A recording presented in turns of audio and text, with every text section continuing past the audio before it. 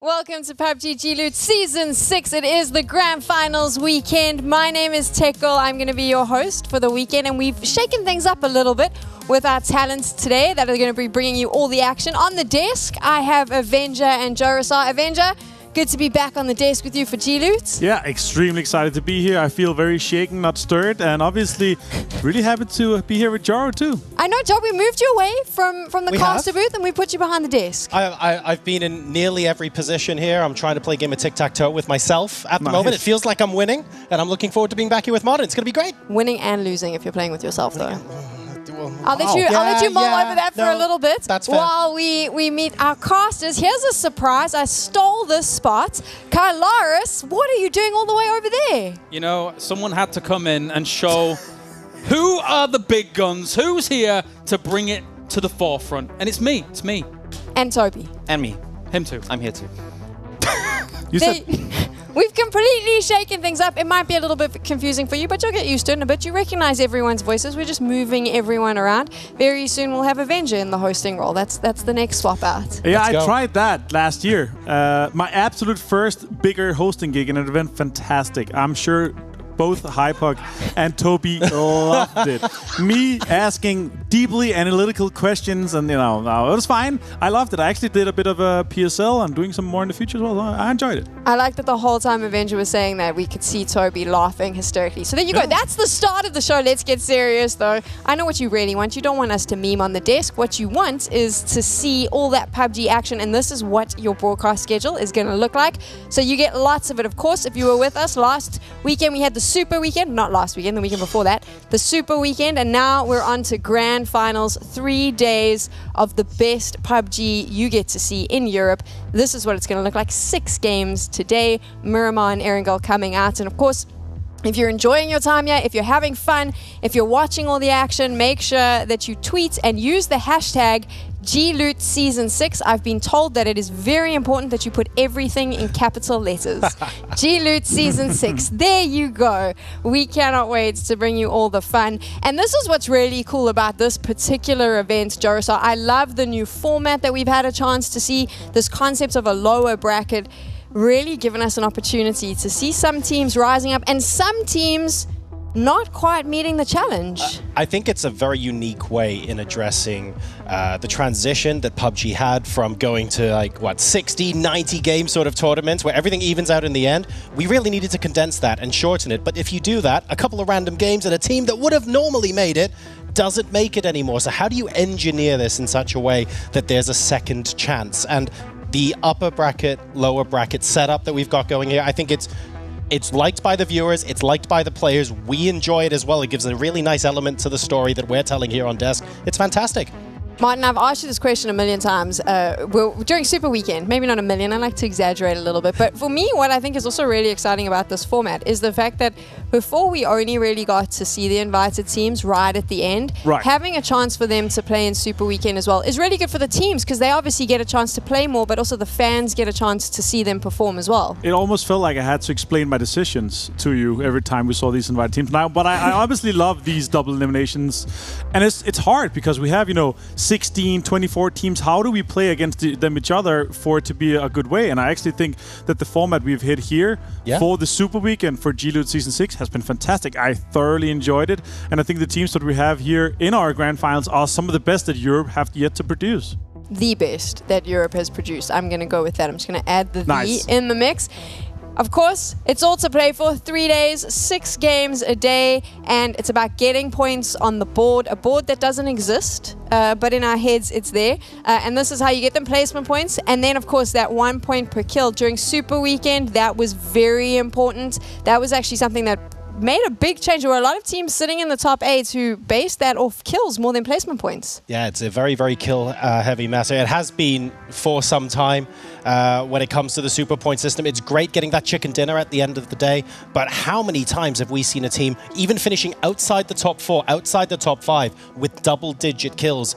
If you're able to do that in a game where you haven't got good placement, the circle luck isn't in your favor, and things aren't going well, if that's what a bad game looks like, you're guaranteed a top 3 spot, right? So a lot of teams want to do that. They want to be successful doing that because it's a little bit of an insurance policy as well.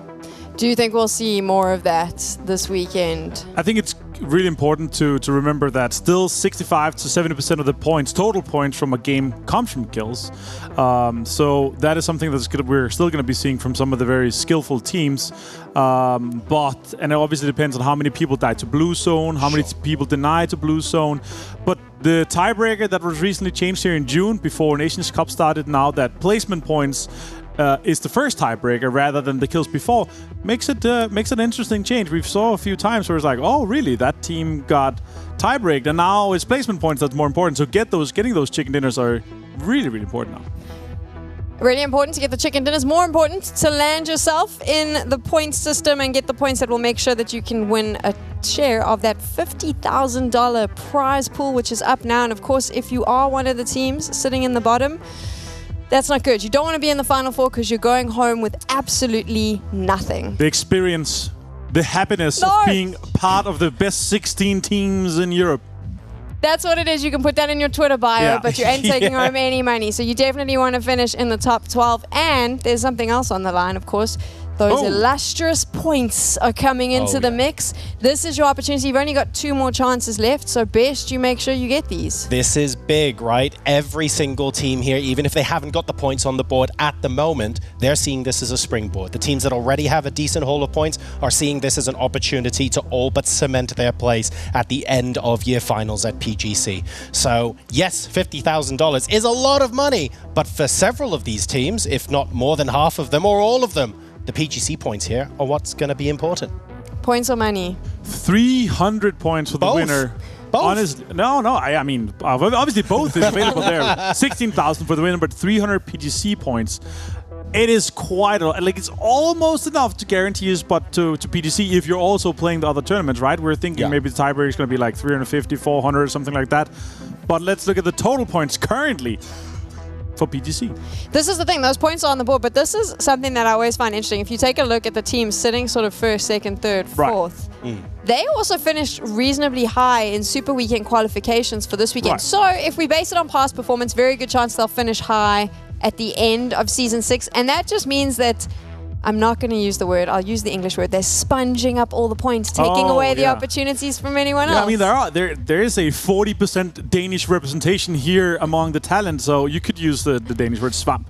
But still, I've talked to a few players actually, and they said, if you're right now, if you're in the top 4, you're almost guaranteed to go to PGC just based on you playing here at G-Loot. You're already doing quite well. It's like 50 to 75, maybe 100 points more. Then you're going to be guaranteed to go to PGC. So last year we had an LT that was just sponging up all the points. There was not that many points available for everyone else. So we had a very low threshold for the top 8.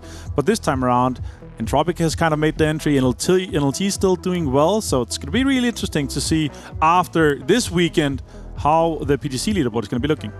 We'll chat about that at the end of the weekend because we actually have to get the games underway. And of course, you've had a chance to see some of these teams play. Our Super Weekend was jam-packed with funny moments and really epic plays. We're going to take some of those, look at some of the highlights. Jaroslav, for you, some of the standouts here? I mean, well, first of all, shotguns. There's not really much more you could say in the recent meta. It's delightful when you see some of those come off.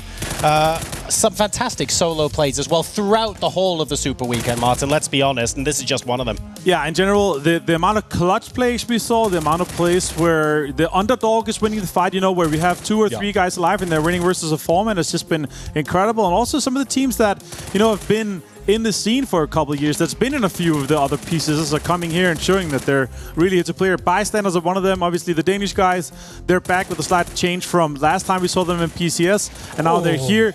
And they're doing extreme well. BBL as well, obviously. Damn, those guys are looking on point as well. And the nade there, Yort, Bystanders, oof. This was the thing. We had some fun moments like that, Nade. We also saw a lot of weird... I mean, I don't want to use the term weird. I think we can go with interesting circles. Right. Oh, yeah. Interesting is certainly a word. We've had some bog standard, but a lot of weird pulling plays in all sorts of different directions. And the adaptability of these teams and what they choose to do when the chips are down is that much more important. And that's where you started to see, I would wager, especially in the lower bracket, is where you start to see the big fragging teams almost not have to care about that because they got the kill points to compensate. What's interesting now when you take a look at this is if you see who made the top 8 in our in the first 2 days of Super Weekend, the big surprise, of course, was the fact that Team Liquid, BBL, ENCE, Skade even didn't make it through. Yeah, it's quite big. I mean, it's a lot of big names in terms of our previous invited team, but also big name Skade. They have done really, really well in terms of performance, both in scrims and other tournaments. So they're kind of a big surprise to me. Liquid, they're close, and, you know, Calaris, Toby, they were setting it up. The last game was going to be so interesting. We had, you know, 7 teams within 10 points fighting, and then it all fell apart, and they completely jinxed it. And then it ended up being Credex with a old player that we have known for a very long time, Gaxia, obviously, one of the newer rosters here. I'm quite excited to see what these guys are going to be able to do. They had a really good day, too, in Super Weekend. They had 2 times where they finished in the top 4. So do you think maybe the dark horse Jaroslav, or do you think maybe that horse has left the stable already? I think dark horse is the correct word. If you take a look at their roster, they've got the depth of talent to do something. Whether they can do it consistently remains to be seen, right? The fact that they did well on day 2 of Super Weekend arguably tells us everything we need to know. When it comes to the grand finals, you can't have a day off and a day on unless you're winning every single game. So we need to see the consistency there. And if they can do that, they might surprise us. Let's take a look now at the lower bracket, because this for me is the interesting one, because what we saw is all those teams I mentioned that didn't make it through were then able to grab those grand final spots, except for there were a couple of teams that surprised me that we didn't see go through. But for the most part, this is the top 8 that I think we presumed would make it through the lower bracket. Yeah, it is very, very close to be the top 8. The one that maybe stands out a little to me, Stardust. They still did really well, have performed well, but the rest are some of the teams that we would expect to be in here. And obviously Team Liquid, they teased a little bit, right, guys? They wanted as much practice coming into this, so they went into lower bracket on purpose. Talked a little bit with Foss about it. It was completely planned. So Liquid coming in here and obviously dominating in the lower bracket, getting 110 points. A couple of very interesting stories about how they got here as well. Stardust was super consistent throughout. They were more or less always there. ENCE and Polish Power needed the last 3 games on the last day to get there. So it was high drama all the way through to the end of the lower bracket. Let's have an awkward conversation about ENCE. All right. I'm an ENCE fan. Right.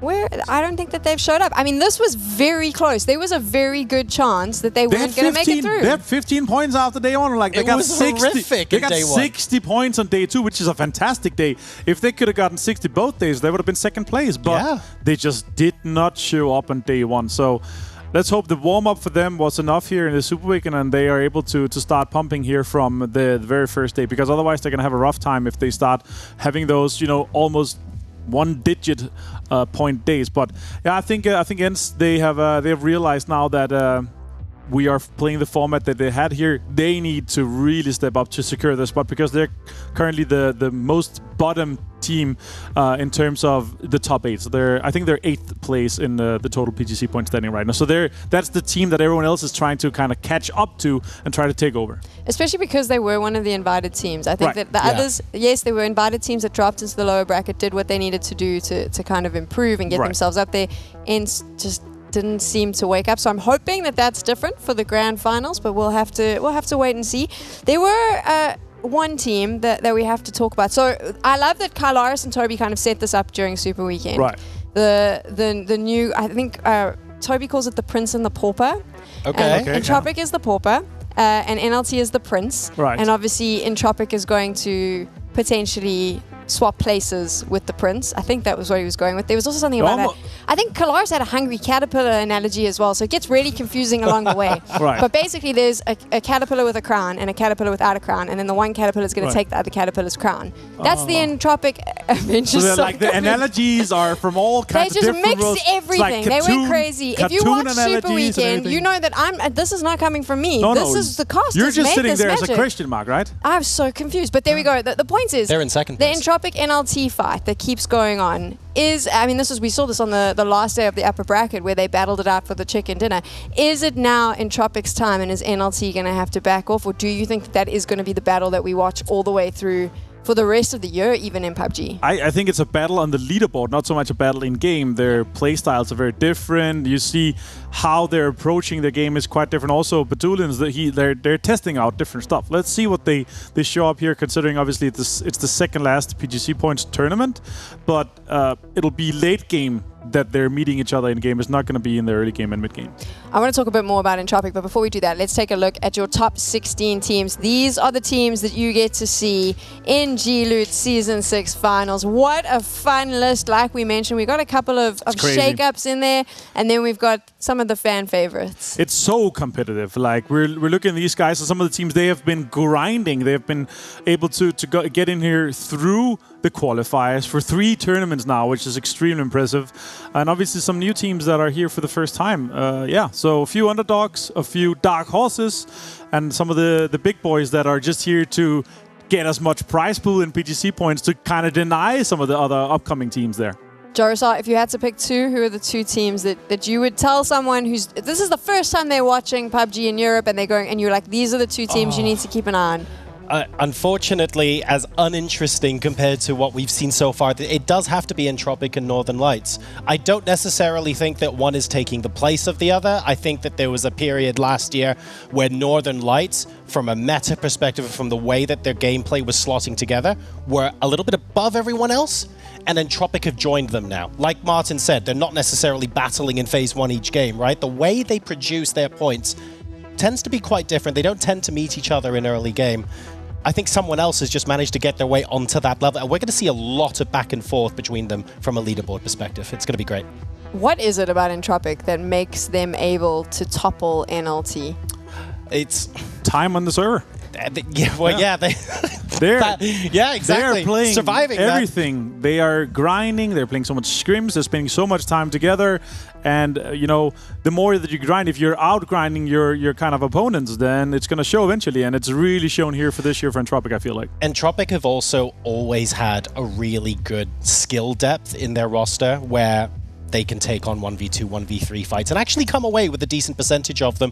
But it's about putting everything together. This is Evas, for example, just showing us, oh, by the way, horrible position, trying to clutch stuff out. Don't even worry, I'll take care of things. But at the end of the day, sometimes maybe they're not close enough to each other, so they lose one on rotation. Just like really small adjustments they make to their gameplay to survive 4 into the end game. And they've been doing that consistently. And the difference between the Entropic that survives with 2 players into Phase 7 last year, for example, and the Entropic this year that has all 4 players alive, they're showing that in so many of their games as a percentage that it's bringing them home the points as a result. I think that's all there is to it. When you take a look at these players, though, I mean, it's really difficult to call out a standout Avenger. I would say, well, right now we have to pinpoint Naleb and Ivis, obviously, but it's a very young roster. Like, it's actually one of the younger ones, I would say. I haven't calculated the exact one, but Ivis's performance in the upper brackets is undeniable. He was the top dog there. He did so well, was able to put the team together, and yeah, it's some of the newer photos, and they obviously just got re-signed for all of 2023. So super excited for the future of these guys. It's gonna be a very good year, this one and also the next one, hopefully. Can I play a bit of devil's advocate though? Because always. I was here once before. I remember this conversation. Season 5, we sat here on the desk and we spoke about the great Entropic at the start. It was the conversation that we had, and then they didn't show up. Yeah, so the question is it the G-Loot curse, or is it the PCS gods? So what's happening here? So we'll have to see, but the performance that they showed us in the Super Week against arguably some of the almost identical lobby, they did extremely well. So we're expecting them to reproduce it because they got even more games, and in the 12 games that they had were fantastic. A lot of the things as well between now and back then are a little bit different for Entropic. They've got that bit more, well, they've got a lot more confidence, let's be honest, because they've been winning everything recently. They've just been re-signed for the whole of 2023. There's none of that stuff in the back of their minds. They know they've got solid grounding, they've got great support, and all they have to do is focus on what they do in-game. So a lot of the things that might have been on their mind back then, they don't have to worry about it now. It's going to be interesting to see how they perform, if they can continue this run of victories. I mean, I'm pretty confident they will, but you just never know when it comes to PUBG. There was a team that normally I would be pretty confident about as well. Did not have a good start to Super Weekend, made up for it though when they dropped into the lower brackets. Team Liquid? No, I want to talk about BBL. Oh, okay. I mean, there are many that dropped down, right? So yeah, right. BBL, yeah. We come in here, Code Marco produced the 12th best games of an individual performance we've seen in a very long time, and they're able to absolutely dominate everyone.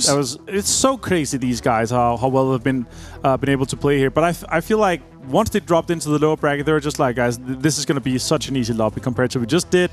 And they had the chance in the very last game of upper bracket, and we were like, all right, they're going to do it. But they didn't. And then they were able to just, all right, guys, we are going to the grand finals. Let's do this. And they just turned on something completely special.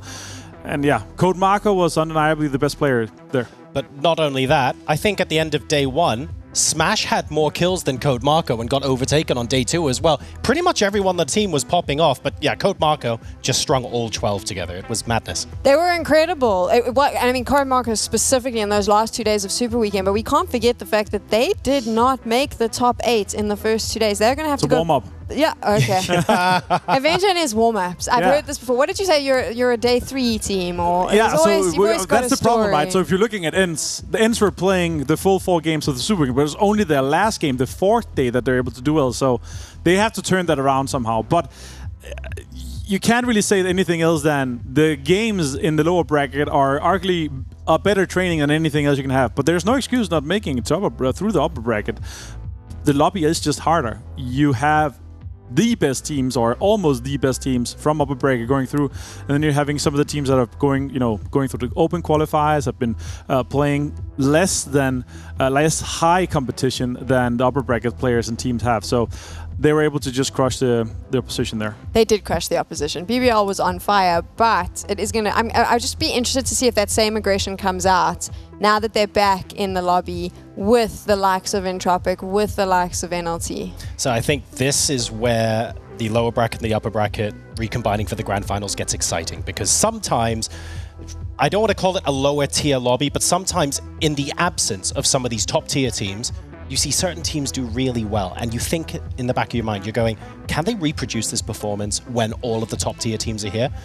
There's no question that BBL can do this. There's no question that Team Liquid can do this, and they were the top 2 from the lower bracket. So we don't really have those kind of questions to ask. We're just looking forward to a ridiculously good, very stacked Grand Finals lobby. It is going to be a stacked Grand Finals lobby, and you mentioned Team Liquid, so I want to take a look at some of their highlights, because this was another team that a little bit shocking for me, because I did not ever expect to see Liquid dropping into the lower brackets. Maybe also just a warm-up for them? It was also a warm-up for them. Sure. It was all planned all along. No, again, there's no excuse. And obviously, you don't want to put the pressure on yourself and the team having to go through a last chance, double elimination, lower bracket, whatever you want to call it.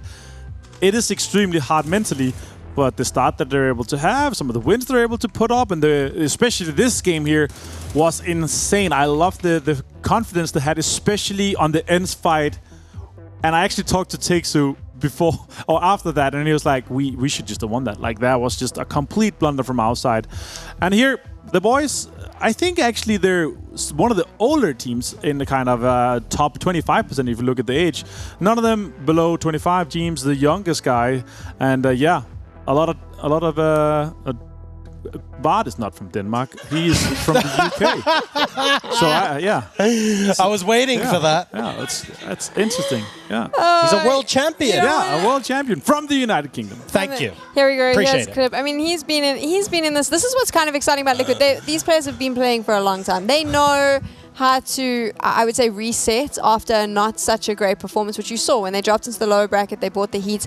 I'm presuming for a team like Liquid, they're coming into this whole new clean slate. They're not too worried about what happened on Super Weekend. They were just excited they got a chance to play more games. Yes, there's definitely a downside and an upside to what we've seen from Liquid's performance so far. I would almost argue that, in a way, they were opposite to what we saw from Stardust, where Stardust had a super consistent number of points all the way throughout, and Team Liquid, for a while, were very boom or bust, and as a result, they were will they, won't they make it through until they absolutely popped off in the lower bracket.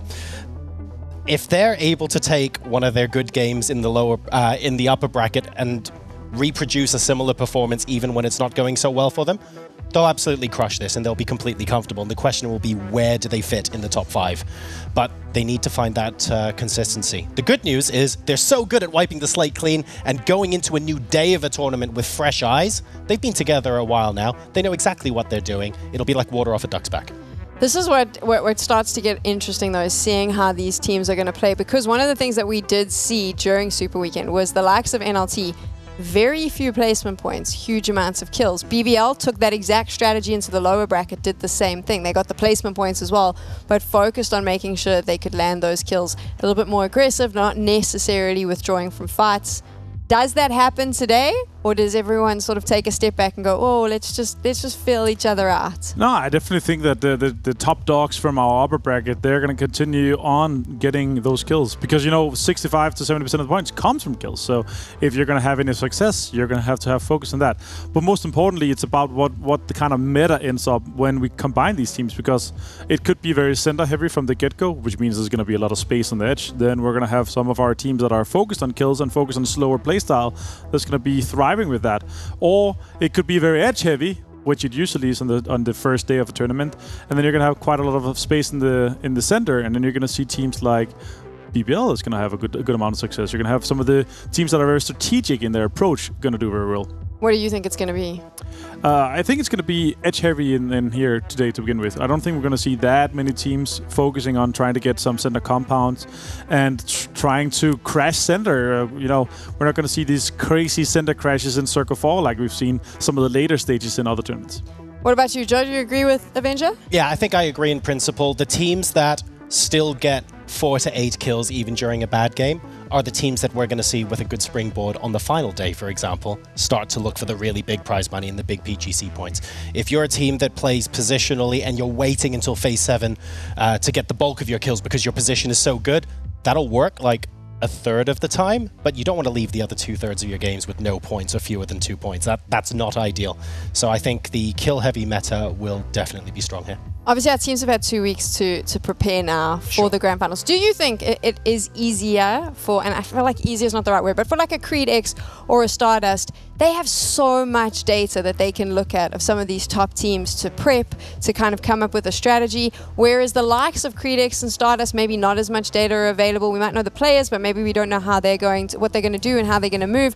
Do you think that that's a bonus for them? A bonus, yes, but a small one. I think that ultimately, I believe Martin said it earlier, there is no better practice than being in the lower bracket and getting those additional competitive games in. It's better than scrims or equivalent. So yes, having the edge over your opponents because 9 times out of 10 this is what they're going to do when it's all fine. But if you meet them on the battlefield and they still destroy you for love, what are you going to do? So being in the games and playing with them is ultimately still going to be their best weapon, their experience. Avenger, who takes the first chicken dinner? Oh, it's hard. I could see something like Heroic, maybe. Why? I think, Heroic can be one of those teams that if they start off, they're obviously a team, they can start off strong. They're going to try to make these crazy pushes, have some clever, third parties. They're going to play on the edge. And if they succeed with some of that and they get the ball rolling, it could definitely be a team that could get one of the first chicken dinners. Jarosal, how about you? Who takes the first chicken dinner? Oh, team rotating in smartly, knowing a lot of teams might be playing edge and playing a little bit conservatively to begin with. They're great at taking good positions, defending them. They'll get great squad wipes as well. Might need a little bit of circle luck, but if it lands on them, they can easily take the chicken dinner. I think Ents might surprise us. Oh! What? Oh! What? Crazy. You went with Ents? Yeah, I'm going with Ents. Wow. You just cast a curse those boys, man. No, not this time, not this time. I'm not a caster. I'm not a caster. I can't cast a curse them. Oh, there we go. I was a caster last time. So you think that Ents might be able... I mean, it's a bit of a sore topic for me because I've been a fan of this for a long time. I can see their play style being strong when more teams are playing edge and being more conservative at the beginning of the tournament. I can see that playing in their favor. Interesting take. I mean, we did mention the newer teams, but do you think these, and I say newer, but maybe the unknowns, not necessarily those top teams, Avenger, is there a chance for them to shake this leaderboard up, or do you think by the end of the grand finals, maybe not? You want a short or a long answer? You want a long answer? No. No. That's What's the short answer? That's the long answer. What's the short answer? No, obviously these teams here, it's hard to prep against them, and you don't have that many teams that are, wild swing. You have a team like Polish Power. They're going to take advantage of weaknesses, the big splits, 1-1-2 splits in compounds, people driving alone in their cars, far away from their teammates, and that's going to be a random factor. But the other teams, they're going to be, I feel like somewhat predictable in terms of how they approach the game, but their drops, they're going to have no priority. You have so many teams that have set drop spots that are not going to be contested at all, so they're going to have to loot the scraps, which we're also going to see. They're going to be having to play a slower style, so we're going to see them play edge, and I think when we see some of the teams that are very good at playing on the edge, they're going to be coming in, sweeping the edge, or third party at a clever time, and that's where we're going to see some of those newer teams, maybe dark horses, kind of fall under the pressure. I know exactly what's been going on while we've been talking. You've been in the chat saying stop talking, start game. So you know what, Carlaris, Toby, why don't we do just that?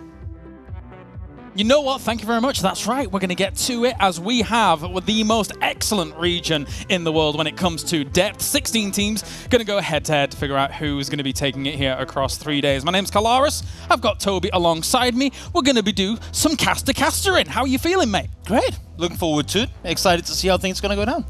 Definitely. I mean, listening to these guys as well on the desk, listen to the breakdown and everything like that, I have some conflicting opinions about how things could go. I'm excited to see how our CIS teams as a whole come out. Question mark and Na'Vi. Na'Vi just came off the back of a nice win under their belt as well. I think there could be quite the upset on our hands here.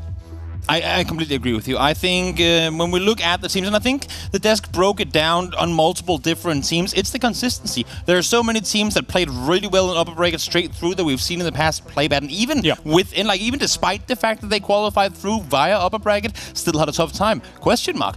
Terrible day one, brought it back day two. We talked about now, Code Marco even brought him up during upper bracket. He was bottom 7 damage dealers. Lower bracket goes out and does like 1,000 more damage than anyone else in the server. We need these consistent performances, and we need them 3 days back to back to back in order for you to go out and grab the most PGC points possible. And it's not easy in a lobby like this. No. It's not easy with these 16 teams. I mean, I think when you look at the grand scope of the 16 teams, Sam brought up an interesting topic in terms of like your Creed X's, your Stardusts, how are they going to fare in a lobby like this? I actually think it's a benefit to them that they're still kind of playing online here in this instance. If you then moved all these 16 teams to have that kind of LAN position, those teams in that position that don't have as much LAN experience, I know you're talking about people like Gaxi, of course, who do, but you know what I mean, the roster as a whole, that could get to them. So there is still a little bit of an opportunity for some of those teams that may be out of your peripheral vision a little bit to cause some upsets here. And I think it's interesting what Martin talked about as well, how, and it's true what he's saying, how usually on day ones we see teams play a little more edge, play a little more passive, get kind of the gist of the server. But I feel like it's kind of ironic because it's usually usually also at the end of a day one, when we break down, so how did this day go? We also go saying it's the team that played confident. It's a team that dared to go aggressive on day one that came out on top. So I want to see some of these teams that would usually play aggressive down the line start out that way, take those fights early, like you would on a day 3, on day 1, because teams won't be expecting it. I'd like it too. I'd like to see some people even then send it to the middle to try and find themselves prime real estate. But anyway, let's get to it.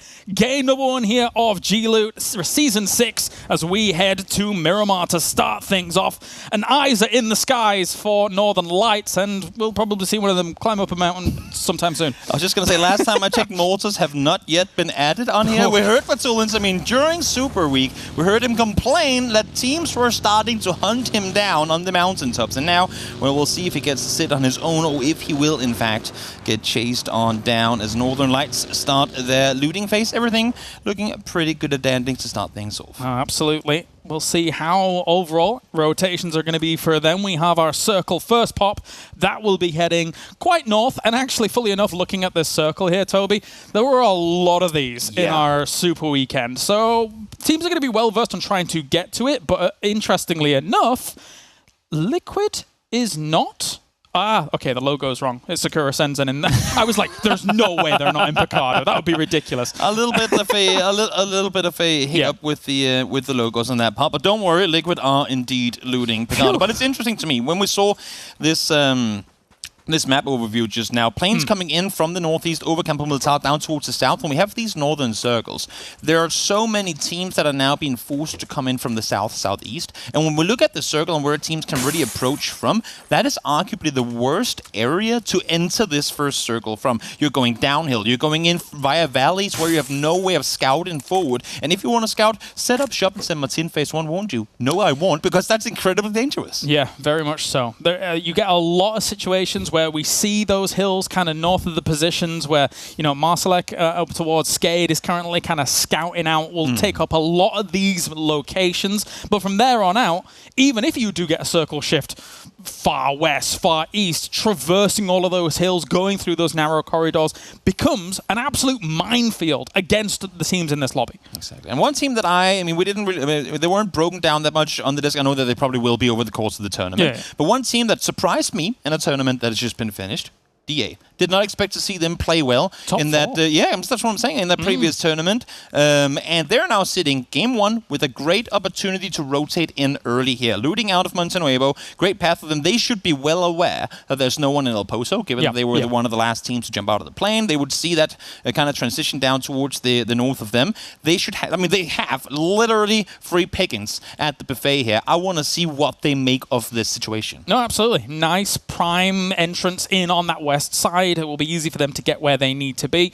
And based off what you've just said from that Ground Zero tournament, my eyes really are on Na'Vi. It's one of the teams from that kind of, from the CIS region that I thought to myself, if this team, now with Uber under the fold, if this team can gain some traction, get more games under their belt as this 4-man squad, of course Uber's probably played with them a lot before, just in kind of passing, etc. But tournament play is big, for sure. As we see Skade now moving up towards Polish Power. Pixel, a sneaky move on forward, but Nate to receive, fortunately, fast enough for Dempsey to... Does he commit to this? He was going back down the hillside again, but he might actually be pulling up on this. Pixel already down. Cappy is on his own, but look at the minimap in the bottom right corner. Norcus Crunio instantly on the move. Dempsey got stuck. I'm not sure what the play is here, mate. He's got to get out of there. I think he has to bail. And I don't think they fully realized the whole situation. Polish Power had to get over here quite quickly to reinforce. I think Marsalek might have disconnected there for a moment, but he should be back in pretty soon. But getting that finish off and showing strength in that moment when maybe there was going to be a crisis going on there, very important for Polish Power, and we know that they're keen at showing strength. And huge for Kabi, not only to find the kill fast, but also you saw how fast the cavalry arrived. I mean, you know you're in a split position. You're not only in a split position, but you're in a split position in that area of the map we just talked about, where pretty much at least half the teams will be coming from. You have to react instantly if you want to keep your players alive, because that could have been 4 men pulling up. was having a chat with Marcelek before the tournament actually unfolded. During Super Weekend, they were saying, you know, so there were moments where we were just playing a little bit scared compared to previous scenarios where we know Polish Power, if they want to go aggressive, they ain't going to stop. They're not going to switch it off. And I think they're going to try and bring more of that to this after that lower bracket games. And speaking of that Polish Power team, I mean, they are one of the teams that we've seen in the past come out incredibly strong right from the get-go. Yeah. They can come out the first 3-4 games, they'll be up by 10, 15 points. Then down the line, other teams start catching up to them. But if they can do that while then being able to maintain the lead, I mean, they're sitting in the best position. And I'm an adopted Pole, Toby, so Well, I'm not there going to you go. complain if, you know, they do a few points here and there. That's fine by me. Yeah, That's fine by not me. going to complain. Martin talked Heroic, wanted to see them come off strong here in game number 1. I mean, we were talking about it next to one another while they were on the desk, and I actually mentioned Heroic too as one of those teams that could come out really, really striking from day one. We usually don't see them as the day one heavy hitter, but again, it's one of those teams where you go, once they get started, they're pretty much unstoppable. We can say that about many teams, but Heroic is one of them. I just have yet to see one of those tournaments where they start off as strong as they usually finish. Yeah, I think the most important proving ground that we saw that on was the world stage, right? When we saw them towards the end of PGC and how much they really got that ball rolling. So to be able to prove it on that stage, compared to any other stage, for example, I think speaks volumes about them. Yes, exactly. Entropic as well making their way on forward. Might be a little bit of a clash should they stop here for a second. Don't think it's going to be happening as they make their way further towards the circle. Stopping Hacienda just for a brief moment. We do still have Clip around here, as you can see on the right side of your screen. So info for sure will be given to the rest of the Liquid boys who are split 3-1. If Clip gets approached on this, he's in trouble. I mean, a lot of eyes will be on Entropic here over the next 3 days. They are the Kingslayers at the moment in this region. Yes. Meanwhile, the King in Northern Lights, they're defending their throne here from Season 5, but we know that Entropic is very, very capable of being able to knock them off the perch, so there will be many eyes on them throughout the days. One of the things that's the most terrifying to me with Entropic is that when you look at the last couple of tournaments, they just, I mean, they can have a bad game, everyone can, Sure. but they never have a bad day. Yeah. Like, they're just terrifyingly good at always kind of bottoming out in a really, really high spot. A little bit of trap there for, unfortunately, Schiller over at DA, as Batulin's is in his normal spot. So if you go up there as well, you're going to be facing the wrath of this dragon. But to the point that you were making about Entropic and Northern Lights, the kind of class that Entropic brings out, it's interesting as a concept currently, because Entropic has shown phenomenal class, almost world-beating class, being able to take out the likes of Northern Lights. My quandary is, does that form trump what we've seen from Northern Lights, which is class over years? So I'm very curious to see how that plays out, especially at this tournament. The thing that I find the most fun about exactly that, and the reason why I'm loving this, I don't want to call it a matchup, but comparing these two teams the way we do, is that they play as different styles of PUBG that you can. It's true, yeah. And that's the reason why they can both thrive. Usually if you see two teams that are fighting for the top spot, normally one team ends up going far down the leaderboard because of it. But because, as Martin said too, these teams never really meet one another before phase 6, phase 7. They can both have good games in the same games and therefore both be up the top of the leaderboard. Yeah, I think it's from my assessment, I feel, and you can correct me if you think that this is wrong, I feel like it's an opening different style. But later on, obviously, both of these teams in terms of gunplay, that's what it really comes down to. They can hang with one another.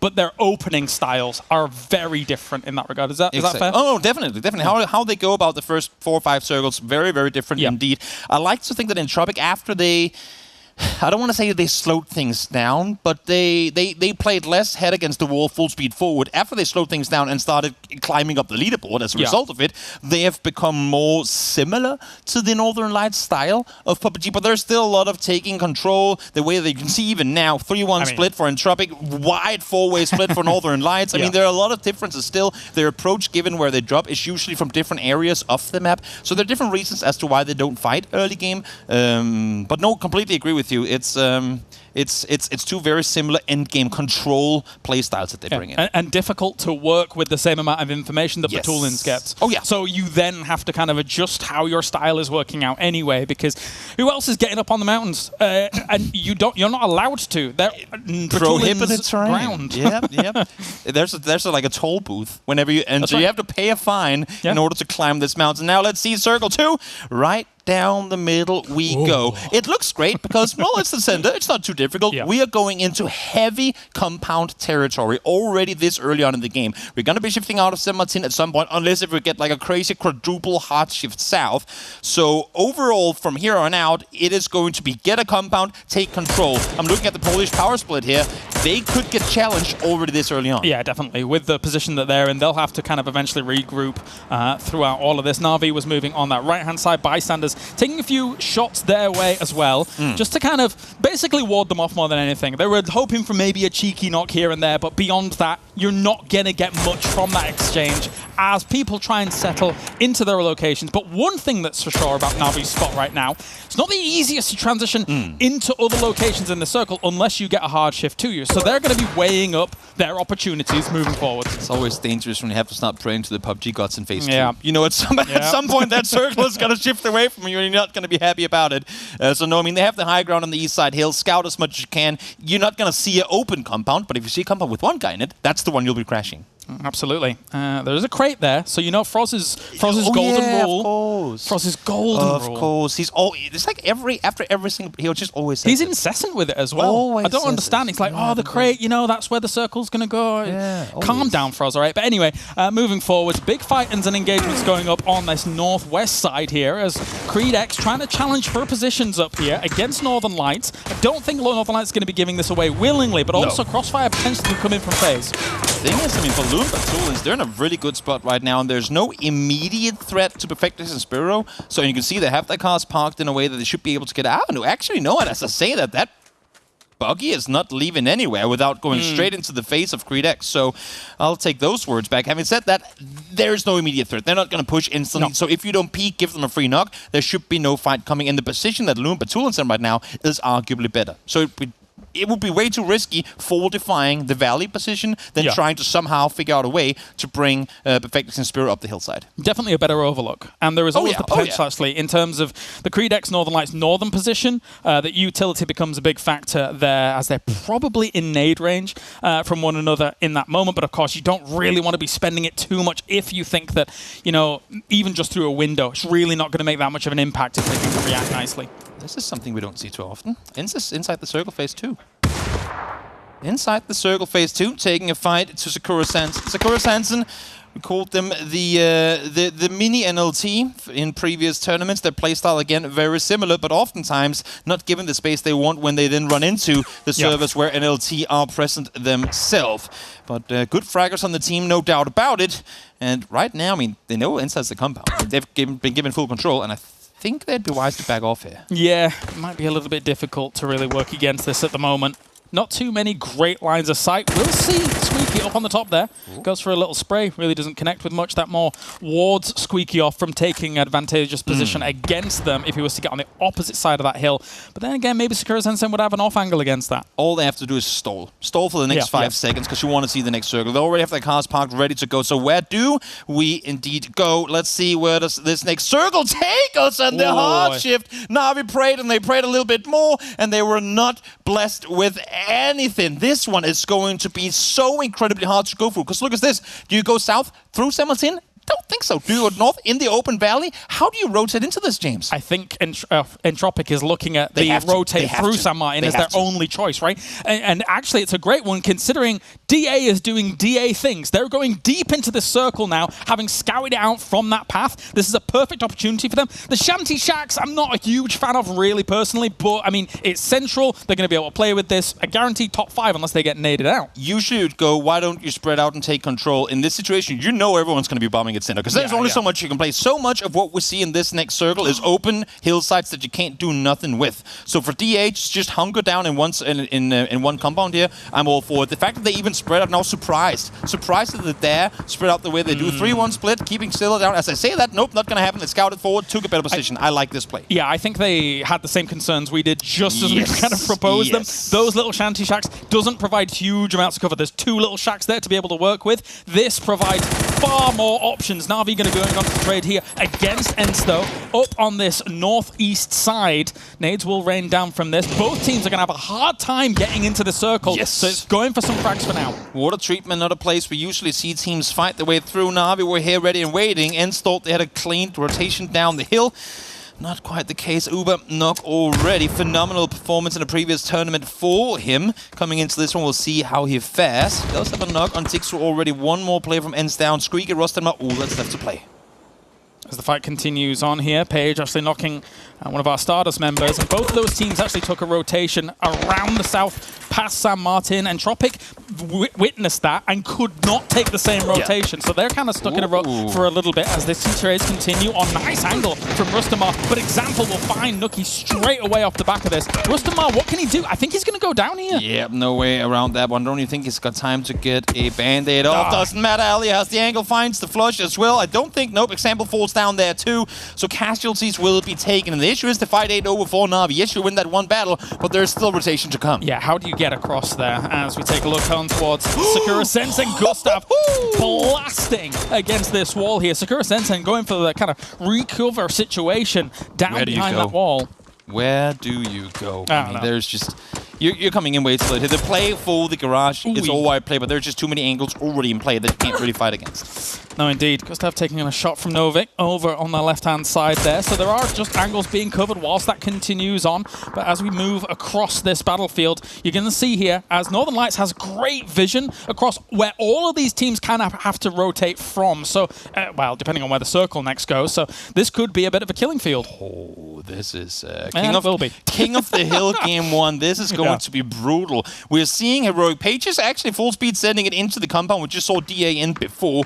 He's gonna guys, this is open. Come now, please, because everyone else is going to be moving in this direction in just a moment. They'll get free real estate. In the meantime, bystanders, not so much. Uber connects one. Herky in trouble. Keanu in the open. Yord, same position. They're in between two teams, and it's looking really bad. Excited to see Uber playing even more.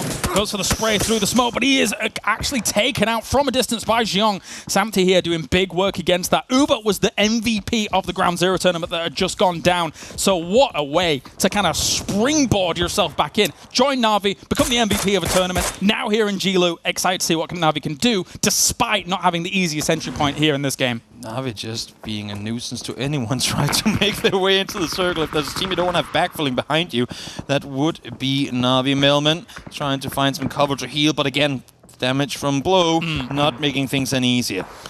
No, it's going to be easy pickings now. Sorry, Melman, I think you know it as well. He goes down, and then it will only be one more member remaining there, I think, overall for Na'Vi. But the moves are going to happen from Team Liquid as well to try and get away from this. Alias just still taking pot shots from the blue, try and get as many kill points as possible. Liquid trying to look kind of down the hillside, outside the circle to take their focus that direction, but they're taking casualties because of it, and all of Liquid will fall as a result. They knew that they had to deal with the edge before they could wrap their way in themselves, but in doing so, they got in trouble. Alia admits defeat there as well. Na'Vi out 14th. But I mean, considering their position, I feel like 6 points is a decent game, because it was going to be hard to get in. Yes. I mean, and when you have to admit defeat in phase 2, it's never fun. But you will get some of those games. And again, salvage what you can. 6 points, there as much as they could get.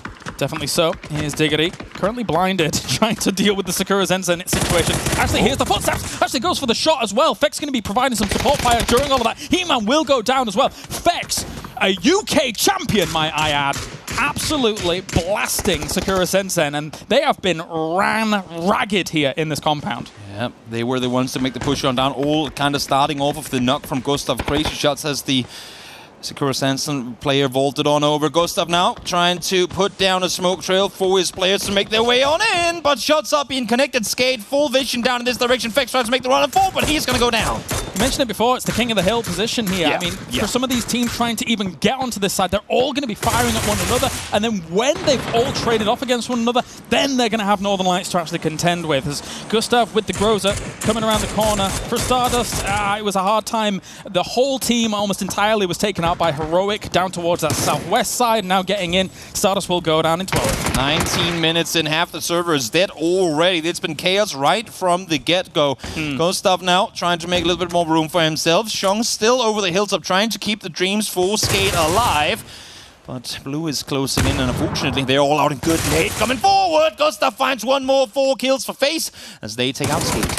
Very nice start. Lookarux will go down to Thendalos for him, trying to weed out Thendalos wherever they can. BBL only has 3 alive at the moment, make that 2.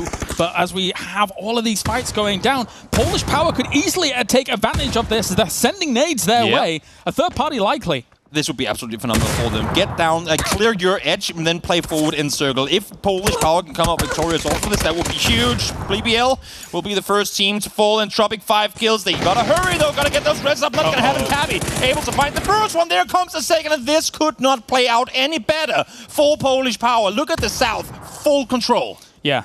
And a lot of edges to work with whilst this is going on as well. And Marsalek has flexed out up to the north position to try and hold onto anything that might be coming on that east side here as well. I mean, he's a bit of a crazy man sometimes. He likes to go out on his own and be a bit aggressive on his own sometimes as well. But he's moving back to a position of safety here to try and hold this entire flank. In this case, it plays out perfectly, right? Yeah, He's playing the contain. He's saying, we are going to flank them. We have to make sure no one does the same thing to us.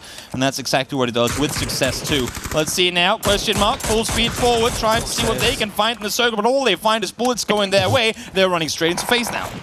Okay, Polish Power, you don't have to knock each other when there's nobody around you. That'll be fine. But as Gustav is continuing his relentless assault here with this Groza, putting absolute power on towards Question Mark. And Question Mark, they are in a rough spot right now. How you get out of this situation, I don't know. You're not working with much cover here. You're going to have to land some beautiful nades, but you've got two teams staring down the barrel at you, and you're stuck in no man's land. But James, they're inside the circle. That's true. That's fair. Always got to look at the positives. Right, guys, we made it into the circle, and now we're dead. I'm going to be a glass empty guy for them in this situation, all right? Fair enough. Diggery, Gustav, they've been staying alive for a while. Want to keep it that way. Hobbits does get back on his feet, so the dream's still alive. It is a 2v2. If they come out victorious, there is space to play on the northern side. One or two more circles their way. They could be looking at top 5 territory, but they would have to fend off against FaZe. The funny thing is I'm watching Polish Power's position. I'm thinking, Cunio's making all the decisions, but Marsalek absolutely wants to go. He's like, I can hear these guys shooting north of me. I've got a good line on them. No. Steady on, fellas. We just did a player DC. Let's keep it in play. Let's keep it in play. Also, I think what they did, which is absolutely insanely smart, I think Norkis got knocked. He was starting to sprint in the wrong direction. He gets knocked. Then they pick him up so he can't run away. And then they put him down again when he reconnects. And there you go, back in the game. Yeah, that is a good anti-DC strat for Absolutely. them. I didn't realize it was a DC. I was like, okay, maybe he just shot him for some reason. I don't know why, but yeah. Smart play. You're right on the money with that. And Gustav and Question Mark still going for the trades. The circle shifts down towards the south, favoring some of the Polish Power, etc. Gustav, still the machine that is Gustav. He gets the knock, and they're going to push up against this, because why not? It's only one left here for a Question Mark, and they see him.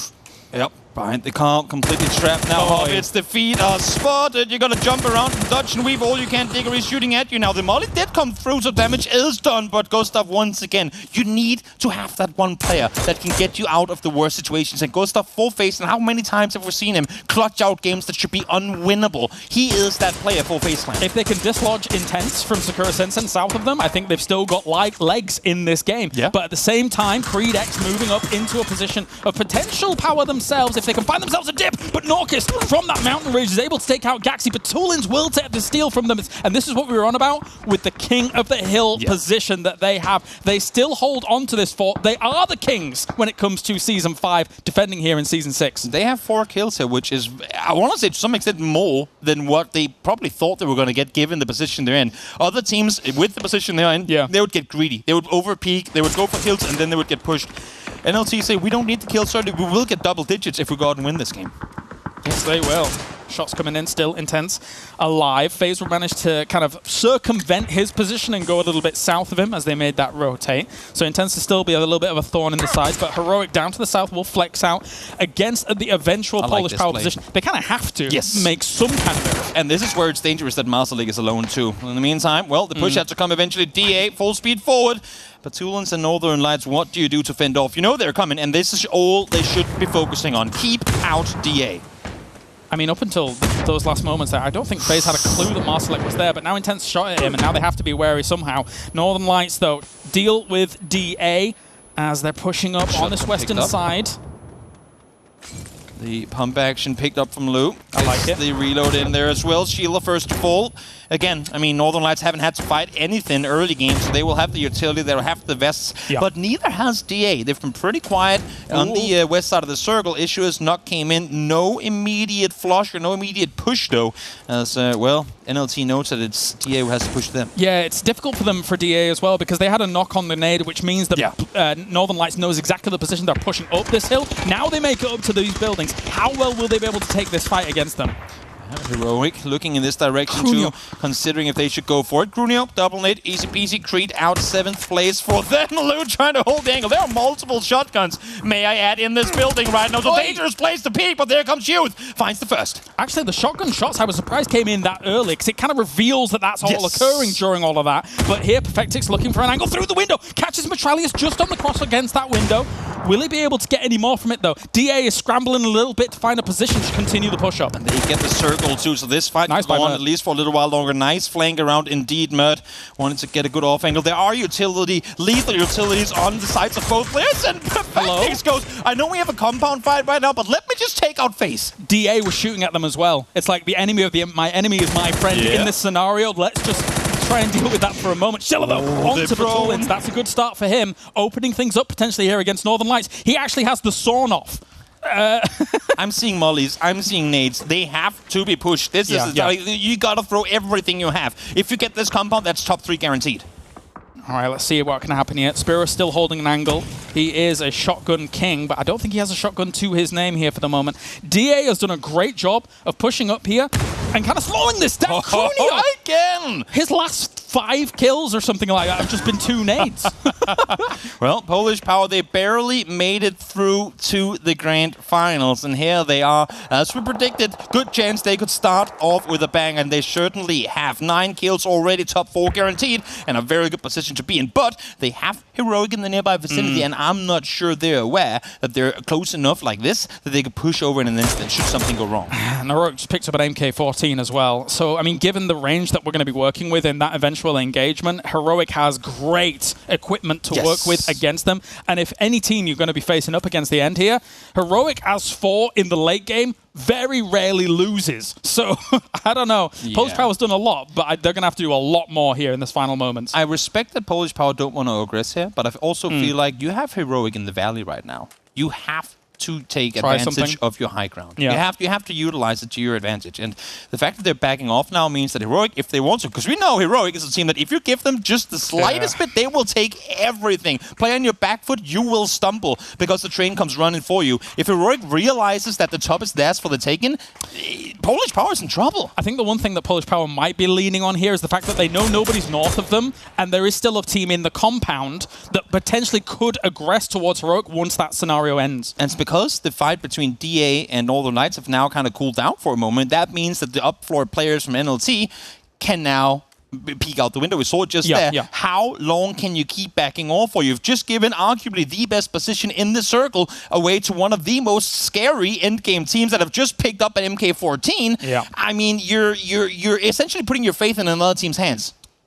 Whilst we normally think Polish Power will go balls to the wall effectively, this might be a time that's not the best to do so. I still wanted, I really wanted them to try and peek on over at least. Make sure that there was still distance enough that they could, while not sitting on the hilltop themselves, still maintain control of it. But the fact that they went full speed down the hill, let's hide behind a corner rock, if this, I mean, it's going to go center regardless, right? So I think they're hoping that the fight escalates inside of the compound. Heroic goes for that, and they can third party in behind. Well, that's the or fourth party, that's why the 2-2's here for Heroic, right? The way they're positioning at the moment, they need to know that the team to their east is not wrapping south. Because that's a vulnerability. But they also need to know exactly when that fight finishes in this compound to then, well, potentially barrage them as they come out of there. And they respect that, Fred. When we saw it with Master earlier, they can play a 3-month split, have one guy play the contain on the east side. Here, they're committing half their forces to the south side and saying, we have to make sure that push doesn't come over the hillside. I feel like I'm not casting. I feel like I'm just kind of talking about all the potential scenarios with a friend. That is casting! I don't know. Especially when they're not doing anything. Here you go, though. Metralius, Molly up on forward. That is the art of theory crafting. Well, the thing is that I'm an RTS guy, right? So I'm like, from me, the macro movements and everything that are the most exciting, and how all of these little things dynamic. But the fight does go down, and Northern Lights absolutely brings the thunder here to DA. And actually,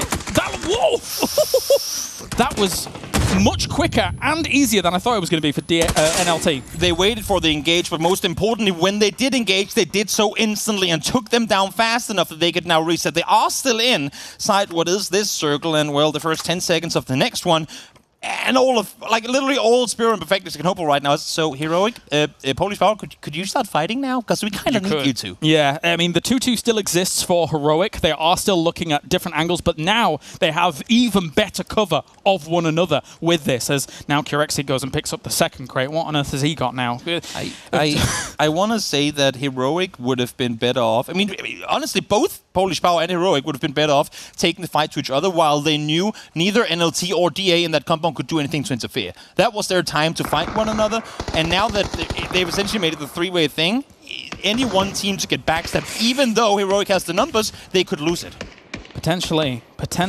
I think there's a few ways of looking at it. Because again, as we were theorizing, you know, they could all just be waiting for how that plays out. But Northern Lights now, as you say, is still another angle they have to be extremely concerned about. Yes. And they now, obviously, looking at the kill feed, they know it's Northern Lights, which you can't really put things past Spiro and Perfectix. So we're going to have to see how this plays out, but it will be slow for a moment. Either you isolate or you play it out really, really fast. Perfectix Pico goes down instantly, second Pico, and that's exactly what you want to have happen. Page, the up-close threat, takes out both fast enough that they can reset now with the final 4v3 in their favor against Polish Power. I'm coming back to what we said before. Heroic rarely loses situations when they're 4 alive at the end. Polish Power is going to have to pull out something big here, but Krunio's had great grenades throughout the tournament so far.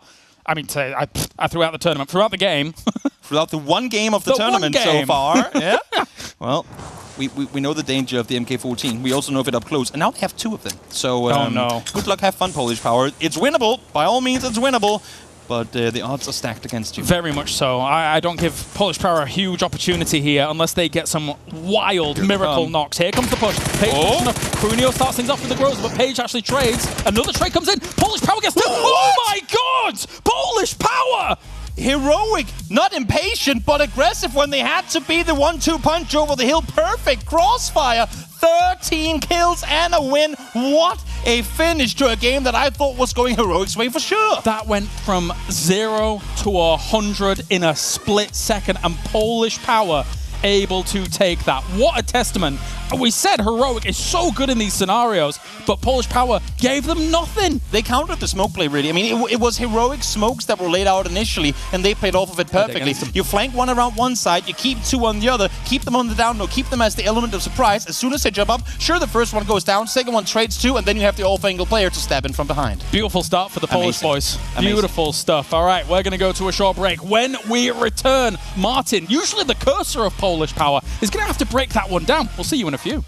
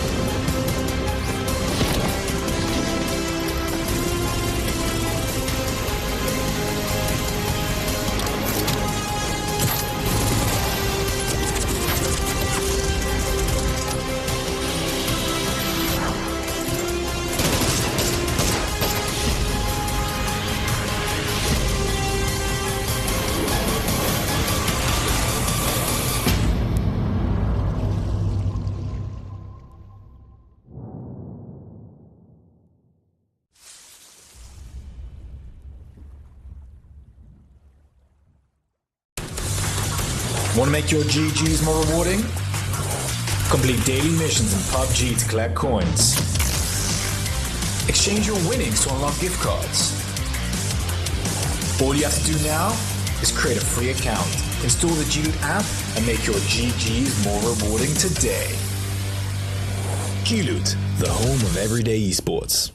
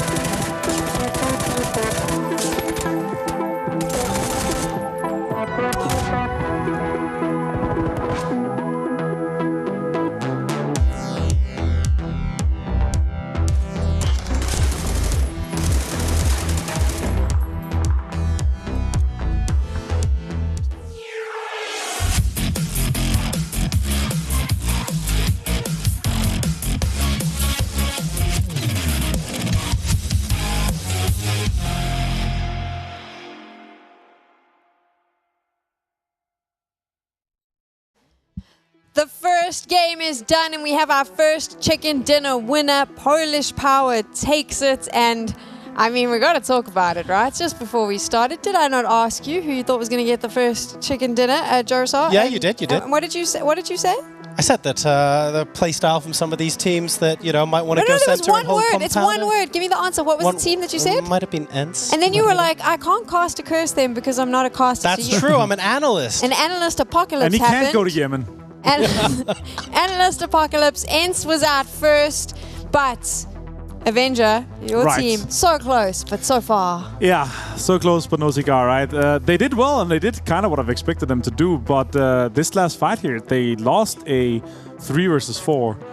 Polish Power was really on fire, though. They had a huge amount of kills going into that, and the amount of points that they're getting for this is going to be kind of scary, because a Polish Power that's able to start like this and get this amount of points here from the very get-go is a scary one, because now they're going to be able to do some of this crazy stuff that they're known for, and the third parties and the pull-ups and the drive-bys. So that's going to be a really interesting one.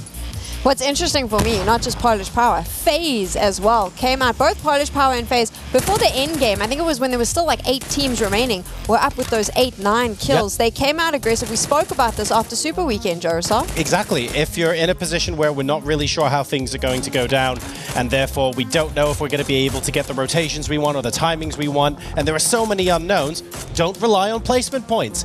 Get those fights in, get them early, and FaZe did a brilliant job of this all game long. First against, I think there was another team before Sakura Zensen when they secured the compound. Then they had to move up into Skate. We're seeing a couple of highlights from that here. In normal circumstances, you would expect the team in Skate's position to just win this fight, and FaZe handled it beautifully. Another team that's quite impressive, and you'll see them as they move into the Final Four. Didn't really get a chance to talk about them in the pre-show. For me, Digital Athletics, Avenger. Right. The only team in Super Weekend to finish in the top 4 3 times each day.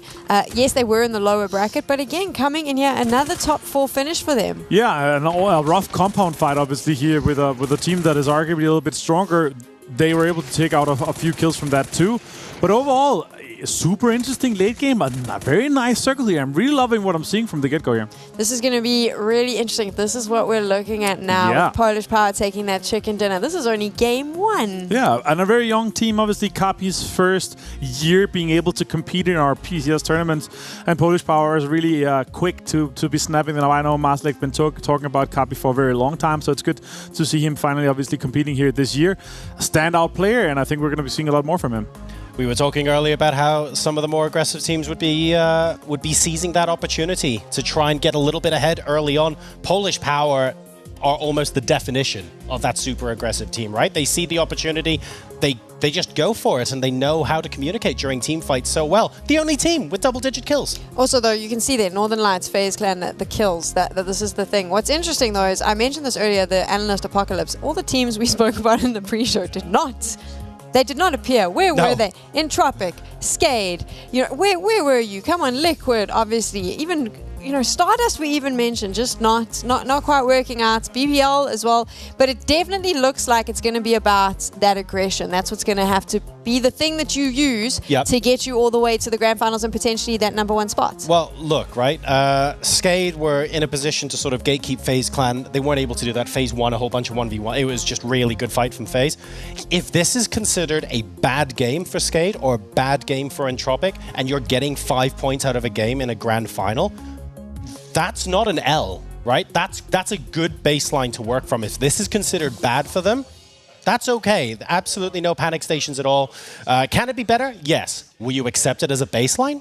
Also, yes. Also, what's always interesting when you take a look at the first game is it doesn't really matter right now. Could be the game that makes the decision right into the end with the grand finals. But as of right now, it's all to play for. It's one game. There's 6 games a day, so there is an opportunity for you to fix this up. Maybe you didn't have a great start. You can always just bounce back. Look, when another team are clawing up the deficit to Polish Power and right at the death they fall 2 points short, we're going to be pointing back to game #1 and we're going to say, actually, this is what made the difference. This is the benefit, this is the reward you get from starting off strongly rather than slowly easing your way into a tournament. Avenger, what's the better way to do this? Ease your way in, or potentially, you know, you need to start off with a bang? That's the beautiful thing about this game, right? You can play however you feel like the circle approaches you, because like obviously all these teams have the same opportunity once they're getting out of the plane, but where they loot, how the circle approaches them, they have to rearrange their priorities. They have to change the strategies depending on what circles they get, what engagements they get in all. And you see here a very, very passive Heroic that did not have that many kills into a very, very aggressive Polish Power. Obviously lost Marslick, which was unfortunate, but he was able to lead the guys through voice and make them capable of taking this fight here and winning a 3 versus 4 versus a very, very strong team. That final fight, how did Polish Power grab that chicken dinner? Honestly, tenacity and a refusal to accept that any team could possibly be in a better position than them. They re-peak angles that even pro players sometimes think, okay, there's no way they're shooting again. And that's when they pop up and get that extra headshot. That 3v4 was fantastic from Polish Power. Heroic will be reeling from it, but they won't be that upset. They know that if they replayed that fight 10 times, they'll win most of it. But Polish Power just don't accept defeat, and it's one of their strong team characteristics that sees them through here. I love the way Polish Power plays PUBG. There was a lot of it. And I was going to say, I want more of that aggression. I'm looking for... You're laughing at me and I'm just done. I'm going to ask the question. You know what? I'm done. I can't keep a straight face around Avenger, so instead I'm just going to hand on over to Toby and Kalaris. Thank you. That's right. The Polish Power starts things off strong. 23 points on the board for the Poles. I wish I had a little flag, but I don't. I'll find one later. The multinationality person. That whenever a team does well, he'll go, I'm from that country. And then when the other team does well, I've been everywhere, mate. I live in Finland. I'm claimed to be Finnish. They're really good at PUBG. True. I've lived in Germany. Let's not talk about that. I've lived in Denmark. They're really good at PUBG too. They're really good at PUBG. I only did one country. Not a Nations Cup, but they're good at PUBG. That was a low blow, right? Now we're getting into game #2. Poland was not at Nations Cup either, but they've still got extremely strong representation. Polish Power with a great victory under their belt and against, you know, the odds there going up against Heroic, who looked fantastic throughout all of that game. Let's get into game #2 here, as we have, to be fair, a very nice playing path to start. A very similar playing path too, but this time around a little further north side on the southern tip. Last year was over Los Hijos, now it's over Valdemar. You go, Toby, what's the big difference? I mean, doesn't really ain't a lot. But when we see a circle one, like we did in the previous game, that's where that 1 kilometer difference plays a massive factor. Because we saw how many teams the previous game came into, like, from the east. And when you then follow that by the west hard shift on phase 2, I mean, Navi were playing like phase 8 PUBG in phase 2, right? Liquid slaughtered on the hillside as if it was the final battle of their life. And that happened 10 minutes into the game. So, again, it's the really small margins sometimes that just play the massive, massive impact. Yeah, it's a proper rough circle for a lot of teams. Yes. And we said it at the beginning of that game. We've seen those circles quite commonly in the Super Weekend for all of these teams to try and find themselves positions. Team Liquid was a victim of that for quite a lot of games, and it kind of falls victim here once again. Na'Vi, I feel like of all the teams, oh my days. So let's see what's going to happen when we give. Let's see what happens when we give the players 1 kilometer more northern side tip. Because already now, if we were to take a freeze frame of this right here and the previous game, you can see the difference. We already have Stardust up there. I mean, we have teams that are in a much better position to make that initial wrap on in than what we did in the previous game. I want to see though. Speaking of a team that fared poorly, I think it's safe to say, in the previous game, Stardust. It's yours up for the grabbing. I'm not saying that what you pick in phase 1 is going to be your win in phase 9, but you have everything to pick and choose from. How do they split? They have everything. Yeah. I mean, if you think about their game 1, think about how 3 of their 4 members actually fell in that game. They fall whilst they're rotating in exactly the same trajectory and exactly the same path as Heroic did. Their idea was correct, just unfortunately, other good teams have that idea, which does not help the scenario. So, yeah, I feel like if you're in any other lobby and Heroic's not there, you probably actually get yourself a lot of points from that. But shots coming in already against Skade, who can quite easily, if they want to, spread themselves out nicely across some of this area and just, you know, play it slow roll it. This is kind of interesting because Xiong is not going to peek on over, going, I only heard one guy shooting, and, well, truth be told, there is only one player there. But look at the split from Skade. If Xiong goes aggressive, which I don't mind him doing, kind of trying to see if he can force a player off, that could be them, for the second game in a row, losing a player very, very early. And this time around, it's going to be Gemty. They just lost Pixel in this compound, moving in early. This time around, now, it's Gemty going solo against a shotgun raiding around the corner.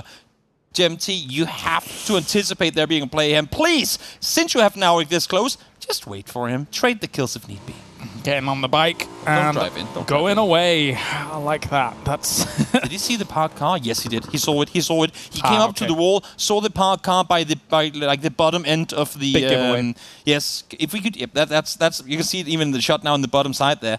He saw the car in the bottom, and he said, "There's a guy here. I'm leaving." Yep.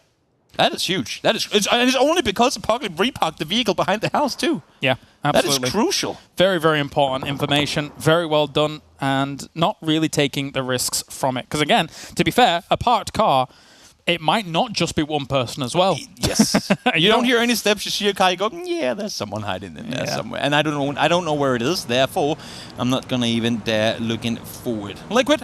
Full speed forward they go. Where are they going to settle? I would suppose, similar to what we saw last game, take some sort of control of Hacienda, split a little further north. Issue is, in that previous game, Skate were out early. I mean, at least they weren't a threat in that area. This time around, they're still towards the south. So that could be a Liquid forced to take a fight earlier than what they would maybe want to. And DA won't have as easy an opportunity, I want to say, to rotate in quite like the previous game. They had quite a swath of room here on the west side, but there'll be small barriers here and there. But in this first circle, they'll be able to take up compounds kind of east of Pozo if they want to, with slight annoyances from Northern Lights coming their way. Exactly. They'll backfill, I suppose, and then eventually they'll see their chance to go full speed forward and hope that whatever they crash into isn't occupied. Question mark? Well, during previous tournaments, James, and during the Super Weekend, I called them the team that lived up to their name the most in being a question mark. Because sometimes you see nothing out of them, and sometimes you see what we saw in Super Weekend. And it's insane to me that you can have one team that can almost have 1 point in a day to then have like 70 or 80 points in a day. Now, as kind of expected, I mean, Northern Lights and DA, they were going to run into one another with some distance to it, but I'm not sure if it's wise for DA to shoot at this, because, I mean, if NLT, we've seen lately how much they like punishing early aggressors towards them. They know exactly where they are now. Well, especially since... They got to cut them off. Yeah, exactly. Especially since... This is what I was about to say. Especially since Northern Lights likes to hunker down slightly north of this position, right? Then how do you move into this circle? They create like a little bit of a barrier against them. And you've got to be very careful here as Digital Athletics. The thing that Northern Light does that I think separates them from other edge teams is that they'll play the edge like most other teams. But they won't share the edge. They will play the edge, but they will want to maintain their space. Whenever they sit in a 4-way split, they'll do everything they can to make sure there's no one in between them, no one blocking their transition path to one another. Where other teams will go, oh, well, I mean, we're playing slow, we can let them be our neighbors for a while. And then the more you have to move in, the more that bottleneck gets smaller and smaller, the more you're forced to fight against other teams. Whereas if you make the buffer early, you get that much more room to play around. Yeah, when you position yourself as DA as they are at the moment against the Northern Lights potential split, you then become a bit of a thorn in their side. Like, okay, you're right in the middle of us. We will prioritize you over other teams. But Heroic's moving in slowly down towards the south. Here's the Northern Lights split that we were talking about. Batulins as well as Spira moved up towards the north. They'll have line of sight against this. And they'll just take shots at them because DA pitched up right in between them. And look at now this positioning. Oy. Look at how they're sat, 2 on either side. The issue is there are trouble coming for them. The 2 up-close players are not doing enough damage. The Northern Lights players in Batulins and Spiro from afar need to help out, and they ain't there to help. I mean, DA is so much closer to take this fight, to fortify this position. I think there was a big problem for Northern Lights in the 2 split in the south because BBL, they heard the cars moving up, so they felt pressured to potentially take this fight and stop it. But now everyone is just knocked. If he wanted to, he could run over 3 people and just have a field day with this. Batulins trying to recover anything from this, but even the knocks they had from early are getting taken away by BBL, and you can almost hear him cry, guys. It's all because I don't have a bike. Why am I riding this stupid buggy? I can't get up on my mounts, and I can't see the entire circle. I can only see like 90% of it. It's not fair. It really is. It really is. Batulins in a buggy. That's like a fish on land. Yeah, he's having a hard time. Look at this. Bumpy, but actually a buggy He doesn't even know how to ride it. 4 wheels. What am I doing here? This is just 2 bikes stapled together now. Like, what's going on? Trying to get away. I mean, to be honest, given that he's, given that he's driving a 3-wheel buggy, he's doing pretty well. But of course, we know that thing will spin out eventually. And now we're going full reverse. But where does the reversing stop is the question. How far is he going to continue, you think? All the way up to the compound? That is going to be like 10 kilometers an hour uphill. No, he's up.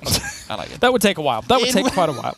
I like the commitment, though. But now it's a salvage mission. Yeah, the South 2 for Northern Lights felt very pressured to take that fight or to take even anything that could go on there because BBL was rocking up. And BBL reaps the rewards from it, really. They got themselves not a bad position. They got themselves 2 cheeky kills off the back of it as well. And that's all gone BBL's way. Sure has. They're sitting well in it. But we saw just last game, James. I mean, that one phase 2 rotation, if it's brutal enough, any one team feeling like they're in the god spot, well, they can fall in 16th. We still have yet to lose a team. 9 minutes in, of course. Usually that is not going to be the case regardless. But up towards the north, in an area that, well, I mean, it won't remain this way for long. James, Oasis, of course, in the future that is true. Look different. So question mark, enjoying what little vision they can gain for as long as they can. That's right, because you may as well be subterranean after the patch with how flat it is. Yep, is it below sea level? Probably. I kind of feel like it is. Yeah, it's gone very pancakey. It's almost Denmark. There you go. There you go. And the Netherlands is very flat as well. It is, yeah. I feel like Netherlands, entirety of Netherlands. Is Denmark very flat?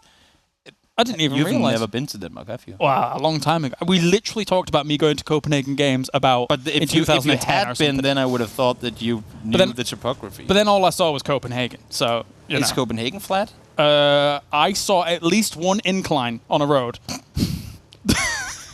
Just because it's tough for you to ride up on a bicycle doesn't mean that it makes it a hill. I am 2'4", so maybe an incline was just like a disabled ramp or something. I'm not sure. Last game, just to go back to the game for a second. Last game, Na'Vi prayed to the PUBG gods. They did not get their shift. This time around, though, we are headed out towards the east. Adushi, of course, spots this. He needs to hurry back to his vehicle because, as you can see here, everyone are going to be making their way on over. And honestly, question mark, if they can get this rotation going fast enough, you do see AJ shooting. But if they can do the wrap around the north side hill, they have a very, very good angle to approach this one from. But they're wrapping south now? I don't know. I think they'll still maybe try and take that northern. The funny thing is, though, is Northern Lights is trying to do it as well. They could be caught in the crossfire and go out here in 16th if they're not careful, because they will be caught in the midst of all of this, as we already have question mark firing down on their position. Yeah, you've got to bail from here. I don't think they get through that kind of trench position. Oh, Gaxi, he saw Batulins die, or not die, but lose teammates early and goes, well, now the hills are mine. It's just his teammates are already far away from here. And fortunately for him, Northern Lights are opting to go away because he needs somewhat of a kind of clear-cut path to his teammates who are already inside the next circle. I think Northern Lights might even go north-north around Oasis. There's no reason not to. No reason not to. Yeah, because it's their only real decent option because they know there's going to be a barrier of teams on their entryway if they were to choose a west side. But also they know that there are teams still alive down there because they didn't deal with DA, they did not deal with BBL, and they will be lurking. It's interesting to me right now that, except for question mark, the 3 teams, or 4 teams almost, that are outside the circle are the teams that we saw in the top 4 last game. Polish Power, wide Southern wraparound. DA and Northern Lights doing the exact same thing. And then you have Heroic who just now kind of crept in on the southern side, just north of Minas Gerais. So all these teams that were now blessed in the previous game because they were on the right side at the right time of the circle are the ones who this time around, and I guess it's only fair, right? They were gifted the last game, and this time around they're the ones to run the marathon. Yeah, I'll take that. I mean, you look at the opposite side of the spectrum, right? Na'Vi, they're probably quite happy. Yes. Bystanders, probably quite happy. Ents, you know, the cursed team from the desk, probably not too bothered by this. Now you cursed them too. Yeah, sure. Ooh. Well, Vex, again, the turret on the top. I don't think, I mean, as gifted as Vex is, because I'm not going to take anything away from him, I don't think he is expecting to get a lot of knocks with the sprays that he's doing right now. I think the majority of it is to get all the info. How many cars? Should they stop and get out? Let us see how many players are in it. Because if the guy keeps driving and the other guy peeks on out, you know that's 2 people coming on through. Get as much info as you can on who wrapped east around, because you always with Digger and Gustav have the info east on what's taken already. And then they can from the top go, well, we got another 5 coming, so then you can kind of coordinate, should this next circle go east, what do we have to play around? And speaking of playing around, we are getting a wide wrap from our previous game winners. And, I mean, I guess they're going to come in as south as they can. Yeah, it's not too bad. Honestly, pick 1 or 2 first states up, and that's you healing through all of that. So it's not like they're in a big... and also, looking where they're coming, because I'm expecting them to go over Junkyard all the way. Like, they're going to come in all the ways. The only bad thing that could happen, because they're going to be slow, is if this next circle hard 6 back west. Yeah, absolutely. They're going to be... No, you're right. They have to go far east as Gaxi goes into the trade here against Batulins. Not too bad. And it's been a bit of a disaster game here, really, for Northern Lights.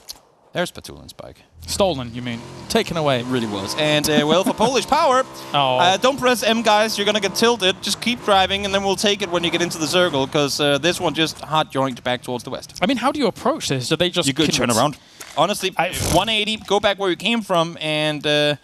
well, even when I'm saying that, the issue is there really ain't a whole lot to approach into from that west side. They know it's going to be taken by the time they get back there. Yeah, so. You know there's going to be a barrier of teams again, right? So I feel like... there's going to be... This is just a really difficult area of the map to play around. Having said that, let's hold that thought for a second. Liquid now approached by BBL. As James tries to look for info, makes it fortunate to get back into cover. Yeah, they're split too. Yeah, exactly. Split is a problem. With BBL here, so strong from previous rounds of this tournament, we know that they can definitely convert this their way. Here comes Vard, rolling up. He found a great angle to move up and reinforce here. No crossfire coming in from him. Finds himself on the wall. Is now in the action. The buying yourself some time smoke from Mixi there is all that needed in order to get up there. Let's throw the smoke, block the vision. They won't push through it, at least we don't expect them to. So let's just sit tight and wait for our 4th man to be back with us. Yes, we lose 1 compound that's better centered in the circle, but we are all 4 here now. And that actually forces BBL to leave. They heard the car pull up, they then though. Maybe they weren't full team before, now they're pretty much guaranteed to be. Yeah, shots coming in from them, but actually the bailout onto the compound that they've chosen is not too bad. This is a smart wrap. They heard the car coming in, they go, there's only so many places that car could come from. Now they go take what they had before. Vard can see that his previous house now has new owners, and as we said, I mean, they don't have to take the fight here, as long as they just play safe inside the building. And Entropic stuck between a rock and a hot place here at the moment, as Ents has been very instrumental about their demise here in this. And another nade comes in from Nuki. A great connection. But again, in this kind of barn location, there's only so many places they can be. And these walls are not full walls. Small little gaps below them mean that sprays can come in here from smart angles and take them out quickly.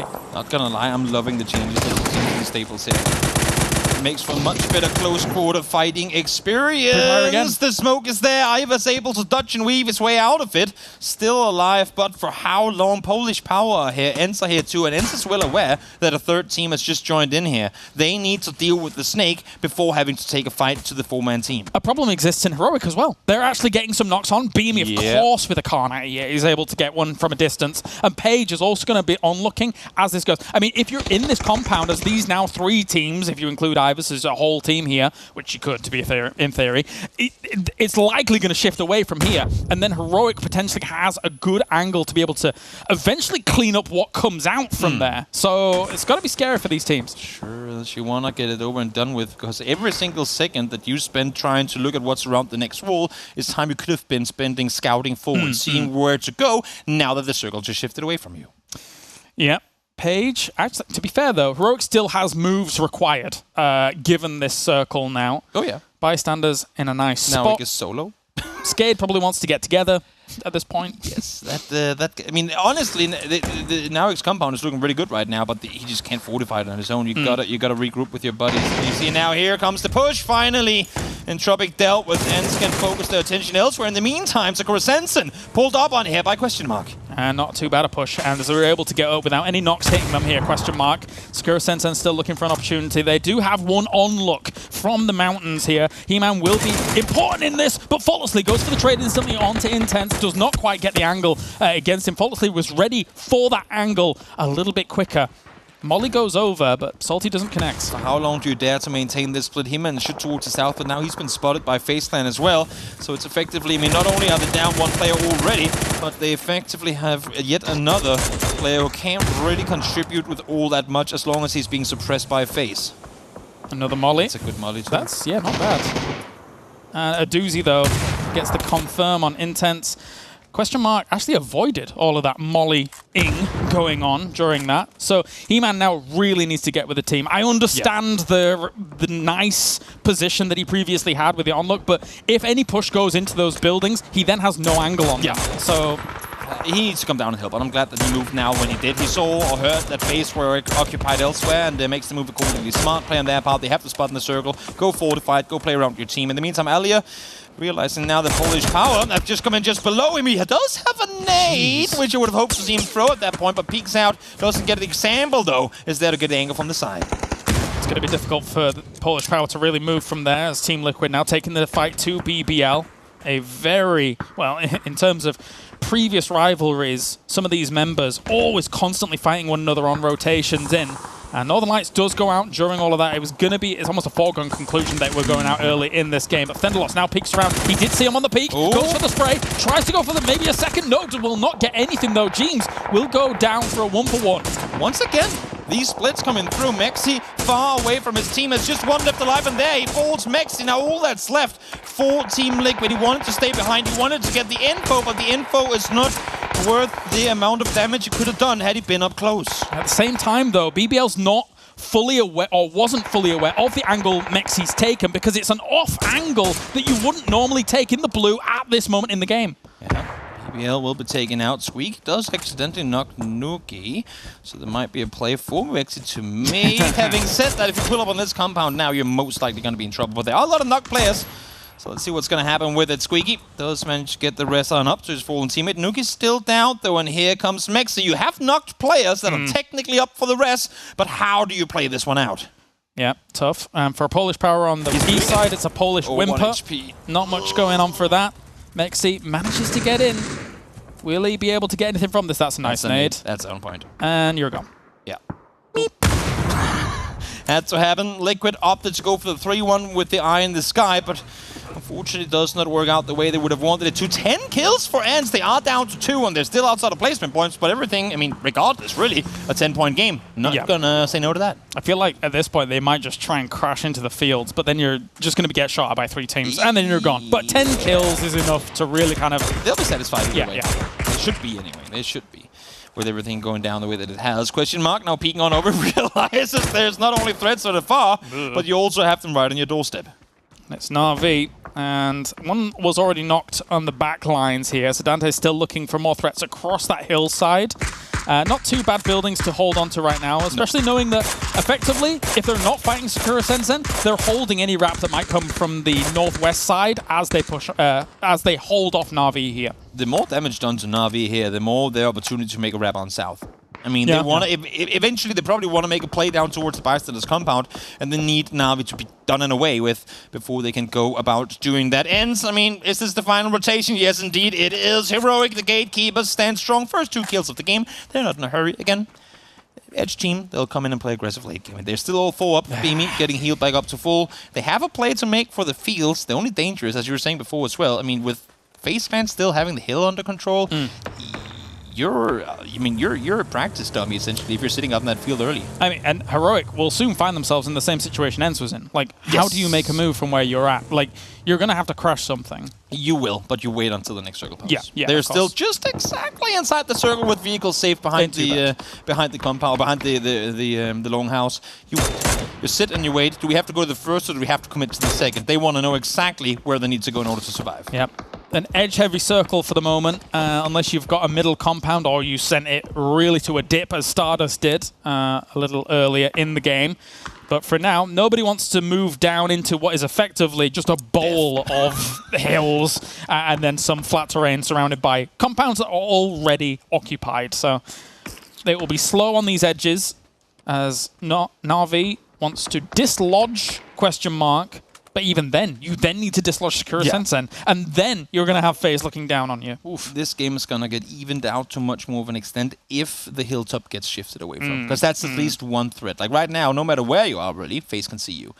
So if you start moving, you're going to get punished for making that move. But should we shift away from the hillsides for FaZe, then you're looking much better to play those fields. Issue is the game didn't want it that way, so let's play King of the Hill.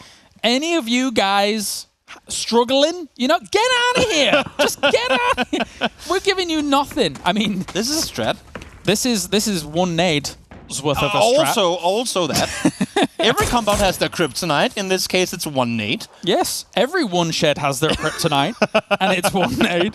I am scared for them, but I mean, they can live for a while. This headshot coming in from Rykes is exactly what Critics needs. They need some sort of play on forward. They need that Gustav style play in a situation that's pretty much unwinnable. They needed the knock now. They found it. They didn't push fast enough to get the confirm.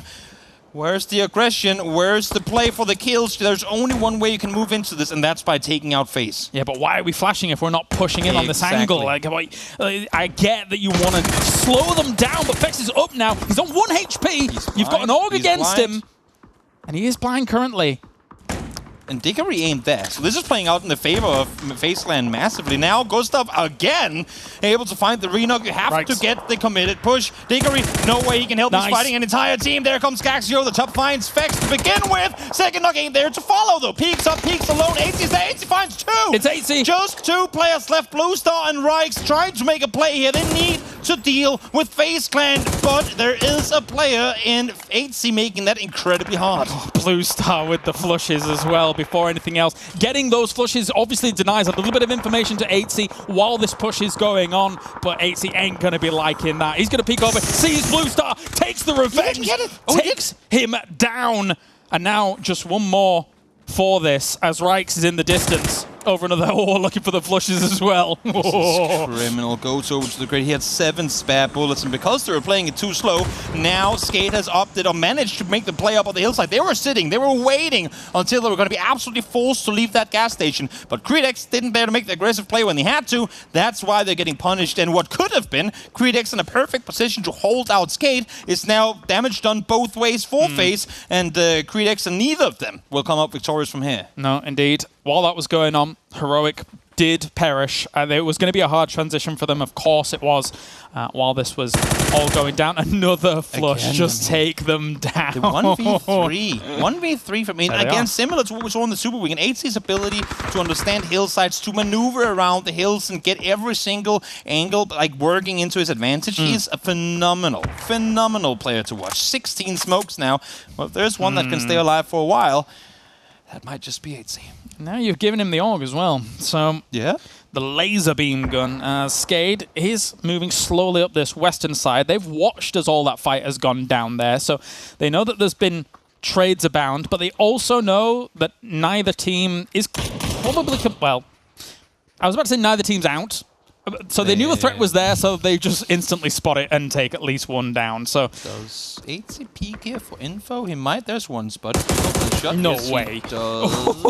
Issue is Skate is well aware exactly who was fighting over the hillside, and there's not been enough going on in the kill feed that they wouldn't know that is indeed a solo player in face playing the hilltop. Good thing for 8 is that Tegas is peeking over the hilltop, and that has to go Skate go or make Skate go. Wait, is that another FaZe player, or is that another team, or what's going on here? You have to kind of sort of second guess yourself when you see that uncontested second peek over the hill. Yeah, these teams ain't wearing team jerseys in the game. So fortunately, you've got to rely on just the kill feed information while this is going on, as well as some team tendencies, but that's a bit more skilled. Little flash comes in. Nope, you will be wiped out. It's not easy to really cover every single angle from that position. They know it's one full speed forward, taken with force, and that's exactly what they do. Tegas, solo player left alive for Sakura Sanson up on the hillside. Top 5 guaranteed. Do you go for the fight? So indeed it does, but doesn't hit anything. Unfortunate now, shots are coming his way. In return, Issue is what was before his safe side to fall down to is now all Skate territory. And Skate, because they know that that was an insta kill instead of a knock and then kill, knows that this is a different team. Of course, they can push up here, potentially try and dislodge this as well. And from previous knowledge on where they were scouting, they only did see one other guy up here. They had him in their vision. So Skate has a potential to claim this and work from the high ground. They want to get that high ground too. Spots one, caught with a flash in hand. Easy peasy. Pixel does get flashed, but for a moment, as they can now take full high ground control. As I say that they're starting to sprint back down again. Ain't nobody want to sit up there when you can take the fight up close. Yeah, don't mind the angle that they're taking here. Covers them from the east side completely, as Apocalypse will bring the hurt here to bystanders. Bystanders were really bystanders in this game for a long time. They were sitting in a compound trying to make something happen. Having to move into this circle across an open, barren field has left them in ruin. How many times have we talked about the comfort of the walls? Getting to sit down there and play it safe? Well, it comes to bite you if you don't move out when you have to. And bystanders for sure didn't. Moving out slow, thinking they would go unnoticed, but everyone was there, ready and waiting for them, and bystanders go out in fourth. Question mark on a rampage here on the east side of this circle, and unless Stardust can have anything to say about this, it will end up boiling down to a 4v4 here between these. The one issue for question mark though is that Skate's going to have better, more diverse angles against this, as the M249 starts ringing from the high ground. I love the fact that Pixel kind of fell back on that one. They get the one knock that they need, they back off instantly, they say, we need this high ground. If we allow for question mark to wrap over the north side of this, that is us completely doomed. Exactly. So sending Pixel up early, even though it's outside what is the next circle, get him up there early, take control, make sure that you do not get backstepped in this position. Such a smart reactionary play from Skate when they realize, wait, question mark is falling back north, we got to respond to that. Absolutely. I mean, Dante was looking to try and push up there, potentially. Yes. So now his plans have been scarpered a little bit with all of this. And look at this field. I mean, there's no way he crosses that now. He has, they have to wrap south around. This is Skate by Pixel getting that high ground, and he's going to sit up there until the players are forced into the circle. By him going up there, that is them, that is essentially Skate denying question mark a half of the circle. Yeah, it's just, they know that when this circle closes, then question mark's options are more limited than theirs are. Now the question becomes for question mark, exactly. I mean, the question for them becomes, do you wrap north now? You know that the circle is going to shift down south. You know that the high ground is going to be out in a second, but you will only have smokes for cover in the no man's land. Shang's little off ledge on the far west is still in the next circle once this closes. So that becomes a nice little angle for him to work with. He's playing contain right now. He's guard duty. He's making sure no one's wrapping south around. That is why he's the solo player down there. He doesn't take any fights. He gets the peek, gets the info. If you spot two flanking, you fall back to your teammates, you give them the info instantly. And this is just a surprise trap. This is the way. This is the way. This is the way that Polish Power won that previous game. Have that element of surprise. Have him prone, really up close. Whenever they peek over, you come out of nowhere. Spot one, finds one. No, actually, he doesn't even. Now he gets the one to find him. Yeah, 1-for-1 overall though. There, Hobbits actually finishes off Pixelate to start things. I don't know. Ooh, the nades. The problem is if you try and go for the pickup, he's going to carry him away. You know exactly where it's going to be if he tries for that. As he continues on here, Novik actually opens it with another AUG, and Xiong on the off angle with with the AK. That's going to make it extremely difficult for Vaultless to do anything else. Tries to peek over, goes for the trade, finds himself Novik as well. Will he find any more as he's looking to the left-hand side? Finishes it off, denying a little bit of information. But he's going to be trapped here. Skade should not give 2 1v1s. Both wrap same time if you can. There you go. Blind. Blind. So blind. Get this match what I thought that he needs it. He stared into the sun, and he is done. Skade will melt the competition here and is able to take game number 2 here at Season 6. That was a tough one for Skade too. They had to make the late play out of the compound. They did it at the right time though. You push up, you let the other teams fight one another, let them fight, use it to your advantage, make the aggressive play when you have to. That's exactly what they did. Yeah, really like the control that they exhibited in those final moments. Also, just information. The information game is so important. Against the Creed X phase scenario going down, Sakura sends them up there as well. They played that smart, slow, and pretty calculated. They did. Every single push that they made, there was never really a risk of them taking casualties. Always overmanning their opponent by having the numbers needed in order to do so. That's right. All right, well, we're going to a break, and you'll never guess which 3 people we have on the other side. We'll see you soon.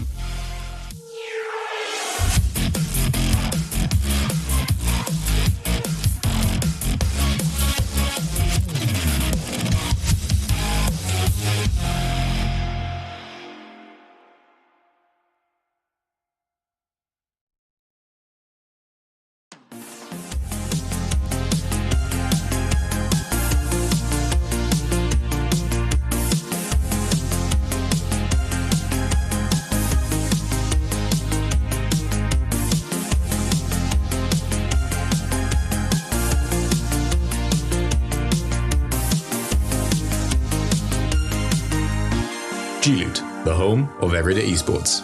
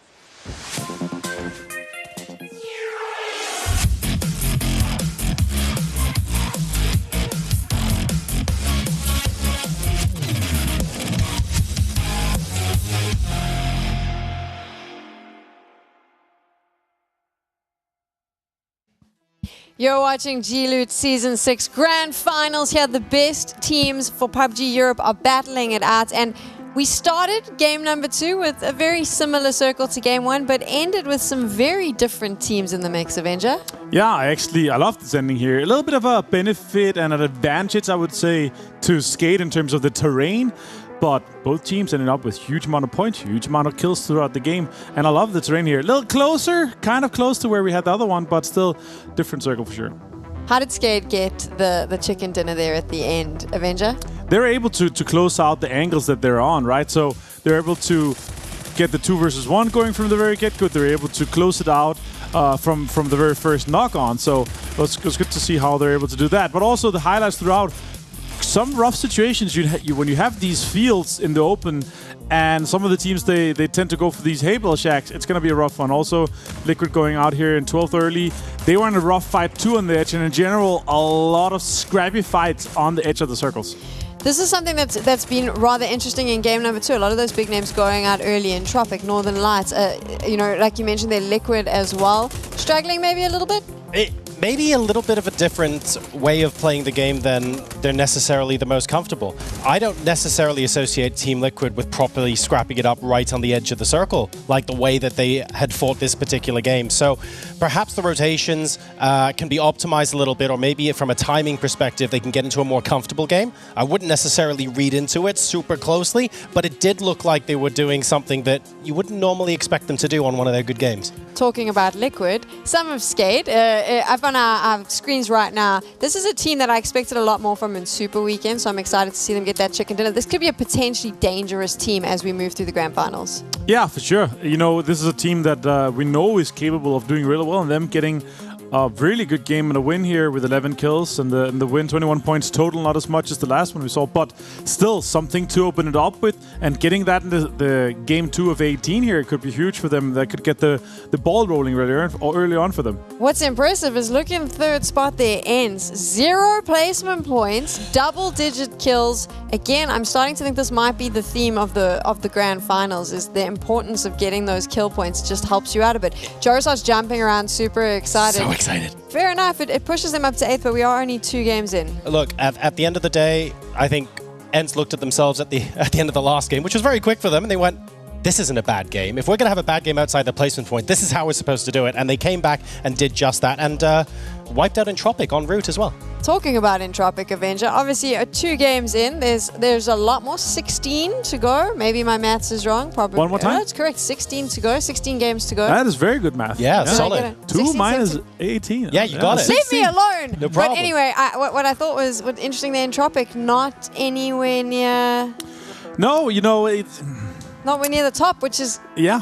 It's not the start for them that they were maybe hoping for, but still, it's definitely gonna be fine for them. Again, last time, it might be G-Loot that is just not their thing, and then they go in and they do really well in PCS, and also considering in the terms of the PGC standings, they are already almost 100% guaranteed going to PGC, right? So this is just kind of an extra tournament for them. But obviously, we would love to see them do really well here and show what they're capable of, as they did in the Super Weekend. It is still early days, early games, a bit of a mix around. Everyone's getting a feel for themselves. And something else that we're getting a feel for is a brand new toy that we've got on the desk that the boys are going to play with.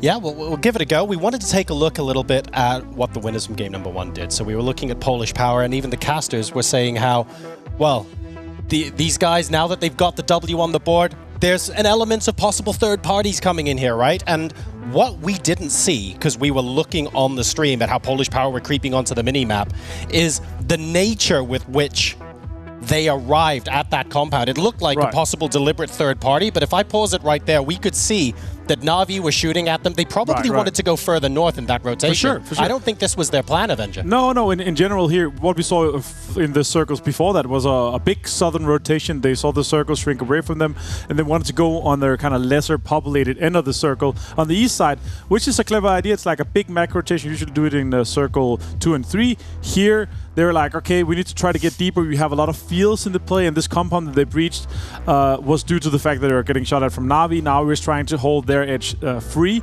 and then they were kind of forced and pushed into this compound, which was breachable, but it's on the edge of the new circle. So obviously when you're doing and trying to make these macro decisions and you're trying to make the last rotation to circle, you want to get as deep as possible, try to get as much terrain as possible, but they did it on the edge, which forced them into having to do it again, which we then saw later. Yeah, they ended up not actually breaching, and they sort of came up around this kind of direction. Yeah. That's the world's worst arrow.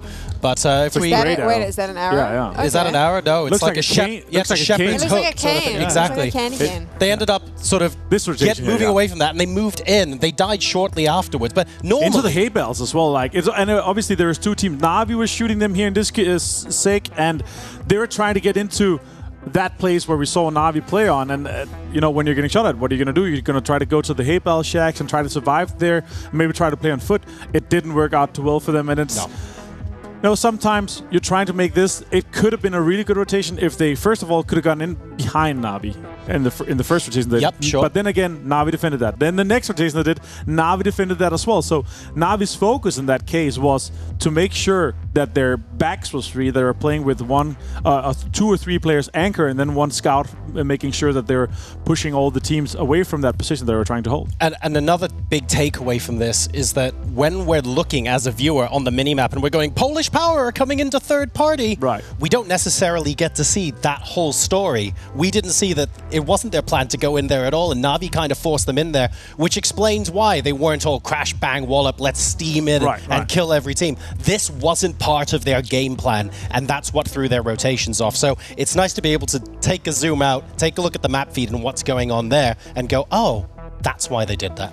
I want to pull something that you said there, because we talk a lot about Polish Power's aggression and other teams as well, how they go out sort of hunting for these kills, getting kills on the board. But it isn't something that they're doing slapdash, like you said. No. I mean, at the end of the day, they know when they're going to go third party or fights. It's calculated, it's thought out. Of course. It's not necessarily just, oh, there's a person, let's shoot at them. And I think sometimes if you're not necessarily a pro PUBG player, you don't realize that that's actually at this level, it's a very strategic play to go in third-party fights. This was the perfect example of that, because we saw them pull in, and then we ask ourselves why they're not doing what we normally expect them to do. This is evidence that when they do come in and do that as a third party, it's calculated, it's thought out, they know who's going in first, they know who's covering what angle. They did not have the time to do that in this case, and it ended very differently for them. You are, of course, watching G-Loot Season 6. The grand finals are underway. We are moving to the final game on Miramar for today. We've got 3 days of action coming your way. Make sure, if you're enjoying yourself, if you're enjoying the games that you're seeing, if you're loving the teams, jump on social media, let us know, and use the hashtag G-Loot Season 6. If you struggle with that, make sure you check out Kalaris' Twitter, because he gets it right every single time. He's a good help, so you can follow him. I'm pretty sure his Twitter handle will come up just now when we get to chat to him and Toby, who are going to be casting the next games. So get involved, support those teams. And you know what? I think it's time to go into the final Miramar of the day. Toby, Kalaris, what do you think? Yes, it is. And it's actually hashtag S6GLoot hashtag... No, I can't remember. No, of course. I just like to annoy Froz, basically. That's my ultimate goal with all of this. But we have one more desert ready to go here. And so far, it has been not necessarily the winners that we expected on the other side of these games. My question coming into this one is going to be, how many teams are going to land water treatment? Because if you're there, you're going to get a good position in the first circle. That's just kind of been the death giveaway for the previous 2 games. If we get another circle like we just got, I'll get the hashtag correct, all right? That's a big threat. Oh, will you though? Even if you tried? Yeah, probably. Okay. We are hopping into the last game of Miramar here today, as Sam so rightly said. This time around, similar playing path, except it's kind of just mirrored. Up towards the northwest we go, and well, I mean, if the previous game's anything to go by, that means we should go hard east, because we have had some pretty difficult transitions for some of those teams early on. But it also opens up some fun southern circles, so we'll see in just a couple of seconds where we're headed. Why'd you poke me in the arm? You like doing the motion of a plane? I think so, yeah.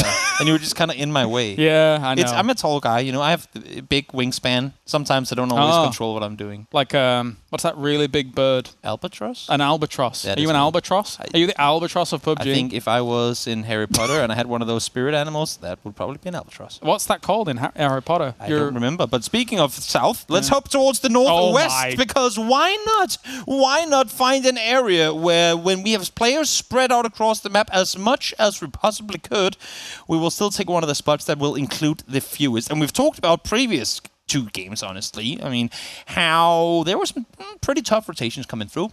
James, take me the viewers through. How do you rotate into this one? without dying, that is. Without dying. Well, you channel your Albatross Patronus and you go as west as possible, trying to dig in towards that kind of north of Valdemar kind of road, finding yourself a way in there. That a lot of teams will try and find that. It's not usually advisable to try and move through the middle of the map in, because there's already teams there, especially with that playing path, lurking in those kinds of areas, right? Now, we kind of briefly mentioned it. It did become a long talk, but we briefly mentioned it in the previous game, how Oasis is going to change. And I think, for the most part, while PUBG is a game of shooting and rotating and in-game mechanics and all this, it's also, to me, a game of numbers. It's how fast can you do this? How many more seconds, not minutes, how many more seconds does it take you to do this than another team? Because that's where you're falling behind. I'm curious to see now, especially for circles like this one, how much faster are you going to be able to rotate north, because you have the road going straight through Oasis in the future, than the teams that we see try and wrap north around now, go through the hills all the way north of the entire Oasis area. How will that kind of trend, like how will that new change to the north side of the map open up north side rotations? Because I think that's going to allow for teams to wrap into these circles much faster, and more teams will then commit to a wide northern rotation than now, where we see teams try and kind of backfill in over the hills towards the Pozo and Power Grid.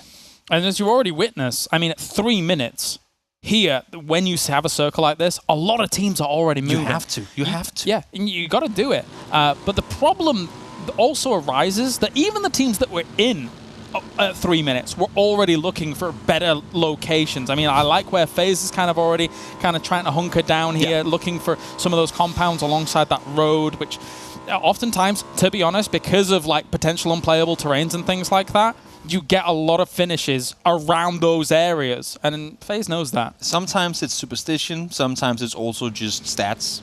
Yeah, there are just areas of the map, zones. especially when we're in an area of the map like this, where there are only so much that would not include the unplayable rocks. There are just only certain areas of the map that this will take us to, unless if we're in one of those 0.01% games, which, again, taking odds, barely ever happen. So FaZe centering up where they are right now makes perfect sense. And that's also why every other team is going full speed forward, because you want to claim real estate early. Oh, definitely. And the good old rotation battle between, as I alluded to it earlier, but it was previously DA and Team Liquid, and of course, you know, with Smash and Code Marco on this roster here. What do you mean it is Liquid and DA? They're just not met yet. Oh yeah, the other DA. the problem, now Team Liquid has to deal with 2 DAs on their rotation. Could you imagine? The old DA and BBL, and now actual DA in front of them. It couldn't get any worse for them.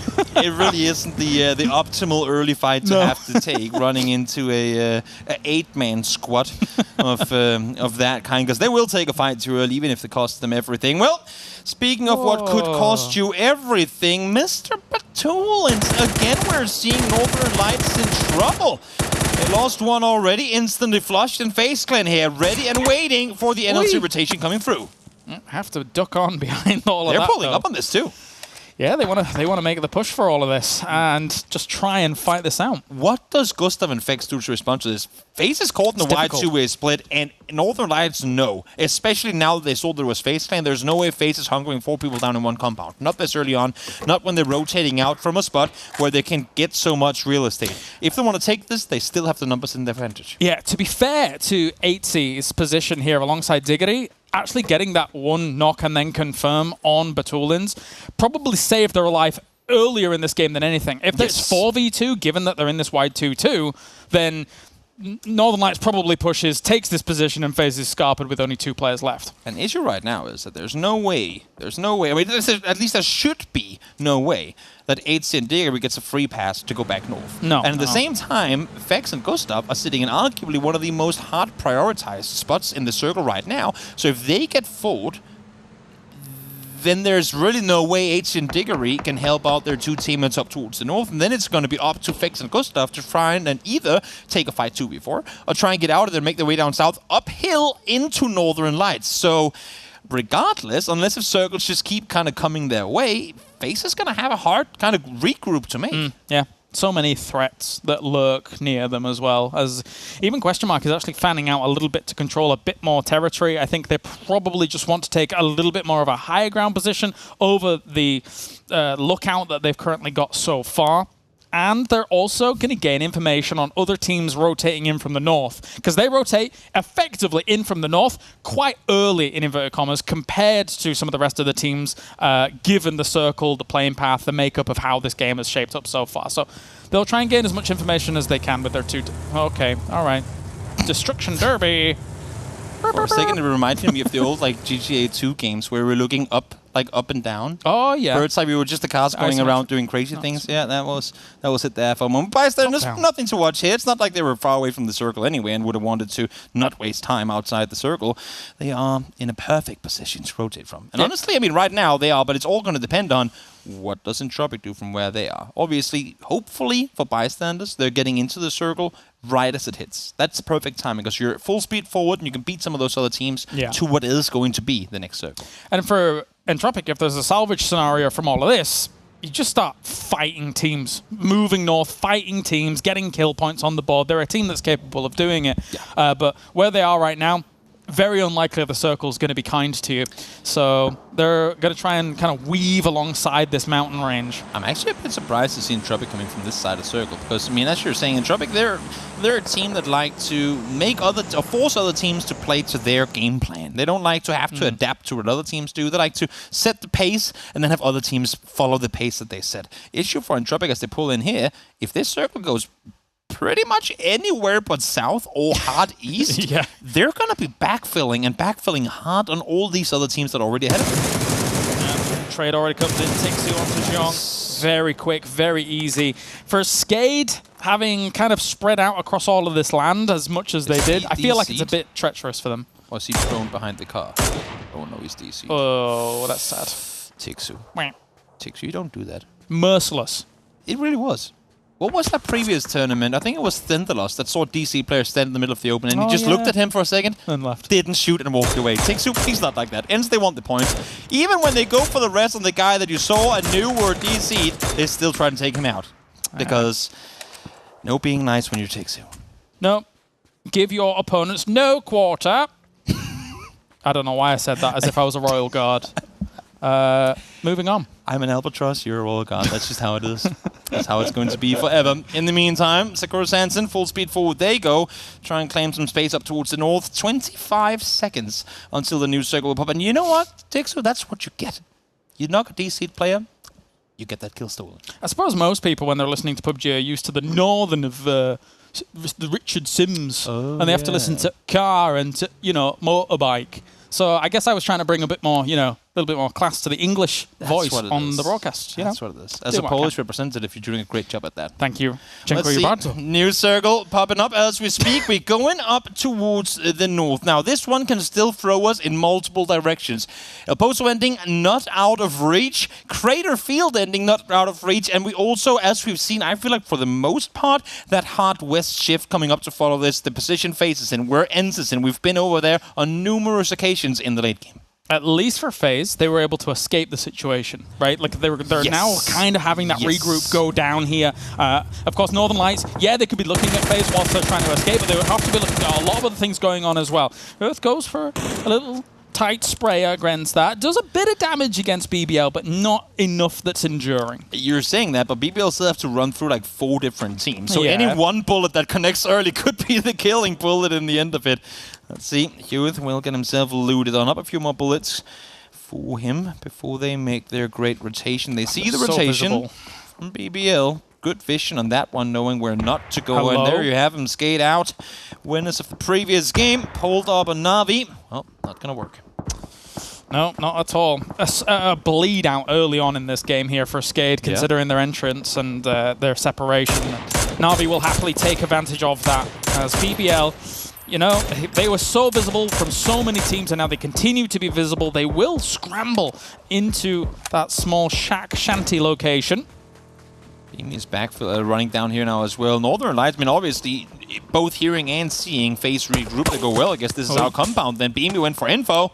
Caught by surprise, unfortunately, allowed to make the run down in the open and get back to safety down below. If you can dodge a wrench, you can dodge a ball. And Beamy, good job by him. He was able to get in there pretty unscathed and have a few pills here and there. They know that Northern Lights will be lurking above them, though, which actually kinda, for the moment, works out okay for these two teams, as they can kind of just overlook each other if other teams are moving around them. You don't necessarily have to dislodge each other just yet. There's not much benefit from Heroic in trying to knock Northern Lights best, because even if you get a knock up on the hillside, should one over peak, making a push up on foot is suicidal.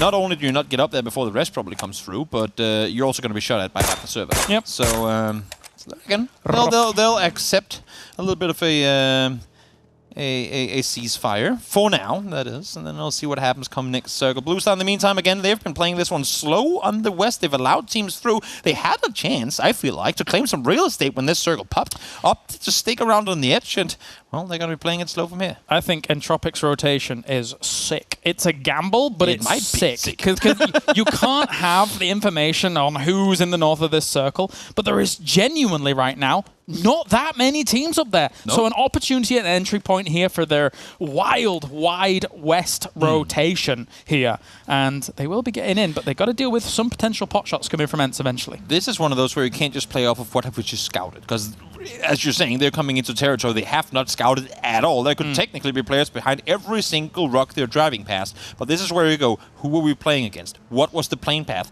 What was phase 1? What is phase 2? What could phase 3 be? And how can we play the best? Because right now where we are is garbage regardless. We have to find a new approach. And if the circle goes north, which it won't, it could be good. But even now, if they continue to make that north side wrap, they're not in a bad position. Yeah, there's room for it, because you know that it's going to be you. Well, I mean, we know that it's going to be them and Ents that could be the forefront of that kind of wrap.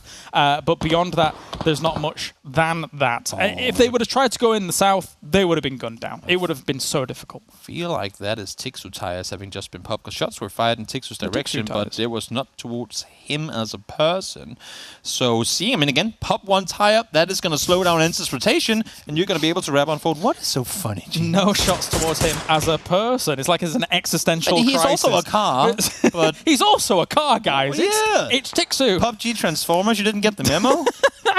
That's right. I guess so. Michael Baby proud. As soon as we see some grenades coming in. But beyond that, we have question mark still holding down this position. They'll need to move eventually against all of this. Team Liquid, though, finding up an entry against Thunderloss.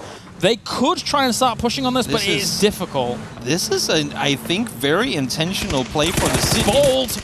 Let's see now, Clip full speed forward in the car, catches one with a nade in hand. Vex caught, I think it was thrown though, so has to back out before the explosion comes through. Vard now goes down in return, Gustav finds one. Clip full speed forward, continues, last bullet in the chamber. Able to get one more falls in Deggery, and Gustav again, somehow victorious in the chaos situation in the compound. Ridiculous. How did they come out on top? I don't know. I mean, during all of that, obviously, Clip just goes for that little zoom in at the end. It's like, oh, how is that going to play out? But Diggory being able to trade this out. If they can get Vex up, which they should be able to, that is a brilliant little trade for FaZe. This was a last resort play for Liquid to try and play into the city. They get the knock and then try to make the play off of it. Makes perfect sense. The thing is, I'm looking at the circle with all of the, because there's a lot of it unplayable we have right now. My money is on Crater Fields, but there is still that hard southeast or straight south really shift opportunity here that would make an early push into El Pozo a top 3 guaranteed position. This one, I mean, there's so much what we like to call unplayable terrain with the rocks and land ratio and all in this circle that I really, as of right now, can't I mean, usually we can predict it, right? I'm not sure where this one is going to go. Yeah, it's going to get a little bit crazy. Question mark made the wide rotation on the north, wrapped around Entropic here. So it was Entropic and Question mark that made those moves and found themselves some okay high ground to play with a few dips here and there where they can. Question mark now going to bring a bit of the thunder towards Entropic, but neither team really wants to peek hard against it. They'll just give little pokes here and there. Smash already opens on 80. Gustav goes to Quetpa. Smash finishes it off. But Wilder comes around the corner here. Smash is on an absolute rampage himself. Oh, just exactly misses the rest onto Quetpa as well. Unfortunate. Gustav goes down too. Molly did the better of him. So FaZe, I believe, down to just 2. Diggory. Vex trying to get out of the city now. Get up the hills. Try and see if you can find some sort of cover. But shots will be fired. Smash takes him out of the car. Just Diggory left alive. Very nice. Smash is picking up huge stuff here. The circle shifts up towards Crater Field, so now we know exactly where all these teams are going to try and strive for, as we have Polish Power as well going up against Na'Vi. Trey comes in. Example on the backside of all of this. The double into them very quick. Tried to spread further down towards the lowlands of it, but not going to work out. Here comes one more rotation. GreenX don't want to be in the city no more. BBL doing as much damage as they can before they get out of it. But fortunately, at least for now, GreenX able to keep all 4 alive, but that is going way too slow, and Smash ain't gonna miss it. Finds 2. They're absolutely fish in a barrel here for the taking. BBL cruising down this avenue, taking each and every single shot they can against this. Nothing is going to stop them from the easy pickings that unfortunately GreenX provide them. You have Diggory on top as well, but Code Marco spots it. No, Diggory, get away. We already took out your team. These kills are not yours for the taking. They have got BBL written all over them. There comes the res attempt. It's not gonna be. It's not. There's no way. That bullet has to hit. 1, 2, 3, 4, 5, go. No, doesn't hit. Okay, that's too severe. Like I feel like you can't even go for this. You tried to smoke off, and fair play. It's worked out for the moment here. Smash just off the mark slightly. Not easy to be able to pick exactly where you want to fire into that smoke, but this is a foregone conclusion. I don't know how they get out of this situation, GreenX. Second vehicle out. That's got Rykes down with it too. And now Corexi trying to hold off here. Page did get taken out. FaZe will be the ones to follow in 14th. Corexi peeking on over here, and the vehicles obviously wanted to peek harder over, but Beamy is still out in the blue. You cannot take a fight before you know all your players are in the safe. 6 for FaZe in the end, though. Not too bad a game for them, despite going out early. And Code Marco is still on the hunt, man. He was an absolute beast in the lower bracket, and yeah, he'll continue to be here in this tournament.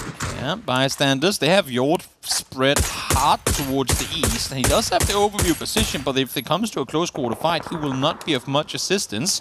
So right now, bystanders banking their 3 players up close so they can fend off. Voxic will fall down. So Creed out in 13th, but here we have the 3 of the bystanders players having to fend off against the remaining 2 from BBL. Goes for the turn. Code Marco, a sitting duck, unfortunately for him. Any little extra shot that comes in. And Smash is trying to go on the wide wrap to just keep themselves alive here. Yeah, out they go. One falls off, one gets exploded by Mailman in the car. I'm not sure exactly how that went down, but they tried to bomb center. We've seen them do in the past. This time around didn't work out. Circle towards the east, and well, surprise, surprise, everyone banked west. We had a very similar circle to this in the Super Weekend. Yes. And the thing is, though, is that because of the way these circles have worked out, there is nobody in that industrial area in the east side of things. And that is a prime opportunity, I feel, for technically bystanders can use short to know that there's no one down there, control the high ground that they have, and then have a huge opportunity here at converting big points. Exactly. I mean, couldn't have put it any better. They have to know that they have the hillside for grabs, and if they play down the entire line, they're guaranteed half the circle to play around. And not only that, but by taking so much space, you're forcing all the other teams into one another. There is one edge threat, though, that they have to be wary of. Heroic. As we see down on the bottom left side, down towards that southwest, we know how deadly they are on the edge now. They did lose Page, but still, you cannot let them move past you but for a second. Stardust now up the hills they go too. This is dicey. Don't know how they're going to make this work. But again, they don't have full information. I don't think they know exactly where the threats are against them when this is coming on. They're going to have eventually, if they go any further than that little dip that they've got there, Heroic on the backside of them. No idea. Oh, Heroic sees now bystanders. This is huge for Stardust. The fact that they just heard what would have been the backstab on Stardust is crucial. Question is whether it's going to matter or not. Correct. See, peeks over the side, Apocalypse down. There are still more Stardust players to be found, though.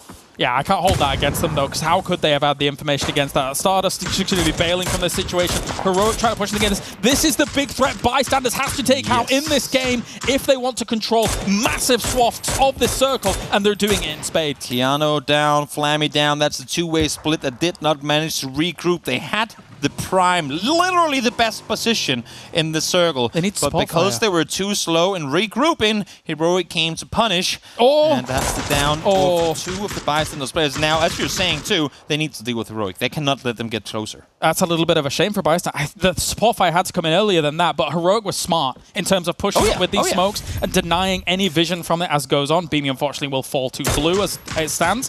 But now, Heroic moving on. They're trying to take the cars, reverse them towards the position. Northern Lights goes out, meanwhile, over to Entropic as the Kingslayer slays the Kings.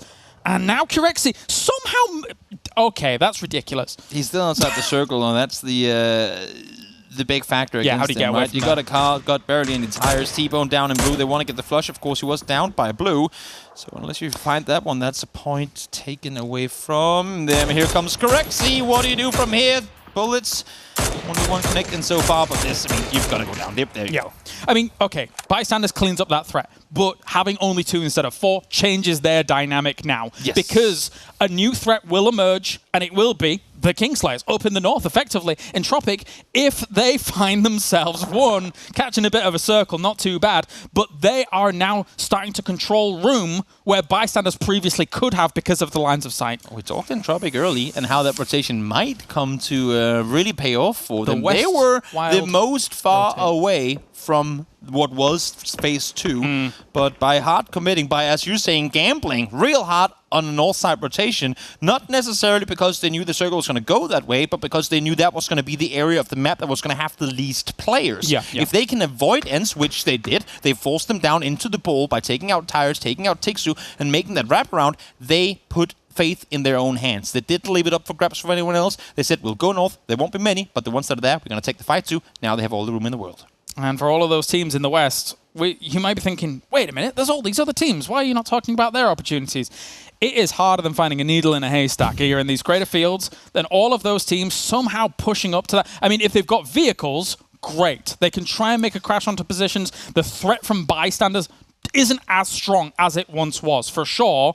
And actually, Na'Vi has lines of sight on towards Herc. So does Ents as well. Herc's got to be very careful there. I like to think that there's a reason Yord, as we saw him before, only had 3 spare bullets left in his mini. Because there's no car that should have tires at this point in this field. If you have enough people on those hillsides, tires will have been popped. And I know that the observers now are going to go out and fight that one car with all the wheels just to prove me wrong. And there's cars going now, and there's cars in the shack. And of course, everyone has tires. I'm just saying there should really not be all that many cars left with tires. But I mean, even that is an important concept, right, in PUBG, in terms of where you hide your car next to a shack or next to a building. Are you going to keep it covered on the west side of buildings against that hillside? Because if not, the tires are going, as you're saying. But for a lot of these vehicles, they are on the west side of these buildings. It's almost as if they've learned to park the car smart. Yes. It took a while. They've done that. It took a while for a bit of this scene, but they know now. We need those cars late game.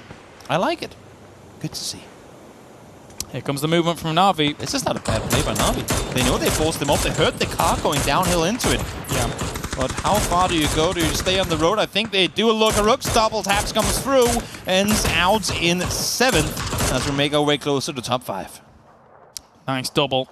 And we will see as He-Man still continues to try and fire shots on towards Na'Vi. Maybe it was just a move too soon because there's still a lot of people shooting at them. I don't mind it either, Because you've got to do something. You can't just stay where they were. I mean, they were in the blue, right? And you're not going to get closer. You could drive up to the hilltop saying we heard them go down on the other side, but you're going to be going uphill with 20 kilometers an hour, and you will be dead by the time the car gets to the hill. You'll have 10 players shooting. Exactly. Almost literally the entire server will be trying to kill you. So for Na'Vi to make this play staying on the edge, now they can wait and see the next circle. Because I was just going to say, hopefully some of the compounds on the west side will be shifted out. Fortunately, now pretty much all of them were. They can backfill, play slow, play on their smokes, maybe one car, use it for cover.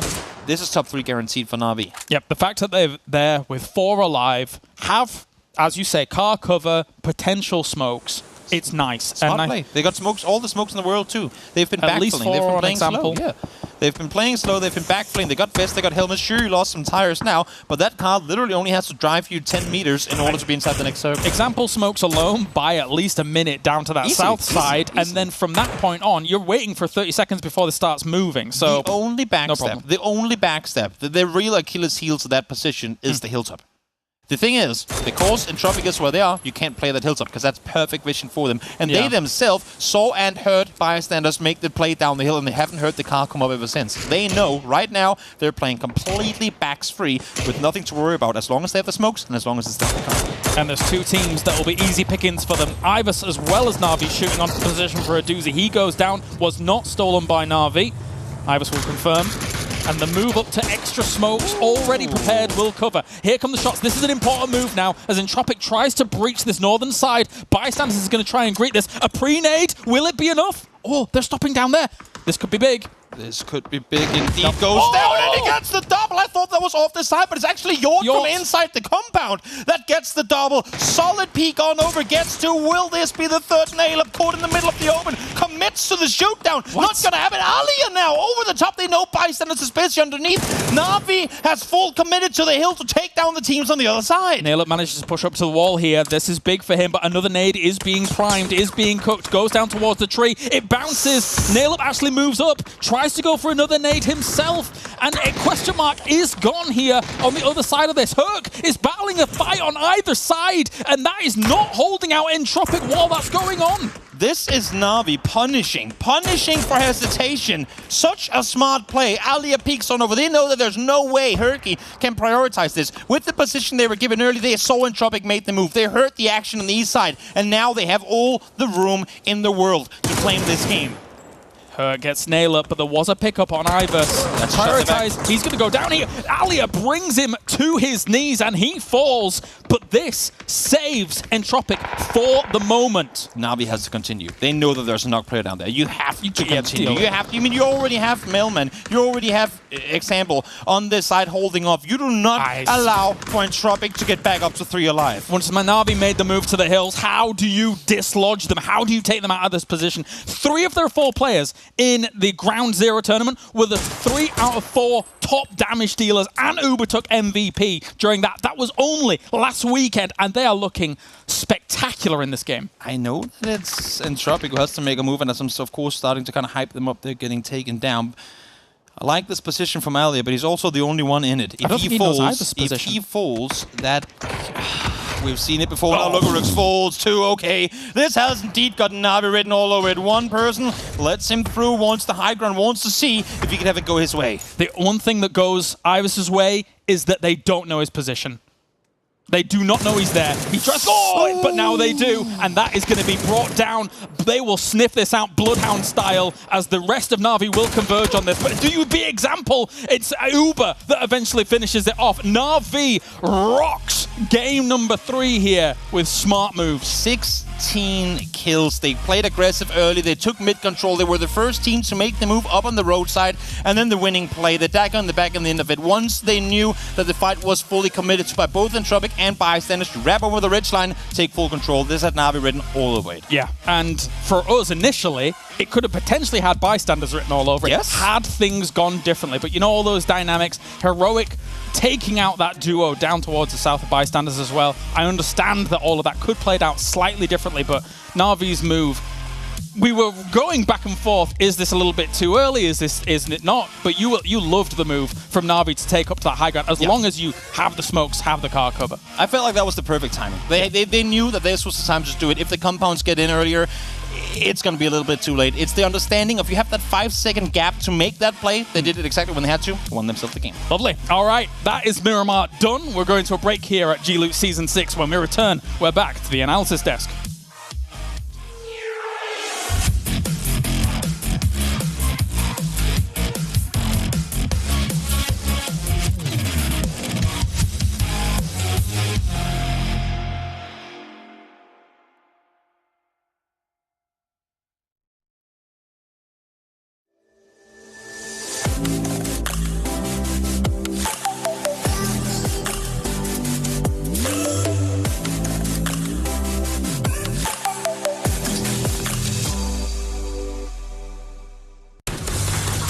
Want to make your GGs more rewarding?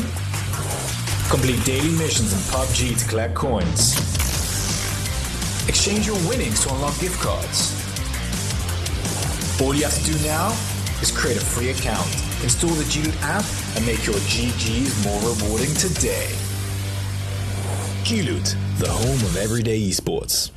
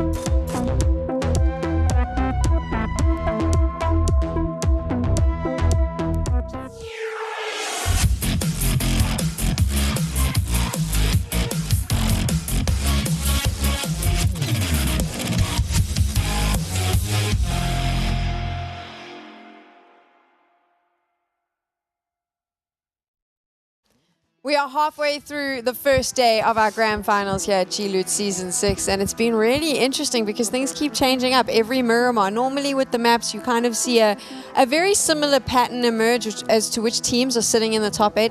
Not the case today. No, not quite. You might expect the team who won the first chicken dinner, oh, we sort of see another podium position for them. Will they continue the momentum onto Erangel? hasn't really been the case today. It's been very free-flowing compared to what we'd normally expect. I'm excited, though. We got to see Na'Vi give us a masterclass on how to play PUBG at the end there. Yeah, it's great. You know, Season 1 winners coming back here. The only player that's actually remaining on the team is Uber. That is our last team joining. It was Shade, Drainus, and Pokemolodoy in Bucharest back in 2018, actually, long time ago. Avenger, the encyclopedia of PUBG, my favorite. Oh, it's great. Honestly, it was actually Frost that reminded me, oh yeah, he won. I was like, yeah, that's true. He was like, he was not called Uber back then. It was PJ Minoda, and that was actually one of my favorite names. Yeah, maybe because a little bit of a Pokemon in there. I don't know. I know James also loves it. This is some of the highlights from that game that you just saw, and interestingly enough, our chicken dinner winner from game number 2 going out first. This is something we've seen quite a bit of. The chicken dinner winners tend to drop in the next game. Look, at least, I don't know. Ents went out and came back with 10 kills, so maybe we'll see the chicken dinner winners go out and then suddenly explode again. This one as well, with FaZe taking out Liquid, that was crazy. So close too, but it was a rough breach for Liquid. Yeah. And then FaZe was able to defend it and get all 4 players up. Can we break down that there was like a fight going between specifically the bystanders, Entropic, Na'Vi. Na'Vi came in and was able to take very up late. Can we break that down? How detailed do you want it? Do you want the short answer? Do you want the short answer? Yes. I mean, the short answer. We can break it down. So Entropic, they did a really good play. They had an anchor play in the back, as we see here, but they lost 2 players in the knock, which delayed their kind of push onto bystanders. And the third party perfect opportunity timing-wise for Na'Vi was to go up with 1 player there. Alia did that, and then put on pressure, and bystanders took down one of their players, and that is actually what won them the game, opening up and making sure that bystanders was continuing their pressure onto Entropic, making sure Entropic didn't get all their players up. So it was really well executed by Na'Vi, and as also shows here on our leaderboard for game number 3. And just to be crystal clear, that was the short answer. No, the short answer was bystanders dead. I know. Avenger. I know what he was going to say. I mean, this is a good answer. Let's take a look. Like you can see on your screen, the leaderboard now. Entropic, finally, we've been speaking so much about them. They've had such a good run. Finally, maybe not a chicken dinner, but good for them to get some points on the board. It's a really good baseline for them to operate from. They will have wanted to do that, of course, in game number 1. Some of the rotations they've had so far in this tournament, they'll be ruining some missed chances to get themselves into a better position earlier on. They've told themselves, let's not get too distracted by that sort of thing rotating in, and they've got the points as a result. I know that we like to talk about the top end of this board because it's important, but I don't want to. Right now, I'm going to go all the way down to number 16, Team Liquid. Yeah. So, we were very understanding. They're not going to stay there. No, definitely not. For sure, because Super Weekend they went into the lower bracket. This but they did amazing in the lower bracket. No, it's just it's a start. It's a rough one, right? You can always have 3 games and you can still come back. They can easily win still. It's rough, but I still want to point out our leaderboard is extremely close. 34 points only. We have 20 points down to 10th on Sakura from first place. That is 1 win with the double-digit kills, and you're up there, right? So, not one team has ran away with it yet. I mean, day 1 is always all over the place, day 2 as well. But I am concerned about Liquid. And the reason I'm saying this is because dropped into lower brackets. In the lower bracket, they looked... I don't think that they looked as strong as a BBL. I thought that they looked a little bit shaky. So it worries me when we don't see them performing. So the thing that worries me about Team Liquid is that in the upper bracket, and even to an extent when they first dropped into the lower bracket, they were big kill win, followed by a couple of games where they weren't scoring many points at all. And when you're into a grand final and you want to take one of those top 3 spots, you need to find a way very quickly of minimizing that yo-yo. You don't want to be boom or bust. They might get a 15-kill chicken dinner now, but that's not great if the next 2 games combined, they get 3 points. Oh, for sure. And this is also kind of the next step of your reset, right? We're changing into Wrangle now. It's the later stage of the second half of the day. Okay, we're going to Wrangle, let's reset, new, like all this kind of mental that has been really rough in the previous games. That is your chance now to, all right, let's forget about Miramar, guys. Let's kill it here in the Wrangle. Avenger's face, he's like, towards the end of tomorrow, he's going to be like, Sam, did you see how concerned you are? Look where they are. I know what's coming. I can already... Day 2 team. Day 2 team. Yeah, I saw it in his face, so I'll wait for that. He's going to throw this back at me. And then tomorrow's going to be broken promises. Broken promises. But you did mention the change now, so we are moving on. We're going to jump onto a Wrangle now. Do you think that some of these teams, is there a reset that needs to take place after you've played these 3 games on Miramar? If you're not in the top 8 right now, I would say there's definitely a reset. And that's obviously always the case, right? If you're not able to reset from game to game, as some teams are, then their last chance on the day is when we change maps, right? There are some teams as well, like BBL, who are in the middle of the bottom half of the leaderboard at the moment. So And still bad. Yeah, still pretty poor. Now, while the gap is small, okay, while we're early on in the tournament, this is where they need to make that mentality change. The quicker they do that, and we know they can get 15 kill chicken dinners in a lobby like this. We know that. We don't have to prove that. But the quicker they change that, the easier it's going to be for them tomorrow. They're not going to have to get 10 points a game. They can get 7, 8 points a game and still be fine. But they need to get on it very, very quickly indeed. I'm always curious about this because we sit here on the desk and our job is obviously to break this down, and we've got to bring up all these hypothetical situations and conversations.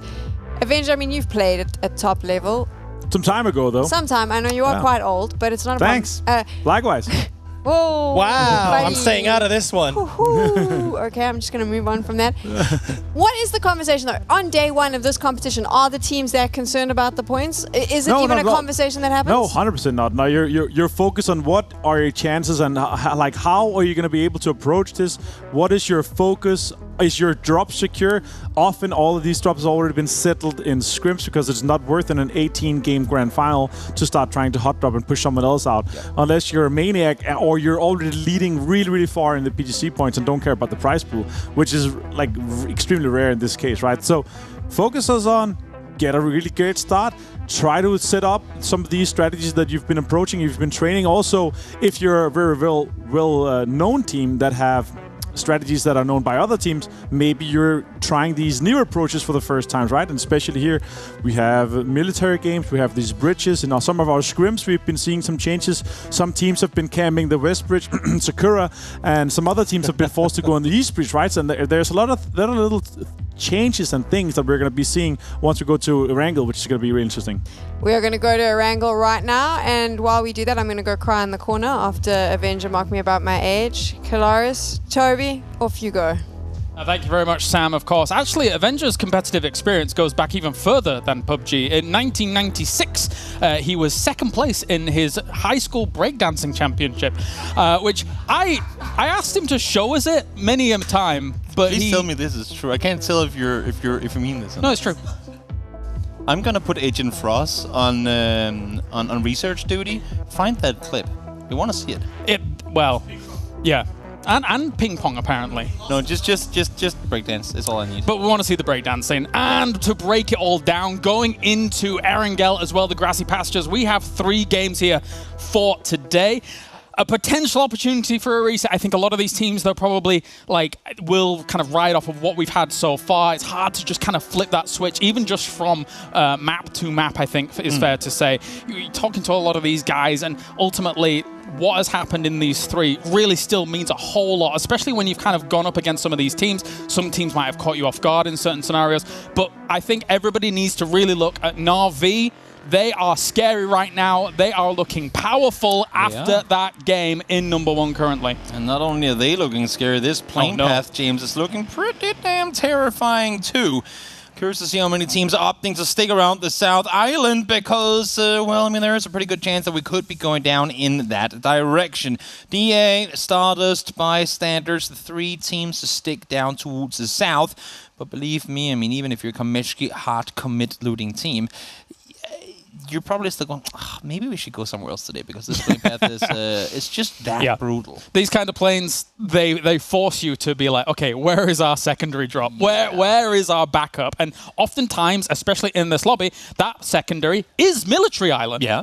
And that's where, I mean, this is where, at least to me, the the more established teams have a advantage because they will know where they go and they will just go there. Yeah. But then you have a team like Credex, you have a team like Sakura Sanson who might not be as established in their loot spots, who feel like either we have to contest something or we have to go for some really, really scrappy loot spots, which, I mean, in this circle, not too bad because either you go early and, well, you're going to be in the circle for a while most likely, or you know your beat, and you could even sit in blue till phase 2 popped because you would want to see where phase 2 takes you because this first circle, hard towards the southwest we've went, and honestly, I mean, sometimes I feel like the teams that do come in incredibly late are also the teams that come up victorious because we know phase 1 is going to bring chaos with it.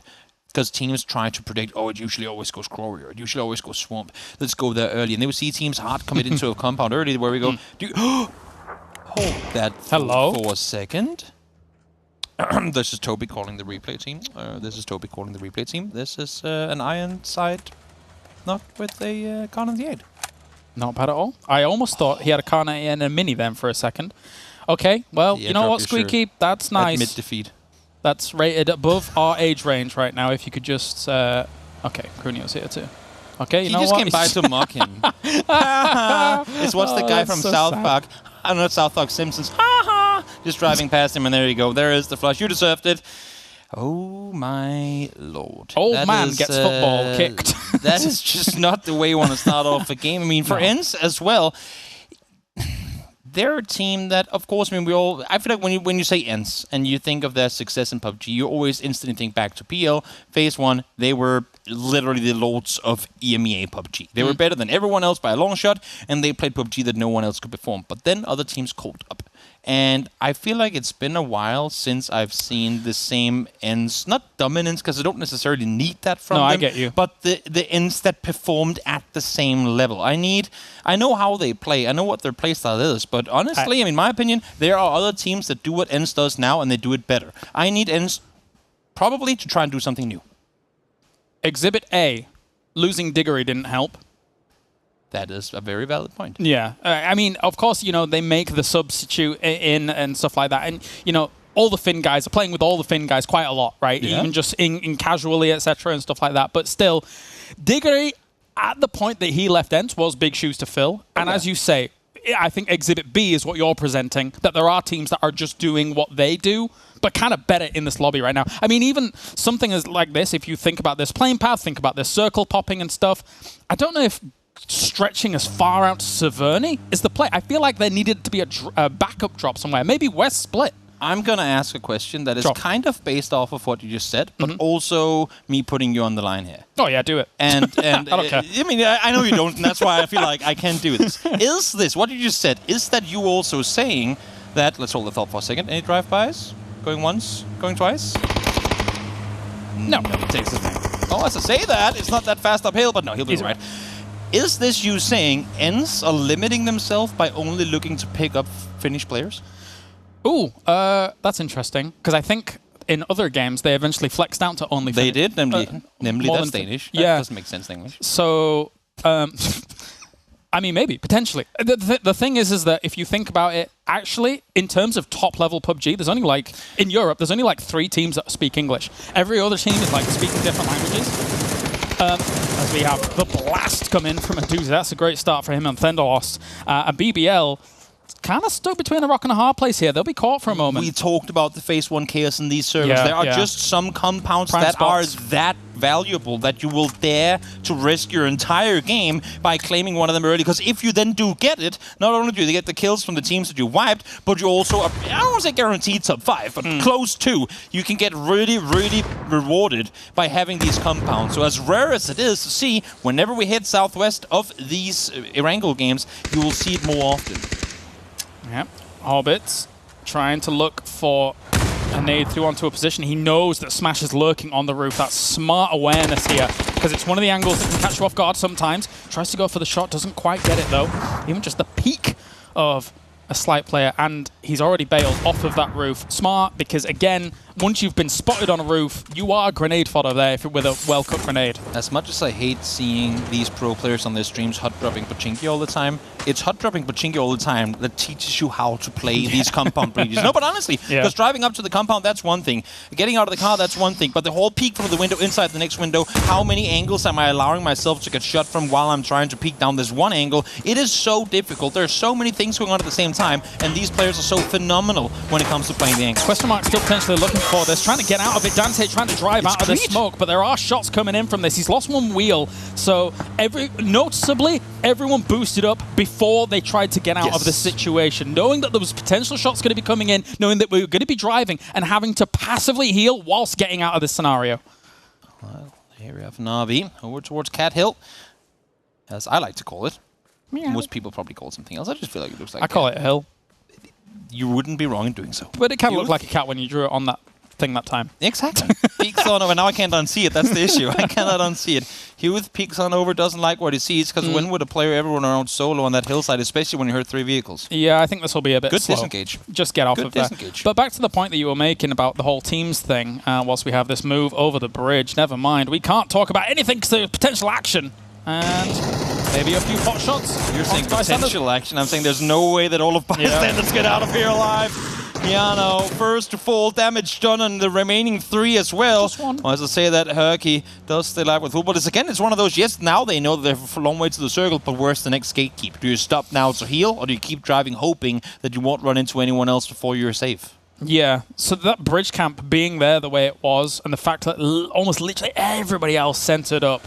And it's so far outside the circle. Yeah, it does cause concern for bystanders given that scenario, yeah, for sure. This is bystanders now saying to themselves, we can never, ever, no matter how far out in the blue we are, or how far away from the circle we are, we can never, ever cross that bridge again. Yeah, so that's a precedent. Without spending like us, because they were hiding too. There was no way they could just sit on the bridge and scout it and spot them. They were hiding. We can never, ever cross that bridge without being ready for a fight. Technically, you should always be ready for it, but still. Yeah. I mean, based on the playing path, it's so entropic, isn't it? To just be like, okay, we know someone's going to come over here. There has to be 3 someone points. coming over here. There is no better point in PUBG than the one you get without having to risk anything for. Yeah. And that's it right there. 4 guys peppering down a car, no response opportunity. I mean, sure, they could pull up, which would probably be suicidal. But that is the best point you can get in PUBG, because that is worth as many points as the one you get when you risk everything to get it. Shooting out towards the west, that's just flex shots by the looks of things, because there was no one over there. So just making people aware that he is in this area right now. Now, the interesting thing is that with Question Mark, I feel like Question Mark usually thrives in these kinds of circles. They drop Primos, of course, that's a great spot to play with, but they're very quick to flex out across that western side, take some compounds from there, and they're proficient at playing from the west in towards the east in this kind of terrain. So I said it at the start of the day, I feel like Question Mark and Na'Vi are 2 big teams to look out for in this tournament. And Na'Vi especially is already kind of proving that quite nicely. I mean, they both are. They're sitting up on the top of the leaderboard, right? Or at least, I mean, Question Mark is. I feel like that leaderboard is not correct. No, Na'Vi just won a game from the with previous a lot of game's kills. results. Yeah. Before the previous game's results, if you know what I mean. Yes. It was just to show you that now with this leaderboard, Question Mark were doing good. With the next leaderboard that's being brought up, Na'Vi is doing good. So there you go, James, bringing your point to perfection. 7 seconds to go until the next circle is going to pop up. Entropic, very slow at that, or the entry, I should say, but they'll be fine because we're headed up towards Chopsticks. And now Chopsticks, honestly, an area, while I feel like I've casted it 1 billion times, it's an area of the map I haven't casted in a while. So I actually wouldn't mind Gatka. I don't want Gatka open fields, but East fields, it makes for some pretty interesting end games. It forces teams to very early on hard commit to areas, and it makes for good fight and good entertainment. So let's see where this one goes from here. Yeah, every time we've had engagements around there lately, we have then seen it kind of shift south of there or things like that, especially in the tournaments that you and I have covered. But beyond that, look at that. Oh, Na'Vi's doing all right now. We have Entropic, of course, a lot of eyes on them, 20 points to their name. I think considering the starting 2 games that they had, a decent salvage for Miramar, based on the fact that, you know, we had those big wide rotates from Entropic on the previous game to find themselves a decent spot. And I like to think that if you go back in time to the days where Entropic were, I mean, they've never been a bad team, but when they didn't fare the way that they do now, when they ran into a wall of having a couple of bad games in a row, they would go more aggressive. They'll go, we're better than that, and then we'll start taking fights. And then because, I mean, the tilt kind of went full on, then they would die even harder because of it. But now what they did here is say, you know what? We had some, and it wasn't even bad games. They had 19 points in 3 games. That's decent, if not even better than decent. They say, let's slow things down. They do the polar opposite of what they did in the past. They slow things down. We got 1 freebie here. Now let's just backfill slow. We'll take it as it comes. Find some free kills. Find some good third parties. Do what we know we're good at. Instead of throwing ourselves into a gamble fight and then potentially lose because of it. And also in this Western tendency, when you have a circle 1 and 2 like this, because there are such prime locations, you do see a lot of teams try and center up early. So this means that they know that for edge play for the circle 2 and then who knows what goes on in our next circle. There's probably quite a bit of room on this edge. Exactly. So you can chill. You can play this a bit slower. They have all the space. They can sit up. They can wait, and they have enough time to pick and choose the fight they want to take. They're not rushed into a fight like we're seeing with Na'Vi right now. Uber down, example, caught in the field. They do have Melman and Alia up above BBL, and hopefully these nades won't go far enough, but that one is incredibly close to example, and I'm not sure, even though Uber is just across the smoke line, I'm not sure he's getting back up in his feet. A bit of an awful place for Na'Vi to be caught, but as we panned around here, actually, I'm not even that big a fan of BBL's position as well, as they were the ones that were laying kind of the groundwork for this fight to continue on. So there is still concern. There's still shots raining towards Alia, etc. But BBL is also not out of the woods here. I think they need to smoke and kind of fall back off of this a bit. Exactly. It's a dangerous compound to flex out of, too, because there's a reason they call it the gut compound, even though it's on the bottom left side of the circle. Yeah, they're just, I mean, again, we're talking PUBG superstition, player superstition. They're just circles that go that direction, no matter how far they seem to be away from that compound or down towards the swamp. And BBL flexing out early, taking casualties there too. You know that now, at least for Creed, they know exactly which team is in that compound. If they see another knock, they might as well just be full speed sending it there. Yeah, won't be too bad. If I mean, if Na'Vi had connected with equal grenades, that could have easily been, as you say, that third-party push coming in from Creed X. And again, I've sang these teams' praises. I liked them in the qualifiers up to the Super Weekend, and I liked them in the Super Weekend. They qualified in upper, not lower. Nope. Upper. Yep. So as we have a circle shift coming in, and not too much movement required, really. I think probably question mark will maybe group up, try and move through the south side of swamps a little bit, find themselves a spot there. Oh, Stardust, how do you backfill into this? You'd have to think they're hard south around, but then they're going to be going straight into Sakura Sands. And they have Metabase been scouting. You see them down at the bottom. I kind of like what they've been trying to do. They've been attempting at least to set up somewhat of a highway rotation around. We see Ens do this all the time and trying to spread out, take full kind of edge control and see where can we go from here. Now FaZe, well, they didn't like what they saw before. FaZe, Liquid, we were here last game, here we go again. There's a window of opportunity here if they crash quickly, because right now Liquid, as much as they're kind of all for here in inverted commas, they are a little bit split from this. Gonna try and throw some nades out, throwing the nades out the windows, as well as Molly's Mexi is able to find two quickly. This was not only a great tactic to delay, but also was able to cause the damage as well. Now Liquid's converging, bringing the Thunder here down on towards FaZe. The audio muffled from the mollies, from the doors being open, from the shots fired. Did not hear the nades, and they're just sitting on top of each other. James, free pickings behind the house as Liquid finally come out victorious. But here comes the boys in yellow. Na'Vi, full speed forward. They're going to be claiming what Liquid just left, and Liquid is now left with just two buildings to themselves. Yeah, this is a great opportunity for Na'Vi to push up against this, because once you hear a crash in this compound, very unlikely it's going to be across the whole compound. You can quite easily steal some of this away, and it is, again, taking a little bit of high ground away from there, whilst nades going down from Sakura Sensen on towards Stardust. The turnaround, Uber is already open on James in that previous fight. Intense, a nice nade there, but Uber on Fard as well. Uber's back in competitive, and he's bringing it here to Team Liquid. So many teams now fighting one another. Stardust in the meantime trying to fend off safely on the other side, but Alia, back to him we go as Vard get taken down. Northern Lights continuing to take out Stardust. They were the team that could have potentially pushed on over. Didn't happen. The protection was there. Metabase solo player left alive, thought they had a third-party opportunity, and even now here comes Entropic. Everyone hearing the commotion in the southeast side, everyone want a piece of what is a third-party pie. Issue is all these teams are coming in with no info, and they're wrapping themselves straight into the jaws of the beast. Yeah, it's a crackdown and a crash down on this spot, because do you really want to be kind of mellowed out and kind of getting things going on in the fields in the north? Not a whole lot, unless you've already got a compound up there. So the teams that crashed through here needed to find a spot as quickly as they could, and it, as you say, rushes them into the jaws of everyone else. How much does Spiro commit? This is a solo push. There's no help from behind if you overcommit on this one. Once you're behind that tree, essentially, there's no peek from the other side. How much do you commit, Spiro? How early do Northern Lights aggress in this game? You can see he wants it. There are 3 knocks on the other side of that hill, but something tells me that Stardust, despite having Metabay as a solo player on his feet just before, will get back up to all alive. Gax bringing it to Metralius here as the clash down towards the south will unfold. And oh my, Creed X being able to take down another 2 knocks as well. It's only her to be able to do something here. Gets on Gaxi, goes for the jump, predictive, but it doesn't matter because he gets locked down. Creed X annihilates the south. Huge that they managed to do that so fast. The circle just shifted up towards the north. They need to get that done with. They need to focus northward. And let's see where they're going to go from here. That being Creed X. Lookrooks in the meantime, well, they knew that Sakura Sanson were over and about that area. Issue is nail up. The up-close threat was taken down. That means their split is now too wide. Lookrooks has to pull back. Rough for all of the teams that had that south crash to these compounds for the shift to come along. We were talking about, yeah, nobody wants to mellow out in the field. I said we didn't want the open cat game. And there we go.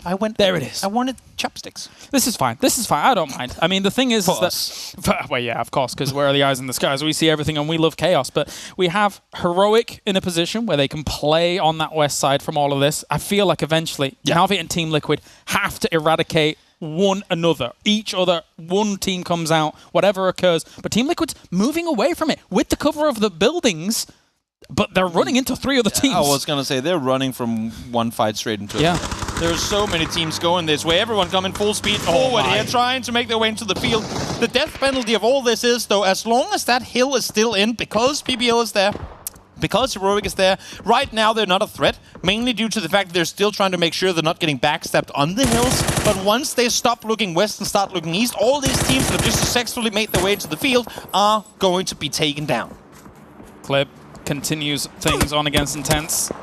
But will he get much more than that? Because shots from Example are coming in now as they realize Team Liquid left, so they moved up a little bit further east of that. Ents falls down as Polish Power have taken them out. Once again, Norkis with the nades alongside Krunios before, picking up Marsalek. Yeah, get him up, he'll be fine. But with him up, actually, they control a bit of the space up in this north side. Exactly. I mean, this is what they just did now is what both Heroic and BBL are doing. That's the reason they're not shooting in towards the center of the circle, in towards the fields. Because yes, we know we have a prime position, but if we're sharing that position with a team that comes in behind us, we'll be taken down before we get to take advantage of it. So you gotta clear your sides before you focus on what's ahead of you. Gotta take out Sakura Sanson if you're Navi as well. He came and kind of did a little backfill. He will go down. Melman. It's very much so great support against Team Liquid as well. Uber opens it up. Team Liquid goes down. You've got to be scared of this roster. Na'Vi, I'm saying it right now, they're coming for this trophy because this team looks absolutely insane. They still have a rotation to make though, and where that is, I'm not quite sure because BPL, I mean, had there been more kills coming in the way of Creed, there was potentially a rotation to be made in that direction, but where do you go from here? No. Not enough speed, Uber. Gotta speed things up in order to get there, as I'm saying, because the hill is still in. You are in trouble if you're Na'Vi. Still not inside the circle. If Northern Lights alive on the edge, and here is Page, MK in hand. He does not miss those. But he only has 6 bullets left. That is a good point. So that's not great. But MK with no bullets is not that dangerous. How do they always have an MK? I mean, once he runs out of bullets, I suppose he can throw it at people, but and then go and pick it back up. But question mark will be a potential threat for them in the north a little later on, because, I mean, moving straight east for a question mark is a bit rough, as we now have a lot of teams trying to inhabit the fields even, sorry, I should say. Bystanders were there early. Entropic rotated past them and somehow found a spot there, so kudos to them, but I don't know how long they'll survive there. Right now, I mean, Entropic's obviously outside the circle, but for Bystanders, you gotta live up to your name. Stand by. Let everyone else fight. Wait, like, don't do anything until that hillside is out. Because once you aggress, that eye up the hill is going to take you out. In the meantime now, well, question mark, they've played it slow, they played it late, and here they come full speed forward to a split Heroic. Yeah, there was no way they were going to go east. They had to go south to try and deal with this threat, try and find some high ground cover as well while this was going on. Here comes all the utility. A nice throw in by T-Bone. Now that might prompt a little bit of a look over here from Heroic. More nades come in, more mollies come in. The smoke line is big for them. BBL finishes off Na'Vi. That was going to be hard for Na'Vi to make it in anyway, but still, it's open here for Heroic if they want to make a move. This is huge. Beamy staying behind for just a little while longer to make sure that BBL didn't crash down this direction. Now they're here. Full-on wrap around on them. Corexi finds 2. There is a flank opportunity for a doozy, but as I say that, his options are close to none. He has to wrap up. He has to try and play the smokes, but he's still outside the blue by 100 meters. And you can only buy so much time with these smokes. Especially when it's nades. Nades don't care if you're aiming in the right direction, as the the push comes in from T-Bone, finds himself a doozy, and question mark, they are absolutely gone. This, BB, the hero played from behind. T-Bone caught with his back turned there for a second. Unfortunately, he's going to go down because of it too. Didn't like his solo peek all over, trying to do damage while Corexi, while Page and all the other guys were still rapping on forward in vehicles. BBL tried to full speed send it towards the circle. At least one gone down as Smash falls. Code Marco, where do we stop here? Hello, Midabay. Well, yeah, not too bad on talk to Code Marco. We'll actually finish off BBL for all of that, but this is where the Kings start to gather their troops. Yes, now you can take control, right? Because now the hill is out, now it's an even fight on the low ground. Got plenty of room to potentially work with, even though it's actually a little bit deceptive because, of course, it's all kind of flat. But there are some little hills, rolling hills in these that will provide a bit of cover. So it's not just fully open fields here. And the reason that we're seeing no one try and wrap West to take control is because Polish Power is in a perfect position. With like they pretty much have the entire west side cleared from where they're sitting. Circle though, towards the east we go. Skate in full control of the one remaining compound in this match. Polish Power, they've been eyeing this direction for a while. I'm curious as to how many knocks Polish Power needs on Skate in order to make that committed pull-up. Yeah, there's the weird moment, right, where a lot of people will look at this and be like, oh, it's an easy win for Skate. Yeah, it genuinely at this moment doesn't work like that. No. Like, one, they might not be hot. They might not have got themselves too many kills off the back of this. Only one, in fact. Two, when the crashes come, they could easily come from multiple angles at the same time, given that that's the only compound left alive. Metabay is also another factor in all of this, as Entropic tries to go for a bit of a Hail Mary, not going to work out. 0 down to 0 spare bullets. Not optimal, but of course NLT has been able to take fights from afar for a while. Cabby falls. Master League is the one to stay behind for cover. They do find one. This could be the perfect approach, but no, Batulis from the side does damage in return, helping out Skate. I thought this might be a crash opportunity, but Northern Lights prevents the push. That's right. You would think that maybe they would look to try and dislodge, but Master League now goes for a tricky maneuver over to the east, and then he'll have to wrap down south. But I don't know which dips he's really going to find here. He's trying to go join with Norkis and then move Patulins off of that spot. He's still driving. Where are we stopping? Louise. Hello, where are we stopping, Master League? Finally off the bike he goes, still alive, and in the very center of the circle. As I say, that Metabay from the side, sneaky stake in the grass. There's just no way you're going to find yourself in a spot at this point where you're not going to be visible to some team. Krone and Norkis, I should say, this is not going to be easy. It's going to be close to impossible. And finally, the kills does come through. Polish Power, 5th place for them. Metabay falls immediately after. So we're down to three teams left alive. And it's a power 3 at that. Heroic Northern Lights, Skade that's already won themselves a victory here as well today. 10 kills coming in from Northern Lights to get things going on Erangel.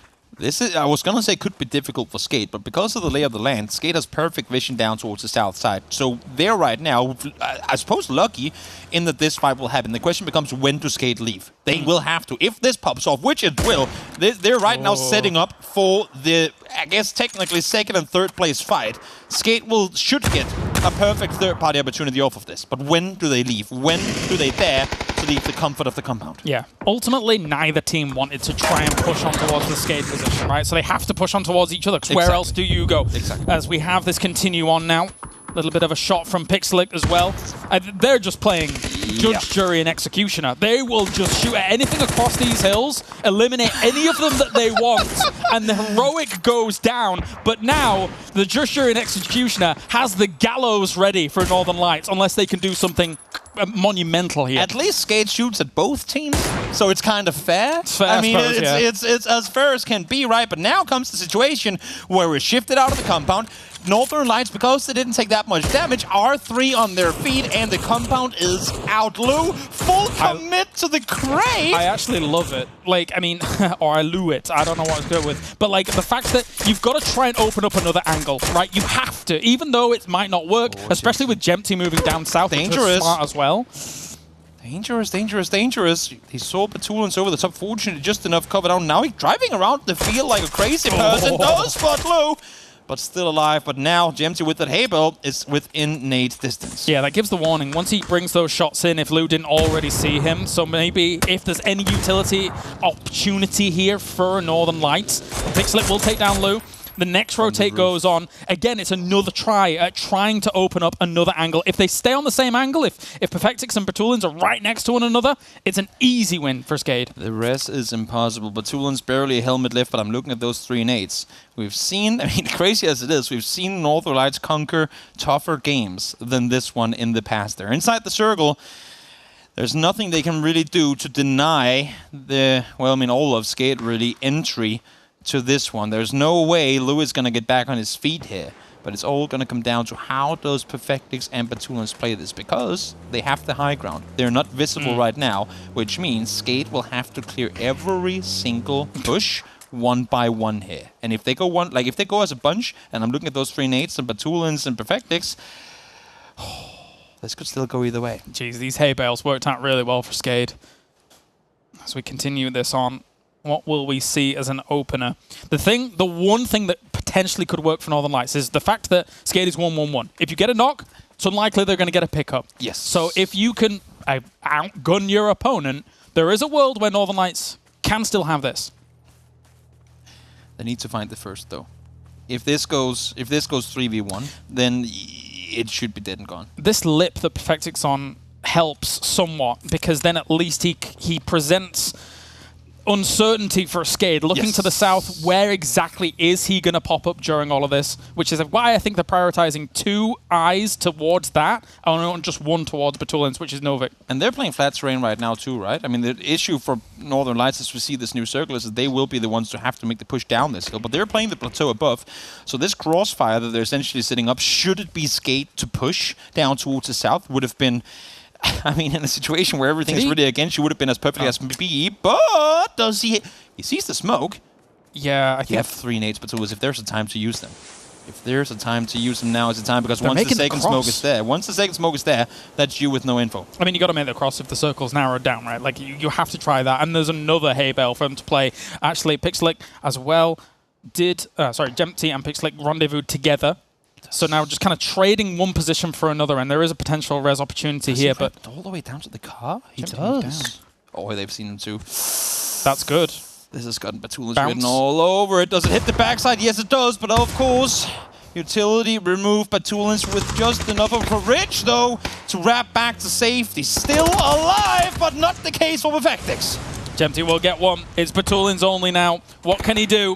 Going to try and throw a nade, predicting exactly where Pixel's going to go, but it's not going to be the case. Skade, 2 out of 4 games to start off G-Loot Season 6 here. It's a big result here for Skade boys. Sometimes you catch a few, sometimes you catch a lot. For Skade, didn't have to move too far in this one, but sitting tight, getting himself the win from the compound. A hard one at that, and as I say that, we've seen it so many times. We've seen it so many times where the team in the compound don't push out when they have to, and that would have allowed for, even when they're just 2, Batulins, Perfectix up on each side of the hill, pepper them down before they leave. So a good win for them in the end to bring it home. Yeah, surprised overall that all the teams didn't try and dislodge the compound situation, but I can understand. It's just impossible. It's difficult, and sometimes you try and have to say, okay, we know that they have the best spot. Let's try and go for the consolation prizes and a lot of that. And even when they do, you know there are so many more teams in and around that area. So if you're Polish Power and you full commit straight to the compound, even if you get there, even if you get the kills, it's going to be a second and a half before there's another team right in your doorstep. All right, break time. When we return, the analysis will break everything down, and we'll go on to Erangel once again.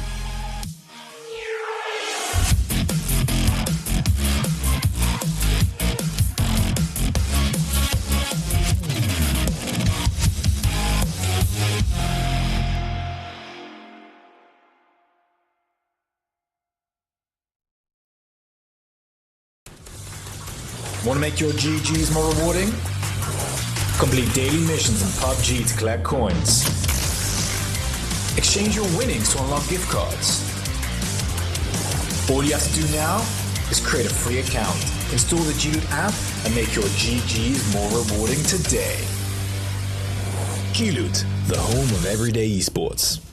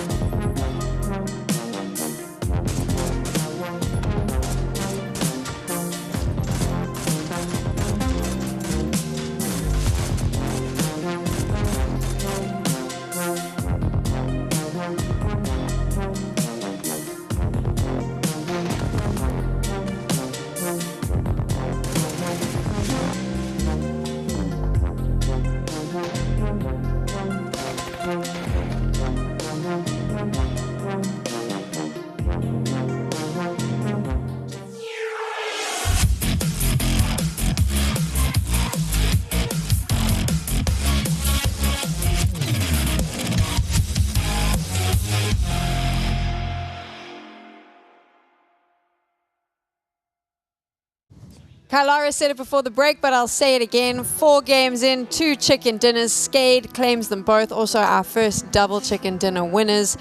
They have come to take home that first place. Yeah, they have, and they haven't necessarily had the smoothest journey here, but that's part of the point, right? Everyone gets the reset ahead of the grand finals. It doesn't matter whether you're in first place or last place, as long as you're in the lobby, the opportunity is there. And right now, Skade are grabbing it with both hands. This is a very experienced roster that's come together. They should be a team that people are scared of. But I feel like during Super Weekend, maybe we didn't see the best of Skade. They've changed that today. And also, they had a somewhat recent roster change going into the Super Ring, right? So now they've had a little bit of time to really refine it. I will say, though, it's pretty impressive to me that in just 4 games, they're able to get a win on both maps. So really shows this consistency here. And also, what I really loved was the wipe here, the revenge wipe from Team Liquid onto FaZe. Just back-to-back games that they're able to do that. Overall, fantastic game, but it's a really rough one. This circle with that compound, with the fields in play, is just so hard to play. We see them on the highlights right now. Na'Vi, they looked mental. Yeah. I'm scared of them. We saw them get the chicken dinner. They came into this, they looked really mental as well. And I feel like they're another team that it took them 2 games. They've woken up now, and I'm worried about them. People are settling in, but Na'Vi's the kind of team where you give them an inch and they take a mile. So if the teams are settling in, they're getting a bit more predictable. Na'Vi senses weakness in one. They're a team that's so good from going to squad fight to squad fight to squad fight and not skipping a beat.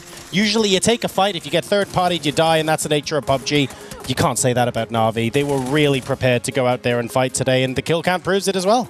Another team that looks like they've woken up, NLT. Obviously, we didn't see a lot of them on Miramar. That aggression and sort of the going for the kills coming out again from them. And now we seem to have seen them wake up a bit as well, Avenger.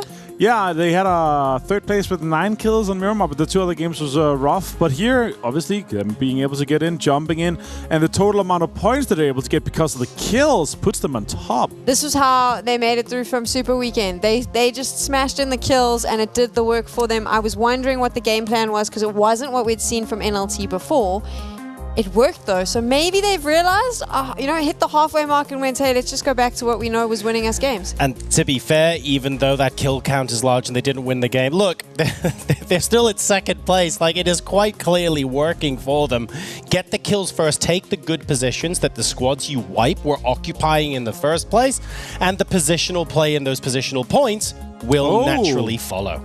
Look how this leaderboard changes all the time. Every time we see a team get a chicken dinner, they tend to jump onto the top, but it's so close. I mean, 3 points between 1 and 2. It's insane how close it still is. Right. We're 4 games in, obviously. I think by halfway through day 2, obviously we'll have a better understanding, but this is looking like it's going to go right down to that final game in day 3. Too soon for me to say that?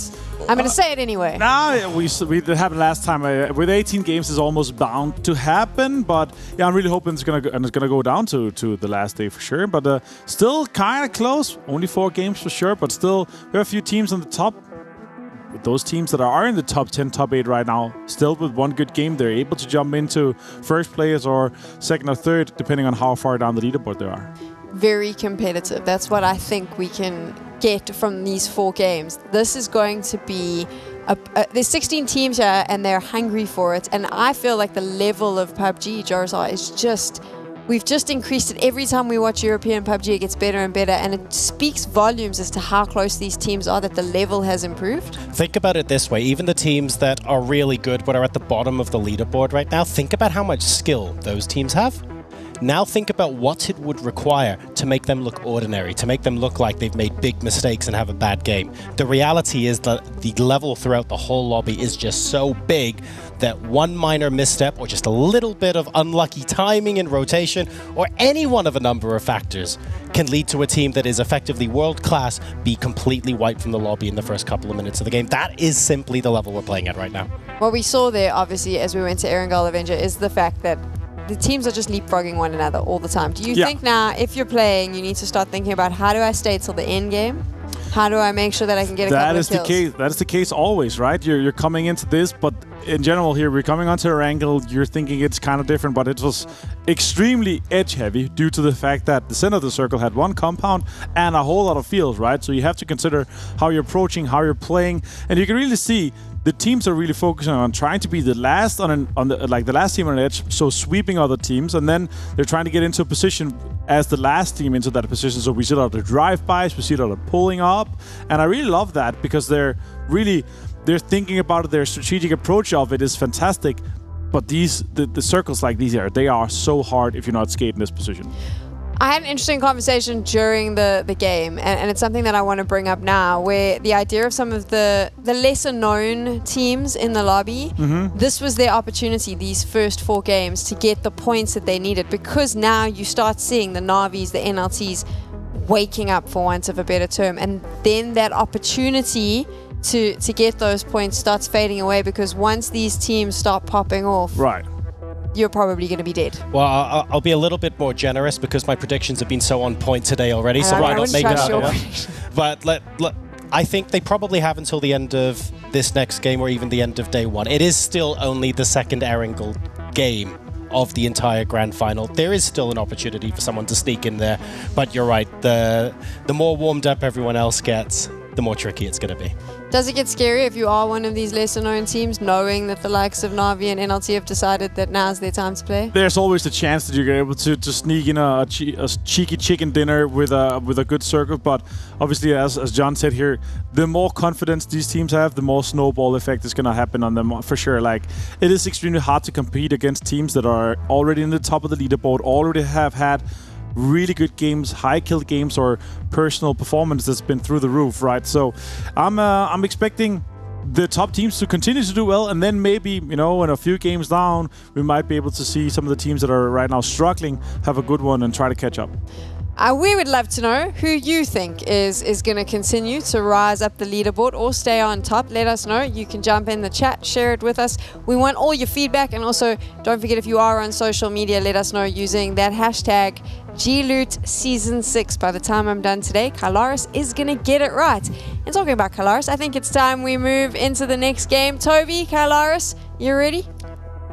You don't want me to butcher it again, so I won't. For the benefit of you, for the benefit of everyone in the back, we are ready, indeed, to get into game number 5 here of the day. We go back to the grassy pastures. We had a rough plane for our previous game, and I think all the players are hoping we're not getting that plane over the Millie Island and having a pretty harsh south plane. Especially for the teams that has come off to a pretty tough beginning to the day. Can we please at least just go to where we normally loot? Like, can we just get a somewhat regular start to the game? What happens then? Fair enough, we'll adapt. But just let us rotate out from where we would normally go. I think that's where everyone wants to go to begin with. Yeah, I mean, again, you know, when we were talking about the end situation, obviously them all moving all the way up to Severny, they lose one, then entering later as well. It's very difficult to try and make it work when the plane is so far away from those scenarios. Exactly. Well, speaking of planes, here we are. 2 more games left on the day, and this one seems to be much further north than the previous one was. Actually, surprisingly far north, if I'm estimating this right. It's like South George over... No, it's decent. Okay, I thought it was further north, but this is as ordinary as can be. I feel like it's only fair that if you go Millie, you are the team that has the stretch. It's already a secluded island. It's like, if you want to go down there, fair enough, but you will have the furthest to go. Yeah, I mean, those teams had... I mean, it's not... Oh, way up. Maybe a little car challenge here. Uh-oh. Who gets there first? Wait, did he leave? Nope, that's a full commit, and it's not yours. Get out. Yep, time to leave. And no fight. Don't want to be driven to the opposing team and then just get gunned down. No reason to give that up. No reason to stick around. We'll leave other teams. We will leave other regions to do that for us. Yeah, well, yeah. I'm sure that come PGC, apartments and Rozok and all these silly locations will see that fight go down for the rest of eternity. I feel like it's never the same place when we have those global events, though. There's always, like, teams always find the new place to be we'll full commit here until the day we die. And now we've had Pachinki, I mean, for reasons. We've had apps, I mean, not school, but just apartments. I'm curious as to, I mean, PGC 2022. What do you think will be the next spot? I'm going to put my pin in Yasnaya. I'm going to go with Shelter. Shelter? Just because. You're mental. I know. But then by me making a more obscure guess, it's going to be that much cooler if I get it right. And if it's wrong, it's one of those, well, I mean, it was going to be wrong either way, right? Nobody's going to remember this. Well, I will. Okay. And I'll be like, do you remember that time during G-Loot Season 6 finals where I predicted that we were going to see hot drops in Shelter? You remember it, and then I can't wait for the moment when it happens and you're going to be like, oh, do you remember? Even if I'm not casting, I'll run on stage just going, I told you so. I told you so. And then the ushers pull you off the stage. Like, who is this crazy man trying to streak PGC? I get that a lot. I'm assuming at this moment you're naked. I don't know why. That is your fantasies, not mine. Well, this is weird. Yeah, I think I'll be fully clothed. But then, I mean, I'm so sorry that I implanted this mental image into anybody's mind. I think the weirdest part is that you implanted it into your own. I'm a weird human. And we have noticed that through 5 years of PUBG as I have been the host. And I have asked said the weirdest things. But you get away with it. Because you know what? When you're a host, nobody cares what you say. But now you're a caster, James, so that's going to have to change. Oh, no. The thing is, this is going to, I mean, the chat is active when the games start. They clip things. And whatever, Twitch chat, come at me. Now you said it. No, now the floods will. No, you know what? We've spent the first 3 minutes babbling, so let's get back to it. Northern Lights. Oh yeah. Surprise! Off to a pretty decent start. 4th place right now. Usually, I mean, for NLT, they're not opposed to getting far ahead early on in the tournament, but they also don't always. They oftentimes, I mean, they'll win the first game because that's just kind of what they do. Now they didn't, but that's normally what we've seen them do. And then they have a little bit of a period where teams come back, and then they, like mid-day 2, kind of halfway through the tournament, they just turn on the thrusters and just like take off. I feel like their special right now is extreme kill points. Even like given like 2 placement points per game, whatever. I mean, we saw it. Like what? It was 18 placement points and 77 kills or something. Like that's ridiculous a ratio. You pull up on this? Creed? Hello? Gaxi? Out of the car? They want to know how many people are here. Liquid Compound, now Sheila is coming in to defend. I would say once you see those 2 cars coming in, that's just giving up. Now you don't want it anymore. Have you not seen 2 extra vehicles? Fair enough. There might be a chance that's a solo player, but 2 more cars just came and there was already guys shooting from there. That is at least 3, aka don't do it. Yeah, and where they are right now and the area that they're sitting in, there's so much room to work with. You've got all those little craters in the fields and things like that that can reasonably house quite a lot of teams if it comes down to there. But of course, this is a transitionary method for them. This is a transitionary location. This is for them to just stop for the moment, figure out where those circles are going a little later on, and play it safe for now. Because it's very rare you're going to get someone in circle 1 rocking up on another dip next to you and then throwing a nade into your dip. Well, you're saying that now. You think but then again, I'm looking at the map and going, who would engage in whose dip? Yeah, I don't think so. Most likely not going to happen. At least not yet, anyway. Ends. Slow rotating on forward. Squeaky is somewhat left on his own with Polish power. I mean, Polish power, we've only been through one Wrangle game, but they were the Ends kryptonite this time around, though. Squeaky gets the lift with the scaff. The vehicle's driving on past. And we'll wait for his teammates to come on down and regroup. Question becomes now, because this is where Ends does this thing where they'll send one player down to Rostock, leave Squeaky where he is, send one person up to the north of the Yasnaya River, and then, I don't know, have one in Pachinki. They'll just take an entire, fourth of the circle edge to go wherever the next circle goes. We'll have someone in a nearby vicinity to grab us something. And curious to see how Ends up to spread now that that Squeaky is already this far down south. And even if that something is just noticing another team in a conga line driving past, that's info. Right? That's good enough to say, okay, maybe we can't take that certain compound. And it's a lockdown of a last resort. Sure. Yeah, you can go for something better, but now we have something. If everything else goes wrong, we have something. And believe me, sometimes teams just want something, because most times they don't. Let's see what question mark's going to be looking at. I have this a question mark, of course, playing down from Stalbert now. I always have this thing where I look at QM and I'm like, I want to say quick math every time. That is and it's really annoying. A throwback, yeah. If I've implanted that in your head now, I apologize. I mean, I was there. I just spent a year getting out of that one, but now I'm probably going to get back to it, so thank you, James. Gaxi found one hard committed to the flush, and he paid the price for it. The vehicle right now is granting him the cover he needs. The issue is, and you can see here, Reichs just realized that there's indeed bystanders placed in the house on the other side, so how the hell do we get to Gaxi? I'm surprised that trade eventually went down as early as it has. But here we are, and I think they can continue to get to Gaxi here for the nope, never mind. Chilla still had the angle and still was able to knock him down. So Blue Star can't really do much from Reichs onto bystanders. This is an interesting knock. I don't think there's going to be a follow-up, especially now that Gaxi went down, but look at bystanders. They're in a wide four-way split right now. This is a dangerous situation, and fortunately for bystanders, I don't believe Ends... Oh, I'm saying that now. I might be in the wrong Ends. They know exactly where that bystanders player was because they're pulling up on this. Yes, they knew exactly where that knock came through from. That is a massive read. Massive read. 4 Ends, hearing the shot, registering in the kill feed. This is usually the bystander split. And not only that, they can probably go as specific as saying this is usually Herky's position in a bystander split. And they punish. There you go. Free real estate for Ends. What a great entry point as well, just as a whole. Super smart. Very nice entry point. It just gives them so much to play with, considering that originally we're thinking to ourselves, okay, they're going to get a lineup, they're going to look for information. But no, you know, just reading this information that they gathered from all of this. And again, actually, I'm kind of just surprised all of these knocks went down the way they did in this scenario. Because it's so wide, it's so spread, it's so open. The knocks come in, and you don't expect people to really push onto it. It's usually info knocks, right? Yeah, it's info shots even, because the knocks normally don't even come through. It's info shots that are taken.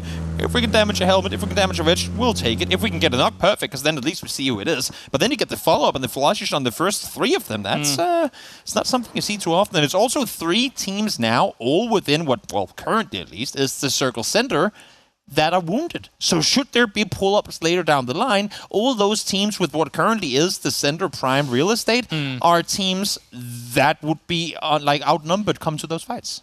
We just witnessed that. Team Liquid will be hoping for a shift or anything. The reason being, not necessarily just because, you want a shift onto you, but they only have 1 vehicle. It's not the best of scenarios to be in as well for them, given where this circle could go anywhere at present moment. So yep, that's not the best of scenario situations to be in for them. I still really love that teams still play 9-minute phase 1 mentally.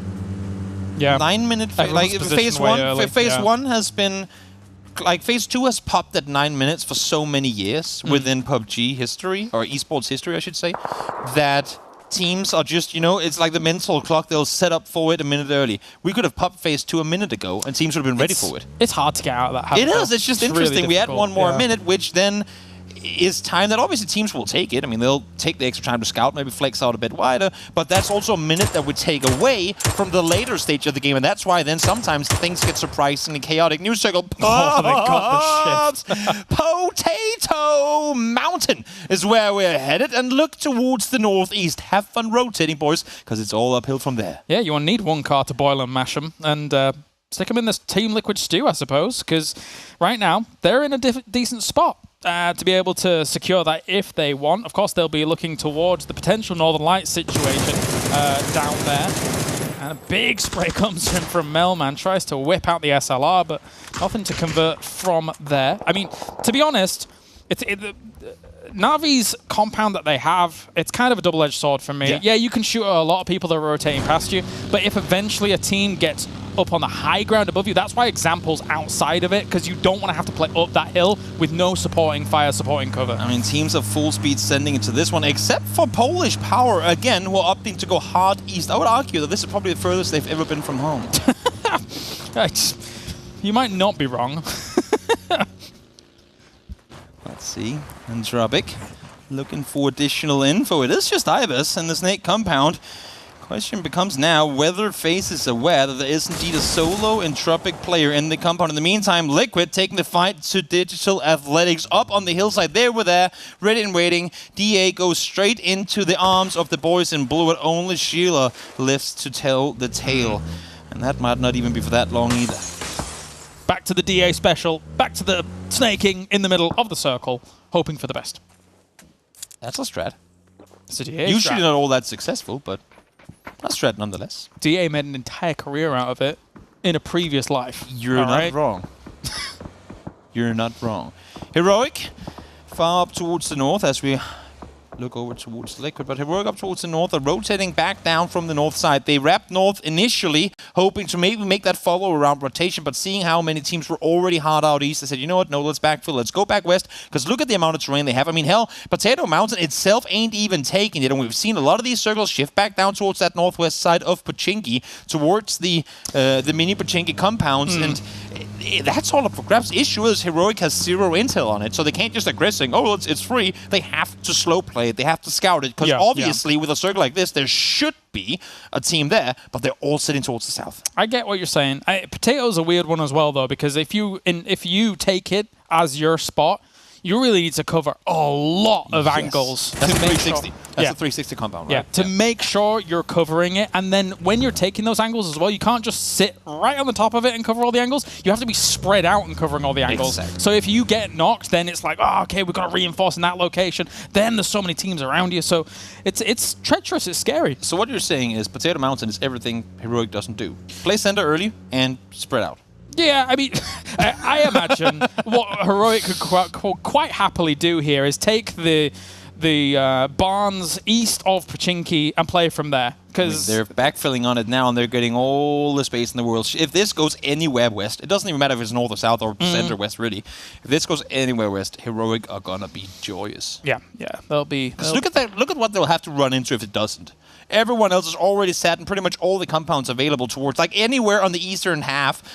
Pretty much everything is taken at this point, and of course, that is exactly where we go. Now, if we tell question mark that farm is available, how wide do you think they'll up to rotate? Speaking of question mark, no rotations coming in right now because they got something else going on. Creed, at least, Warwick's down on his stomach, trying to stay alive here. Nice flank coming around from Medusi too. Not huge amounts of work been put in from Wox yet in the games today, but I do have a lot of faith in his abilities. Great player, but it's going to be hard to get out of this conundrum because question mark is enveloping your position right now. They are crunching down on this, and it is not. Yeah, you're spotted from every single angle. It was impossible. Nice play. Nice play. Grabbing around the side. Whee! We have a connection from Rykes, but Solo player left alive. There is a car with tires, but there is also an Every angle. A Ducey that spots the wrap across the street, or between the compound, I should say. He'll get the kill. Issue for them now is they just heard the Ents rotation. I don't think Ents knew that there was a fight going on this close, but they just heard it. Now they have to wrap on it, but maybe they get to backfill because Ents are taking casualties. Yeah, that would be quite fruitful, potentially, if they're able to get a few knocks off of them themselves. As Stardust now going to greet a little bit of this. There is quite a wide split on tempo as well. But we have Skade actually on the move, potentially. No, they got in the cars for a moment against all of this. This is a wide Stardust split as very, well. Very. A ballsy one, because they know there's going to be heat coming from the north. But right now, I mean, they're fending off, but Celtic is all on his own. You've got to be ready for this. They're all coming your way. So what's going to happen? Down he goes. Nate explodes, but nothing comes over Fit. Apocalypse? No, I don't like this. Go back. You know that there's a lot of Ents players on the other side now. You're too late to the party, buddy. Now, stopping down on the shack here, I think he just kind of wrote his way to disaster. Yeah, way too late for this, unfortunately, there for Stardust, especially with eventually Question Mark as well, going to take up a potential high ground alongside that road. I mean, you can't take the road because it's just way too open, but there's extra threats that are going to be looming across all of this phase, firing shots on towards bystanders up on the high ground, and there's more just warning shots than anything, seeing if they can get a cheeky knock here and there. Again, the more the info you have, right, it's perfect for them to know who's playing the hill above them. Yeah. Because if they figure out it's bystanders there, and they then see bystanders getting knocked, then they can go, great, now the people above us aren't focusing us, we can start spreading out south. But as long as they're there, and they don't know who's up there, they can never really play between the compounds. They can't play the south side because they're super visible to the team up on that hillside. Ultra valuable information if we get a north shift. Exactly. Right, well, even more so, yes. Yeah, even more so. Because you have to then try and start planning your moves, but there are a lot of teams around you, so they're going to be keeping an eye on huge numbers here. Yeah. Stardust still trying to recover from this spot. It's a shame for them that they're not in nade range. It really is.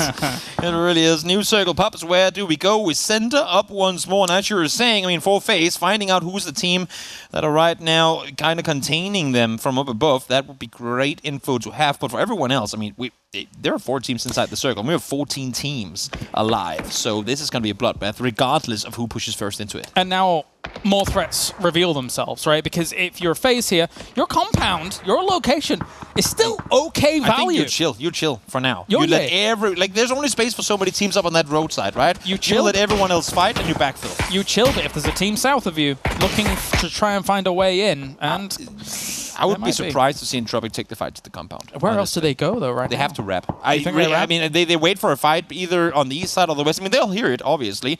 Speaking of hearing things, Batulans both hearing and seeing, if not all of Liquid, then close to it. And clearly, James has zero clue that Batulans is hiding on the other side. But oh my lord, almost didn't even get the knock. Fortunate it does, but look at the blue damage coming through. They are in trouble. He needs the cavalry to arrive, and here they come. Yeah, here comes the nade as well. I mean, the shots were already going to finish that off. It's just the proper insurance policy for all of that. And actually, he should have the crossfire available if they can get an angle on Mexi to try and get Batulans out of here. But actually, Batulans is bleeding out there in the blue. Is it just me? Or is it James? Every single time we see a Liquid player get backstabbed like that. And this is nothing against James. It's just sometimes you get unlucky. There are only so many angles you can cover, and I just feel like every single time that someone gets shot in the back in a position where you really can't fault him for looking in the direction that he does, it always tends to be James. I don't know if he's cursed or what it is, but he is incredibly unlucky when it comes to angles. He just can't. I mean, you can't fault him for not holding. Well, Stardust just took out Ents, which is actually ridiculous, given all of that going down. So very, very nice indeed as we continue things on. Novik actually bringing the power to Polish Power on the other side of this. Norcus will trade in kind, though, as we have the finish off from Jempty. A 4-time scope zoom in at that range. I'm like, okay, okay. Suboptimal, to say the very least. It's crucial damage, though, crucial kills coming through from Skate, because they still need to fight their way on through into this one. Pixel trying to wrap his way further forward. Luna, in the meantime, trying to get his way on in. They are managing to make their way inside the circle, but they still have Liquid up the hill above them. Yes, they do. It's nice that, as I say, they were able to rendezvous as 4. I honestly couldn't speak to the James scenario. I haven't quite paid enough attention to it being him every single time. Clib will take a shot towards. No, there's heroic from behind. There's 3rd and 4th parties taking out Team Liquid here. They are absolutely bogged down in fire. You sit on the edge, you stick around for too long, you will get backstabbed. There are simply too many skilled edge teams playing these matches that you have that amount of time to play around. Liquid, unfortunately, wanted to make space for themselves. They got knocks onto Northern Lights, but it just weren't enough. That was not. Heroic now. Still being shot at by question mark. FaZe waiting for the potential move. Now, Entropic did push onto the extra building behind FaZe, which is what I thought may occur because there is those 2 pockets of buildings. Makes for an easy transition, but beyond that, I don't know. This push up here from Heroic on towards Northern Lights, very important. If they get this here, they will have all the space in the world. They're even leaving T-Bone up on the hillside, at least for now. I don't think they're exactly sure how much damage they're running up to, but once they realize it's the entirety of Northern Lights, they would have to commit more. But look at the minimap. Question mark is wrapping in behind T-Bone. He's heard that. That info must have come across. Yeah, and Beanie has to bail from that. His car was not going fast enough with the 2 tires out to really make a kind of further move with that. It'd be a sitting duck. Because question mark still peppering this location. Heal up from Page, but a doozy finds T-Bone while this is going on. That's the backbone, that's the safety, really, from the hill up above. The one that could look over in the other direction down. So Heroic only with knowledge of what's happening in one direction here. I love the fact that question mark ain't overstepping their boundaries. And at the same time that Northern Lights don't overcommit on the hillside, because all they have to do really is wait for Heroic to make a play, and here it comes. It was an easy 1-2 for BBL to take out Ivers, but Enalop is actually making the trades. Lucarux goes down to 8C, and Entropic, they had to make a desperate move to try and get up to this position, and that's a nade out. That bounced on the tree and gets the connect. The tree bounce makes it perfect. Nifty little underhand from Flammy allows him to stay alive and potentially allows him to get back up Yord, meaning that they would leave the 2 on their feet. Let's see now, Na'Vi. The next team to try and fend off against Northern Lights. They've been running from team to team here, and I'm afraid that Na'Vi in this case is a little too much for them to handle. There are just so many angles from where they can see everything. Beamy accidentally headshots correctly, suboptimal, but things happen. Yeah, rough when you're all on the same rock, right? You want to try and provide some fire out the other way, but both of you are looking the same as a kind of tense situation. Here's the drive. Heroic trying to escape. For them, luckily enough, Hobbits is actually taken low, but Uber on the other side, a triple nade onto Northern Lights is going to absolutely melt them in this game. Again, the more damage you can do, the faster you can do it, the better off you are. There, they fall Northern Lights out in 8th as we make our way further now into the placement points. For Na'Vi, that's a huge win. If they can remove Heroic as well, but FaZe is wrapped on this right-hand side. Salty is actually able to get the double nade. Gustav already knocked 1, but then smokes are going to come out here from Diggity. Trying to slow this down a little bit, trying to get these guys back as quickly as they can. A small spray comes in. Tekka's with that molly. It could be good. This is a crucial response. Crucial for Sakura Sanson. They needed this. They got a player knocked. They know there's teams waiting to take that fight to them on the other side. So the instant response with a double nade onto FaZe buys them the time they need to try and regroup, to try and back off here, and hopefully allow for the pressure to go down towards bystanders rather than them once again. Not too bad. Try and seize some more of this high ground, but Melman! Again, Na'Vi is absolutely tearing this lobby a new one. Question mark is going to be the next ones to be on the chopping block if they're not careful, because right now they're very divided. 2 are already down. They're going to get sandwiched here if they're not careful. Sure are. BBL playing it slow, playing it smart in this one. Usually they have tons and tons and tons of kills so far. Just the 3, but again, gotta get late game, gotta get the placement points at this point. So smart playing on their part. Question mark down and out. 5 teams left alive. All right, let's take stock then, because BBL is a great spot on the west. Perfect. Na'Vi, not too bad on the north. The 3 remaining teams going into the meat grinder here on the southeast side, as FaZe is caught in the middle of a lot of this, but against Sakura Sensen, already Fex is opening things up. Salty will get traded away against Diggory as well, and I mean, not even a trade. I rephrase that, because Fex as well, these guys are dismantling Sakura Sensen on this side, and beyond that, it's just this little snake! Oh, Flammy! 2! Will he get more? There's just Diggory left to fight. Now Diggory knows he doesn't know what he's going to be running into on that side. They went down so fast that there was no info to be found on that side. FaZe were already having enough trouble with Tekka's kind of shooting in from the side, but now Flammy peeks on over, goes for the shot again, but can't find it. But both BBL and Na'Vi have heard all of this, and they say, okay, well, we can't even see you. You can't see us. Let's just absolutely dismantle this southeast side, take all of the threats away. We'll come back, gentlemanly agreement, fight it out at the end. And this is a perfect play from both of these teams. I mean, this is BPL claiming the entire circle, essentially. Yeah. I mean, if they get this, if they can make sure they get control here, they'll be good. But you cannot underestimate the powers of both Thiggery and Flammy, especially in these positions where it's BPL who has to make the overpeak. They're overextending. If they aggress on this like they do, it's Na'Vi's it's got Na'Vi's written all over it. They overextended, sending 2 down there against, as you say, extremely formidable opponents. You can't be doing that with them having that little peak advantage. And now Diggery is still alive and still causing problems for BBL to the point where Na'Vi can ride this one all the way home. You have got to know when to call it quits. You've got to know when a good idea by not being executed right becomes a bad play. Na'Vi gifted the end game in this one. The previous good game Na'Vi had here, they played it perfectly on Miramar. They wrapped over when they had to. They did all the right plays here by playing passive, by doing the opposite of what granted them the win on Miramar. They just sit back, they let the chaos unfold on the south side, and now they have 2 duos before they can claim themselves yet another win. Between Skade and Na'Vi, why don't we just let nobody else win today? This is ridiculous. Na'Vi, at this point in this game, they do what they want. Yes. There's no one contending them. There's nobody contesting them with the way that they were handling things in the north.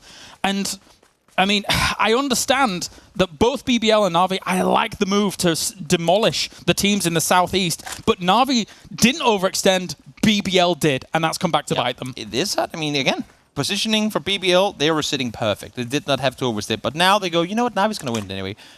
Diggery, let's take a 1v1 on the south side. Let's have a fair fight for second place. Fair fight for second. Yeah. Thing is, I think Fenderos is going to come in and backstab Diggery, so not really too much fair about it. We'll see. The smoke from the crate, not exactly giving him more vision. Level 3 gear on both players. It doesn't get more fair, and there's the vision. Prones on down. The fair 1v1 here. Again, Na'Vi, this is... All right. There is no way. All right. The bullets fly in the middle of the air. They both eliminate one another. GG. That's what it is. No, one gets killed just as the other one lets go of the nade. Na'Vi gets it. There's the nade! It's got to be that, right? Because then the bullet fades. It would have to be. Issue is, the more time they spend chilling, the more the Na'Vi players encroach on them. This is GG. Diggery does manage to find it, but 1v4. Level 3 gears there. We've seen 1v4s in the past, but 1v4ing Na'Vi, I just don't think it's happening. And not gonna happen. Uba is there, finds the final 11-kill win once again. Na'Vi out victorious. Yeah, I'm singing this team's praises a lot coming into this tournament because they looked brilliant last week. They're terrifying. And again, once you've given this team just a few weeks here and there to gel with Uber on the roster as well, we know that they're going to create some magic here on the Battleground. And that's the thing, right? He's a pretty recent pickup for them. So the fact that, I mean, we know Uber is a talented player, but he has been idle for a while. He comes back in and he makes it look like he never left the scene. No, absolutely. Great to watch. Great control of this game and really understanding the dynamics of not having to really over-aggress in certain scenarios against some of these other teams that were on the battlefield. And, I mean, 2 wins on a day here for Na'Vi. Once they get rolling, they're kind of like Heroic in that sense. Yeah. Once they get rolling, it's difficult to stop them. They're a team that you do not want to give a lead, that's for sure.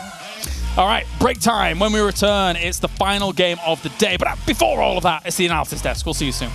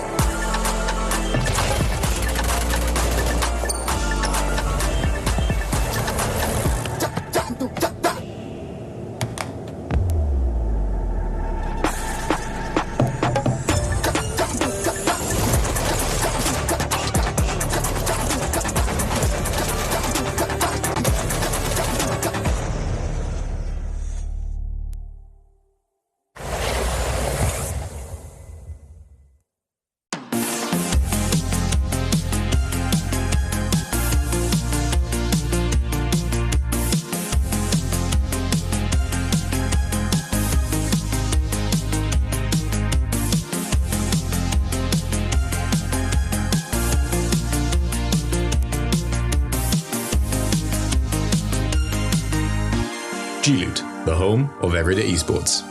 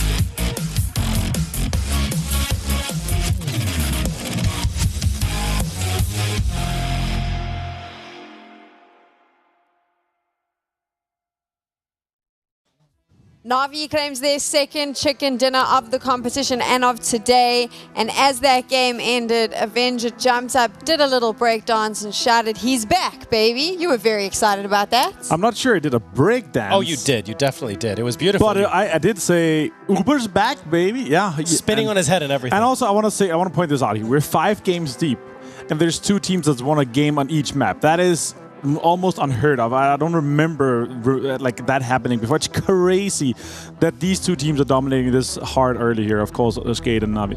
2 teams that maybe we didn't really talk about a lot in the pre-show because we were focusing on others, and yet they have come to the party in a big way. Na'Vi looks mental. Breakdancing all the way into the party. Breakdancing all the way in. Absolutely, spinning their way in. I mean, Skate, very structured style of play. Very planned out. Na'Vi, I feel like, thriving a little bit more on the chaos here, perhaps. We had a couple of hard shifts this game. A lot of teams that maybe would have wanted to be center suddenly found themselves playing edge. Very uncomfortable. Na'Vi are great at getting in on the edge, playing backs free, and capitalizing on those teams that don't quite feel as confident in those sort of positions. And they were able to do that repeatedly in this game because of everyone else's position. I want to say a scrim game for Secure Sense and would have pushed that FaZe Clan knock right there after the Molotov, that's for sure. I mean, we get to see it quite a lot, but not this time, unfortunately. Yeah, it was way too passive. I want to see them play as aggressive as they do in scrims. we saw a lot of these nade kills, lots of utilities. A lot of utility on this hill here. Yeah. Very, very. It's extremely skillful as well, because when you have these ridges that are very elevated, or it's very uphill, downhill, you have to really calculate how long am I cooking it, how much is it rolling after I threw it, and is it going downhill or whatever. But yeah, really, really, really good utility uses here in this game. Just shows you the level of play when you can make those judgments. But now taking a look at the leaderboard, this is how it played out in that particular game.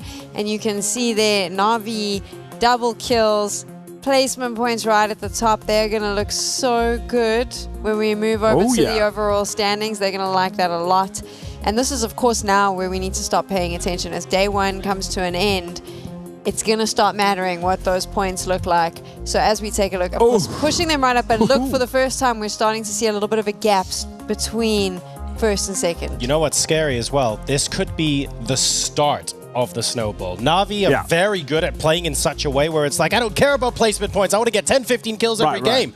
But if they're doing that and they're getting the chicken dinners, this is them just getting started. They're not the only team with those 2 chicken dinners, though, right? No. Sitting there in second is Skate. So now I'm worried. We were talking about the Entropic Northern Lights. Right now, it's the Na'Vi Skate battle. We're only, we're not even 33% the way through here. We're not even done yet. But I want to say this, though. Them being able to start this good, and also Navi's bad games has just been better than Skate's bad game. And their good 100%. Games have also been better. They had a 26-point game, 16 kills, huge for them. And right now they have a 24-point gap down to third, which is huge. So it is, we were talking about it for a few games ago. We're like, that's not really separating yet, but now it definitely is. And Navi's looking extremely strong here. I'm really liking what I'm seeing with Uber on the team. I want to circle back to the pre-show where we spoke a lot about Entropic. A team that coming into this on paper, they're the favorites, right? They finished the upper brackets with just incredible flair, all the points, fresh out of the PCS victories as well. Normally with Entropic, I'll admit the first few games are always a little bit slow. The moment we switch on to an Erangel, they pop off. Not really seeing much of them. Do you think it's just, in Avengers' favorite words, they're a day 2 team? I think whether or not it turns out that way remains to be seen, but in scrims, in previous tournaments where Entropic have absolutely taken everyone else to task, they're the ones that push the agenda. They're the ones that are asking other teams to react to them. Very similar to what we saw Na'Vi do to several other teams in that last game. What we've seen from Entropic today so far, and I don't necessarily know the underlying reason, has seen them react to other teams. They've been getting bogged down in fights outside where they want to be. It's delaying their rotations. There's a domino effect impact on the rest of their game as well. And there's something to do with the way they set themselves up for the mid game that just isn't rolling as freely as it normally does. Once they crack that, I'm still confident they can get some high kill wins. But you're right, it is concerning to see them where they are right now. Some of their decisions is actually quite good. I like, for example, the pull-up on Miramar, where they're pulling up onto bystanders. It's some of the outside factors that are defining the lack of success as well. Like, you get 2 knocks off a nade from that. There were 4 versus 2, right? Everything was in the hands of them, but they get 2 knocks, and that opens up the opportunity for Na'Vi to get that huge win. It opens up the opportunity for bystanders to hold them back and kind of contain that push. So a few of the games that they should have been, huge Entropic classic wins, 10, 15 kills, just turns out with one outside factor, 2 knocks with an 8, and that doesn't win your game with that.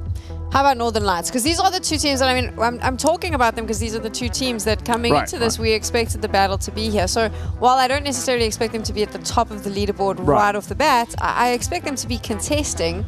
They're there, they're knocking on the door, but I worry, when Na'Vi and Skate, like you said, are each getting a chicken dinner on 2 different maps, like, where are you boys? So with Northern Lights, where are they? Well, what's been going on with them? It's a really interesting case because we spoke about it briefly early in the show about how Batulans are saying some of the other teams are targeting me. And it's like, that's because everyone knows where you're going to be every single game. And you don't necessarily know who's going to come targeting you, right?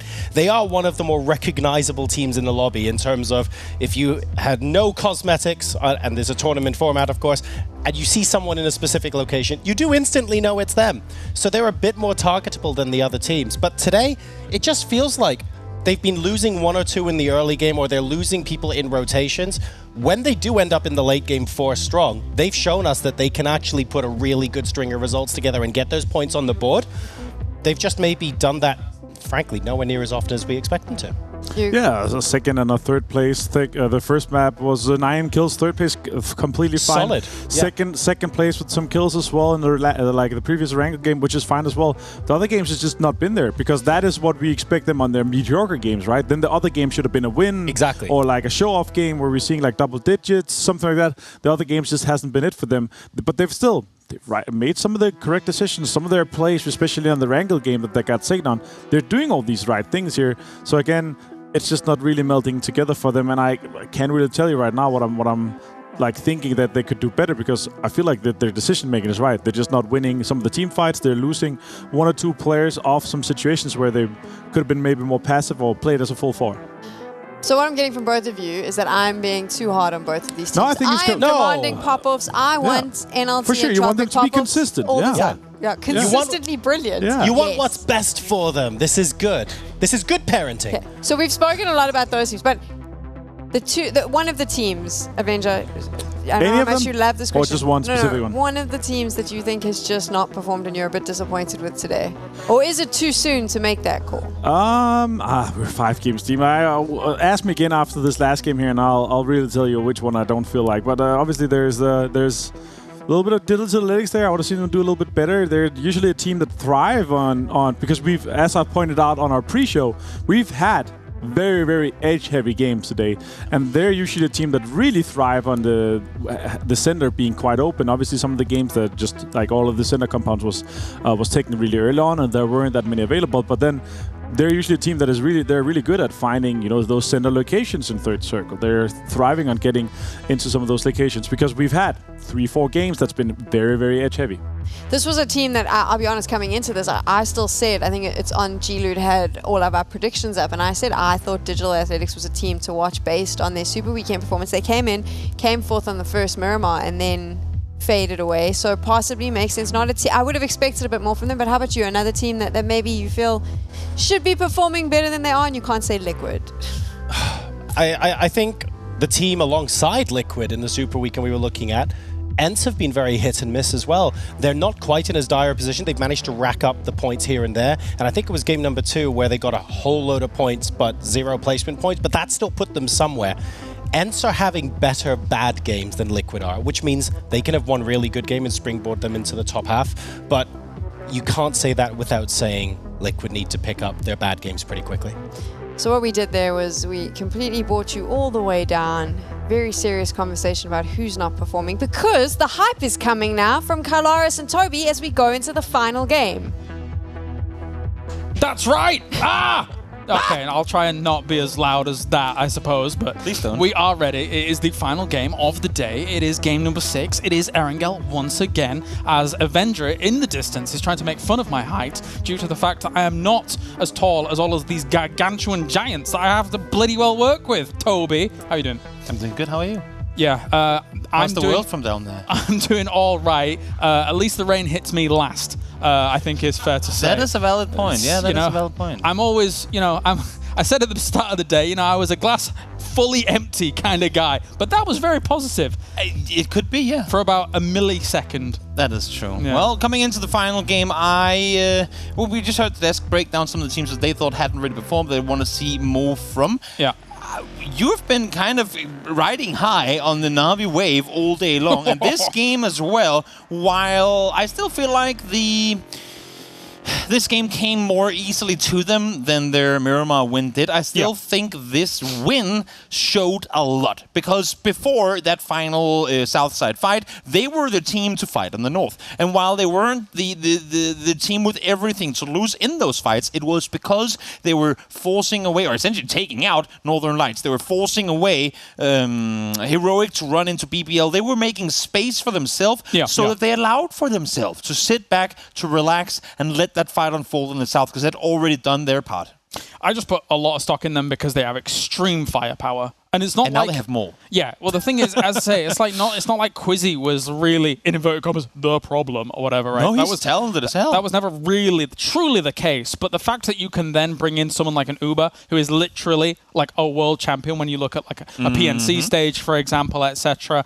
He might have had those moments where we didn't quite see him in competitive for a while. But this is a guy that when he was in competitive, you would literally let him off the leash. He would go and do his own thing, and either he would come back empty-handed or he'd come back with 3 or 4 kills. Yeah. And that's the kind of thing that you put alongside an Alia and an example, and then Melman, who is an excellent support player in this roster as a whole, who can also frag when needs be. That's terrifying. Uber was, I'm just making this comparison kind of on the fly as I'm thinking about it. He was the non-IGL equivalent to PO. In the sense that sometimes, as you said, he would go out and do his own thing and essentially be the sole reason that the team at the time would have anywhere to go in that circle, or sometimes he'll go out, go for a peek and then get taken out. But then he'd, by the time he'd gone out, also done enough damage that the rest of FaZe at the time could then pull up and clean sweep whatever he had already kind of already wounded to then give them the spot to play from. And this time around, we're seeing him play, as you're kind of alluding to, a little more back within the roster. And when you then have the firepower of the rest of Na'Vi, it's brutal. To put it succinctly, he was a star in Europe. He was a star player in Europe. That star went out for a little while. That star has come back into the night sky, right? Yeah, definitely. And teams like Northern Lights, they need to light up the night sky as well sometimes when it comes to this kind of tournament as a whole. In 5th place right now, they're going for heavy kill points. We can see them do that. They also have the equivalent firepower that is capable, just not quite converted it just yet in these 5 games. I think, and people always say that I go on a complete long podcast whenever we talk Northern Lights, but one quick point that I want to bring up is that by Northern Lights playing as well as they have been over the last couple of years, other teams who couldn't come up with their own way of succeeding have said, which teams succeed? Well, Northern Lights, they win everything, or they did. They're pretty good. How about since our thing doesn't work, how about if we try to simulate what they do? And now we're seeing more and more tournaments where the teams that would go down and out because they just seem kind of confused will go down and out because they try and do what Northern Light does, which means they run into teams like Northern Lights in trying to replicate their playstyles. And that hinders a team like NLT because all of a sudden what you had earlier on, the edge control, the space to maneuver, now you're being contested by more teams. So NLT has to continue to evolve and develop their game to stay ahead of the competition. And that's when the gunplay comes into play, and that's why you see them with 10 kills and 2 placement points. They're still the best team at doing what they do, but they get contested now. They get contested. They get pulled up on, they have these things go down, pull up here on towards Marsalek, and this is going to be tough for him to get out of. All angles are currently covered. This door is covered, but gotta be fast, because here comes the rest of them. Yeah, Polish Power is rocking up on this, trying to find their angles themselves. Crunio, as well, is also on that northern angle. Here comes the nade. Shots coming in from the side. Crunio hits. Wants to get in this building soon. Marsalek takes Gempty. That's a good opener here for Polish Power to try and keep this going. Pixelek will take him down. The smoke's still there. Pixel has cover for now, but Kabi is right behind him, and he finds him. Smoke fades away, the vision is pure, and he takes him down. Skate thought they were in for 3v1, now it's more like a 3v4. Not a bad nade in, very nice. Alongside that, double nade in to actually cover as much of the building as possible from Polish Power. Great coordination on that attack, and double molly to prevent the angles out of this building. They are slowly choking them out in this building right now. That's amazing. Only so many exits from this building. You can see Crunio's there, ready and waiting. There's no way he's got any vision at all. And just like that, Skate, the team to pull up, but Polish Power, the team to respond.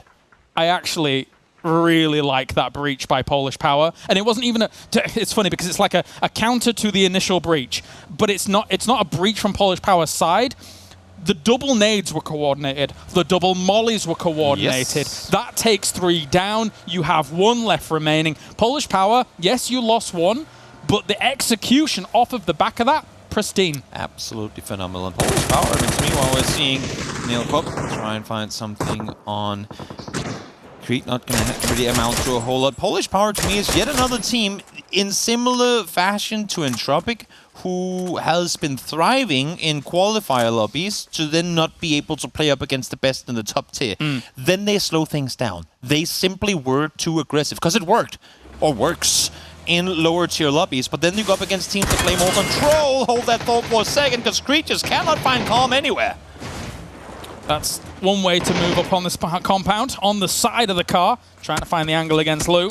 Can't quite find it just yet. The problem is that, again, when you're breaching these locations, there's a timer on you a little bit because Northern Lights will swing around these buildings and take advantage of you. They know where the cars are hitting the compound, so they know where you are compared to you peeking around a corner. And Northern Light is fending off as 2 here. It's just Lou and Spiro. Now Batulins is coming in, but there's still Perfectix inside of Pochinki. So the fact that these 2 players can do this much hurt to Creed is absolutely insane. Batulins will have had eyes on this. Bluestar has to move off of that roof and find himself an entry into this building. Reich's quite wounded. What can Batulins do from an angle that he's trying to find on the south against this? Spiro charging a flash. Again, the Northern Lights that in the past we've seen whenever this happened, they would have backed off, they would have gotten away. They take these fights early game now because they know the chicken dinners ain't here no more to give you the wins that you need. You need the kills with them. No trade just yet for them. More smokes to buy the time. Shotgun in hand here. Reichs looking to delay this out even a little bit more. Looking to open up maybe a possibility that they all walk through a smoke into this. But Northern Lights a little bit cleverer than that. Batulins is peeking up there. Taking it slowly though. Not wanting to push. Oh, you gas can. No way. No way. Is he aiming for the stairs? I think he just wanted to take it so that the floor doesn't... oh no. No. He's spraying the gas. No way. No way. No way. Well, I mean, right now, No Bluestar way. is defending him. Don't you... So when does he make them push up is the question. There's no way they go, surely. You wouldn't think so. Especially not when, again, Perfectix still hasn't moved. He's inside Pochinki with no immediate wanting to make the push down in this direction. Mexi gets knocked. That's elsewhere on the map. Batulins in the meantime finds Bluestar. Oh, do they even want to? No. Last smoke for Reichs. Do they even want to? Because this could go... I mean... This could go Reich's way pretty damn fast if they run up these stairs. If you're anticipating anything, it's not a gas can at the top of this these lads. That is true. This is... I mean, the thing is, they know he's up there. Yes. They've heard him. They know exactly where he is. But if Reichs plays the backside here, he's going to be down before the fire from the gas can even does the damage. He's waiting for the moment where they come in like 2 or 3 and just wait for that trade, because that's the mentality of what a team would do in this scenario. You know you've cleared out all the other members. One will be left alive. Here comes a potential. He looks up. Batulins has the info. He saw the gas can. If he shoots, I was going to say if he shoots down toward, that's a good flash. If he shoots down towards the ground, he's not going to have the shot for it. There comes the fire, though, forcing them back down the stairs. One is on fire. He finds Batulins. Instantly, it's going to explode. No way. He finds the second, No way. Just one more left downstairs again. Perfectix ain't here now. He goes into the vehicle, but the damage is already done. Rex, if you make this happen, that is absolutely spectacular. Perfectix is moving up on this as well once again. Batulins and Spiro have gone down. If Rex can continue to hold this, he has one advantage gone, of course, now that the gas can is completely dissipated, but still, there is a room where Reichs can make this happen. The circle shifts away too, so all this for nothing. The loss of 2, damage done already. Stardust. No way. Stay here. Oh, no, they're leaving. Circle. They're just going past. They're going circle. They're going circle. Fair. There's nothing to enter here. You do not want to put I want to see this end. I want to see the ending. I don't think it won't, but they're pissed off. They do not want to go upstairs. Come down. They do not want to go. They're just waiting for him. Don't worry, we won't shoot you if you come down the stairs. We can just leave in the same vehicle. It's all good. Now nades come in now against this. Oh, they get it. They get it. You go. Good clean out, but I mean... Valid effort. For what? Like, I guess there's a small moment where, you know, they could have waited for the other 2 to come along to try and go for those nades as a whole, but it is what it is. You can't anticipate some of those moves that were going on there, but it was excellent to watch. It is what it is. Exactly. Mexi, well, I'm seeing him on the map feed right now, and he's very, very isolated from his teammates to such an extent that he has now joined the rotation from Stardust. Not sure what's happening, but I think he was isolated earlier. We saw him get knocked. He wanted to get back on his feet, probably had to sit and rest for a second, get in a car after the other guys had already left. That means Face in position, Na'Vi in position. No one's allowing you to regroup with the rest of your team, who's actually in a good position. That's the worst thing. Yeah. Liquid sits in a good spot, but Mexi, because I assume what to be him having to get the heels on up and then being just those 5 to 6 seconds late did not get to make the rotation with him. And fully enough, it is a position that Team Liquid played in the Super Weekend, so they're very familiar with it. That exact position, in fact, and then eventually naded out Ents. We saw it in the highlights at the start of the day. But Entropic here sat up alongside Stardust, and in most worlds, if this fight does go down, a lot of people would put stock behind Entropic to get the win, but it's not been the most amazing of days for the Entropic boys. It hasn't. I mean, they're still sitting just tied with bottom top 8, but of course that's nowhere near what we've been seeing in Entropic as of late. They have info now. They have all the info, at least on Celtic. He's going to back off, though, but Naleb sees his chance to peek on over. Doesn't get the info. Doesn't get the peek he wants. As I said, okay. Went for the nade. Wasn't quite sure what he wanted with that. But once again, allows for Celtic to back off that nade, though it's close, but not close enough. As much as an aggressive move on there, just a little bit of cautious play from Naleb, not trying to press the hill whilst he's going for the push, just trying to find guarantees wherever he can. Celtic, as well as Apocalypse, go down pretty swiftly. Yeah. Apocalypse totally finished. So now, I mean, the other two Stardust boys are a little bit disconnected from this. So it'll just be a cleanup of these two, and I think Entropic could easily just back off with this prize. And the blessing for Entropic in this is that there's no backfill. Yeah, There's no one shooting from like Pachinki Hill. There's no one going east of that. No one coming out of Pachinki to potentially take the fight to them from behind, because they would have been completely backs open to the north side compound had anyone gone for it. But fortunately, not the case, and they will be sitting tight. I love the Rags, by the way, when he was making that play, because he was blind when he shoots the shotgun into the gas, right? Yes. It just, spreading the gas guarantees the fire spread. Yeah. And then you get the explosion of the can too. Because if you don't spread it, you might, if you get blinded, you might not hit the gas can as they come up, right? So that's what I was worried about. He stood love with his shotgun out. I was like, that first shot has to be committed to the gas can, so what did he do with the second? I thought he was going to go with the AI instead, but not quite the case. Speaking of explosions, here they come once again. Entropic full speed forward. Naleb has gone down, though. QB, you can see, still a little off to the side. They want to keep the overview position, but they also really want to deal with Stardust as the circles move. Yep, the push on. Ivers finds Nail Cup. He goes down. The res should be easy here. Metabay, unless he gets greedy and just goes for a flush here or there, but no, they fall. That is a nice cleanup here from Entropic that now we'll have some time on this side, but the thing is that the position that they're going to be playing from, there will be quite the barrier of teams for the next entry. I wouldn't be, I mean, if they're fast enough, I wouldn't be surprised to see them grab all the way north around. Essentially come in close to Not Heroic terrible. or Northside Forest. Try and find a way into the field from the north, because they have to know, having heard all that's been going on the way, like on the Where Face and Navia, that there's simply no entry coming in from the east. But the problem is what you said, it's fields, right? It really is. It's terrible either way, but they would have to, I mean, you also being Entropic, it seems that we see through these rotations all the time. Yeah, you don't drive past BBL like that. No. Uphill, forest, Dacia, doesn't work. And a little bit of Northern Lights quandary that they had to solve there, unfortunately for them, is the delay that they had in the compound up against Creed X for as long as it did go on. Any little kind of time sink that goes into a game here delays your next move, delays your next option, delays the next information that you're going to be working with. And yeah, unfortunately, Northern Lights, not much to work with there. Not at all. Sakura Hansen, I mean, they know the next circle is going to shift away from the water, but they are enjoying the amount of space in the circle as long as they have it.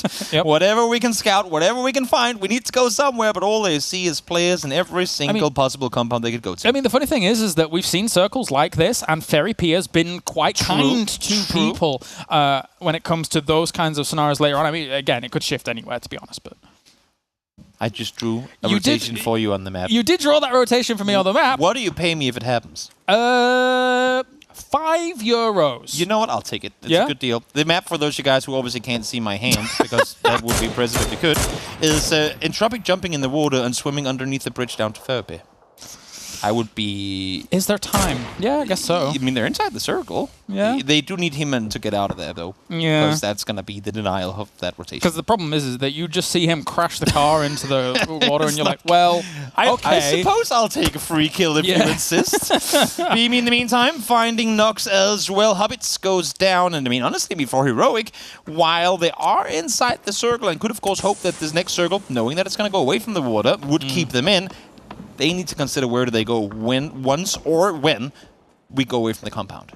Because they're a team that are very active in going away from the compound at the good time. They just need to find out when that's going to be. There you go. Forest, Field, pick what you want, Heroic, but you're gonna have to pick one of them. From this position, Question Mark got second place against Entropic in Super Weekend. Yeah. And it's a little bit unfortunate. We even asked Entropic about that scenario. And in that interview, it felt like ultimately there was a lot of respect coming out from Entropic for Question Mark in regards to the potential angles and how you could potentially open things up. But Skura Zenzem, it's going to have a lot of respect from Na'Vi unless they get absolutely blapped on entry. An example is not going to miss these shots. He goes for a second alongside Alia. Will be able to pick up Tekkas. It's damned, unfortunately, for them. If this rotation was a Counter-Strike map, it would be DE Knight. Yeah, I guess. Let's see what He-Man can do. Didn't know what to say off of that, did you? No, I was blindsided by that. That was so horrific that I just, had to lay still. I do that sometimes. Diggory now realizing that there's an entire team pulling up on him. Fortunately, his teammates are here to help, but the utility coming through from Entropic is doing damage. Vex down, 8C down. They do damage in return, though. Iva's down as well as Lookwooks and QBE falls too. It's just Naleb left alive, and he will fall as well once again. Diggory, Gustav working together to fend off, and it's going fast, and it has to, because here comes Bystanders. Yeah, fourth place at the moment for FaZe, but they're going to get shut down here quite quickly. Gustav trades over against Flammy. Likewise, everyone is here. Confirm it. Naleb actually finishes, but FaZe goes down because Bystanders rock up at the perfect time. But Na'Vi's here as well to say, you know what? We're doing pretty well so far here throughout the day. Try and bring the firepower to us because we've been bringing the firepower to everyone all day with the amount of kills we've been getting. Example is solo holding off the remaining Sanson players, and here comes Na'Vi. The rest of them, do they get the kill? Yes, they do. Actually, no. Let's give that one to Code Marco, because why not? Marco, in the meantime, trying to see if he can find more of it. Not going to happen. I like the stretch out, though, from BBL. Not just sitting and hunkering down to the compound, but saying we need to take these fights. We need control of the hill. That's rough, though, that they don't get the one member of Na'Vi that was rotating around, because if Na'Vi now starts to shift west, they have a potential to be an annoyance to BBL down the line. Definitely. So that could come back to bite them. If this next circle goes away from the compound, I want to see BBL instantly go up and claim the hillside. Get it. They have to. They should have even left one up there just to scout to take control. Or even take a car up there now, just something where you know you can always fill back down towards the compound. Because we talked about compounds with Achilles heels, right? That hillside, if you're trying to leave and you don't have that under control, that is your death. Yeah, I think BBL's concerned about the potential angles that DA might have against a transition alongside that position, but it doesn't really matter. Question Mark now going to be barraged by Tixu. That is a great angle that they're coming in. But I think once Heroic gets wind of this, we might have a third party on our hands here if they want to crest over this hill once more knocks come in. Tixu, more and more utility coming through, but now Liquid from the other side of the street are starting to charm on in. Squeaky does fight the knock and the confirm also faultlessly, so more damage is done, but Heroic, full speed forward they go. They needed somewhere to enter the circle from, and why not third party right up behind Ents? Not too bad a spray. Fendelus also knocking on towards Norkis while this is going down. Tixu and Nuki, though, taking down a lot of Question Mark in this little ravine. But here comes Heroic. They have to continue. I mean, they're kind of putting on the brakes for a second. I don't disagree with it this because they want to get the info, and as you're saying, they can just freely backfill. But seeing this many knocks, I mean, I would assume that you would see Heroic go more aggressive on trying to find these confirms before Ents gets back on their feet, but now they all fall back up. Curex is sent forwards to get the angle against that a little bit further deeper into this circle. Interestingly, Team Liquid flex James out further across the road. I like this because one of the kryptonites of the position that they previously had was the fact that getting over that road could just have to be a bit treacherous. Also remember, Liquid lost their mix way early in the game, so they are playing this one as 3. Squeaky peeking on over. They want to get Tixu back on his feet, but they're currently in a red zone area, so not too happy with where they are. Again, Heroic, now I get what they're trying to do, or what they're effectively doing in cutting Ents off, essentially. They want to get on the inside of them, forcing, should the circle go away, Ents to make the move to them. I just still feel that there was a backfill opportunity for them, just wrapping right behind them when they were fighting QM and backstabbing them with no opportunity for Ents to respond. But that's where those steps that we're seeing Ents in right now are simply too dangerous to peek into. And while that goes on the west, on the east, nothing is happening. And that's a problem for this lobby, because Na'Vi, if they continue to convert points here in this game, day one is going to be a monster day one for Na'Vi. It sure is, and now we're seeing the dismantling of Polish power. Not so much power left when you're running out of smokes, and there they fall. But honestly, I mean, as you're saying, James, this goes right back to the previous game. Na'Vi did the damage they had to do earlier. Yep. They took the chaos when everyone else was stalling on the west side, and now they have all the room in the world. But back towards the west we go as the chaos unfolds once more. That's right, Heroic finally finds themselves on ends, and that is absolute snap of the finger. Thanos gone. They will be done here. DA, likewise, though, on the north side. BBL's going to be pushing in on the back of that as well. Code Marco has moved up. A doozy still alive in the mid. Can't fault DA for pulling up when they did, or pushing up, I suppose, when they did, but the fight was over pretty much before it before it started. And DA, while pushing up, said, well, we want to push, but now we can't. And now because they left the one position, they had to play around. BBL comes in from behind, and they're taken out. Just like that. They gave up the spot. They went to the south. BBL punishes. Perfect timing from BBL2. Circle now back in the favor for Na'Vi once more. 3 wins in one day. That's a pretty good ring to it, doesn't it? It's getting out of control. It's getting a bit out of control here in day one, because right now BBL, they've given up. We was talking about them transitioning from that compound down into the long woods a little bit to try and control some of that angle of position. Unfortunately, that did not happen for them. They've had to do that wide wrap west, and now everybody in this lobby has given Na'Vi too much room to operate. I don't fault BBL's move here, though. I mean, as soon as they went back into the compound, they essentially say, Na'Vi, you can do whatever you want with the hills up, because we're not gonna contest you. Because pulling up then, not knowing where the Na'Vi players were, and they're not fighting anyone, that is, I mean, you are not going to win that fight. So them pulling up on the fight towards the south, I think is the only right play. They take out DA. They know that Heroic is still there, but they take them out. They're inside the circle now. They have some fortifications they can play around, but they need Thendalos. Fortunately, he has a car. But as I was saying before, I mean, this is a rinse repeat. We're elsewhere on the map, no doubt about it. But, I mean, flow-wise for Na'Vi, when they play aggressive, when they play passive, this is a complete repeat of the previous game we just saw. Yeah, it is.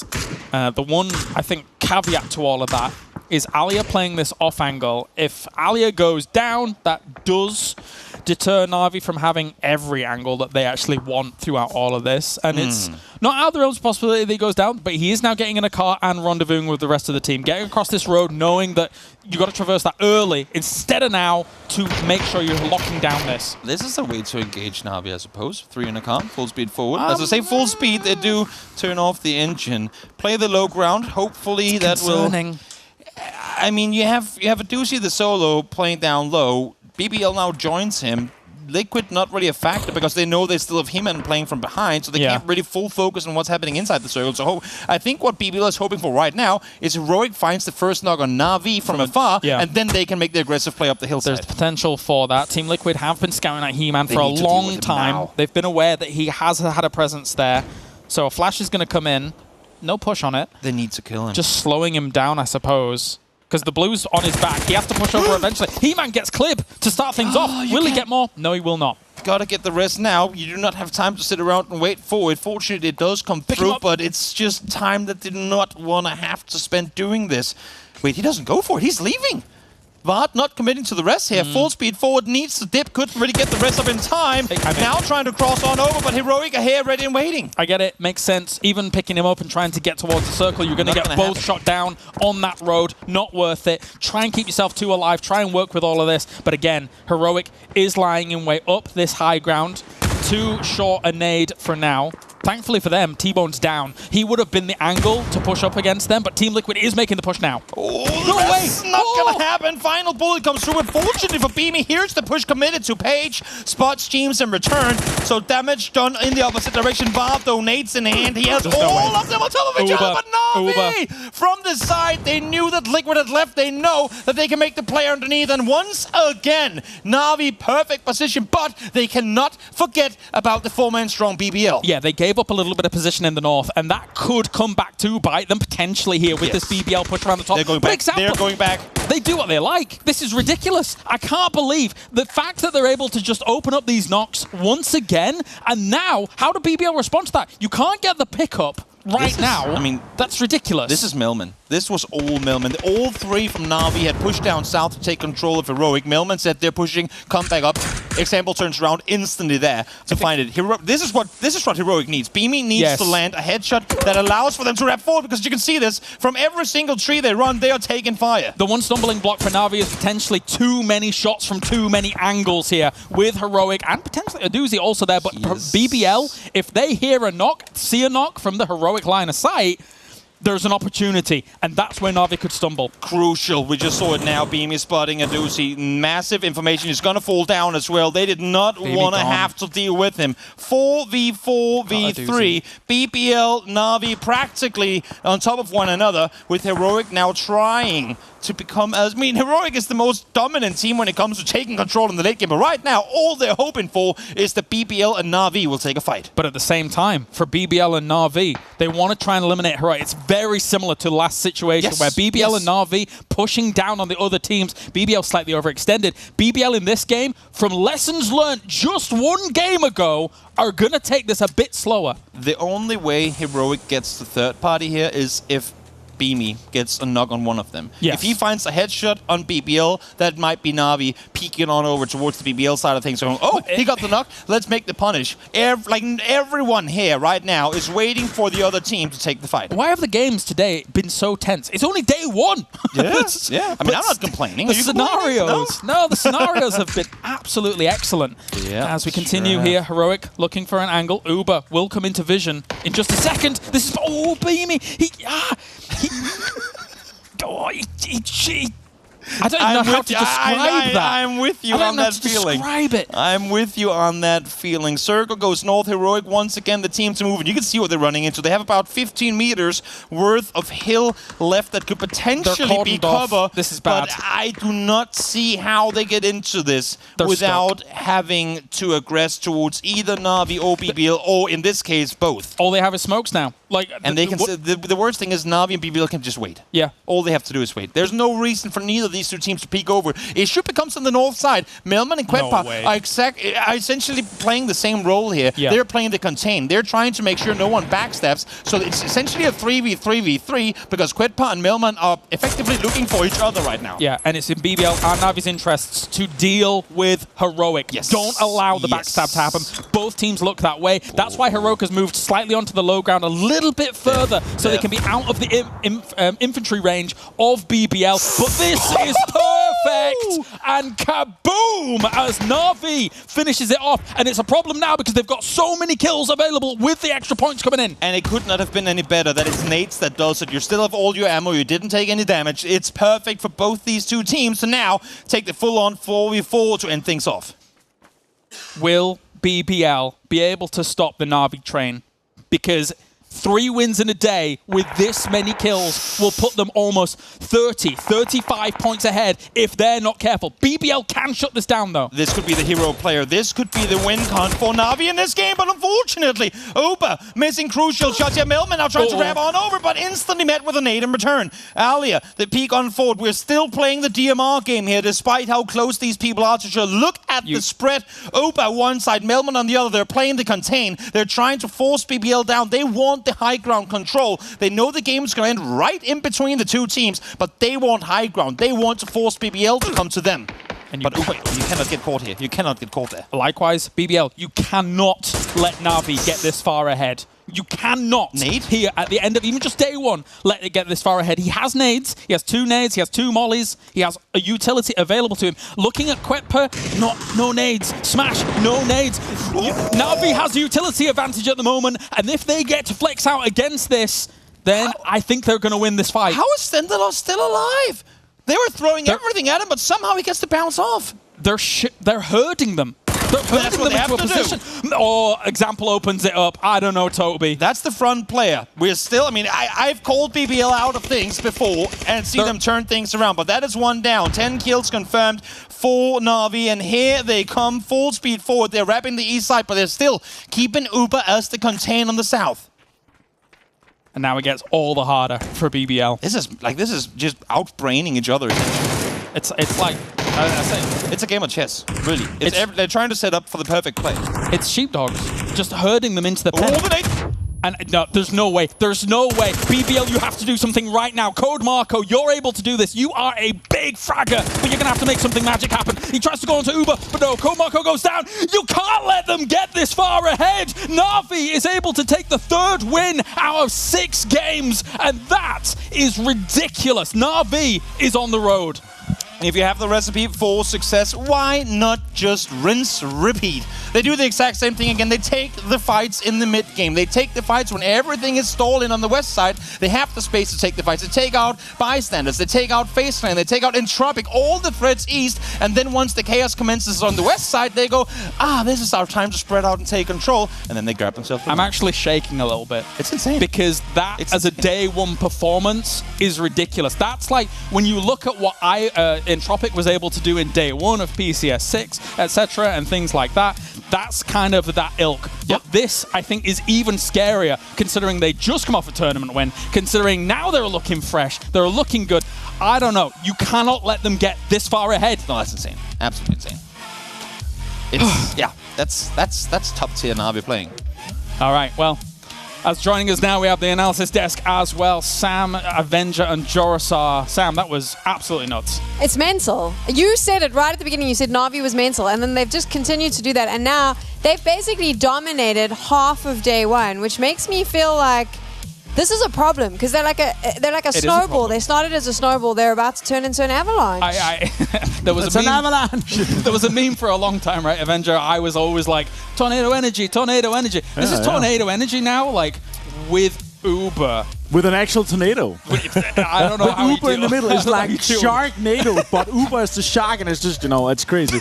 Yeah, they... How do we go from snowballs to tornadoes to sharks? Sharknadoes? Yeah, it's great. No, any environmental hazard. Yeah, 84 points by my calculations in 6 games. That is insane. Do you know what's scary for me? And Toby, I mean, you know this. If they feel like this today, tomorrow they're going to come in feeling invincible. This is going to be even worse. I'm all for that, but at the same time, I've also, as much as we're riding the high of Na'Vi, because holy hell, as they played phenomenal today, we've also seen the backside of that coin. They can come off of 4 game wins in one day and then have 10 points in the day they're following. I want to see them ride off of what we saw today, tomorrow, because we've seen the opposite side of it, and that's not pretty. There's going to be a lot of players who are in that lobby who are just going to cut that bit, where you're like, no, 4 days, and then they get 4 wins, and they just go right back to nothing. They're going to clip that, they're going to play it to themselves while they sleep, in the hope that that's the case, because if it is not, it is a scary, scary time for every other team in our grand finals. Of course, it is the end of the day, so Kylaris and Toby are done, and they have brought you one hell of a show.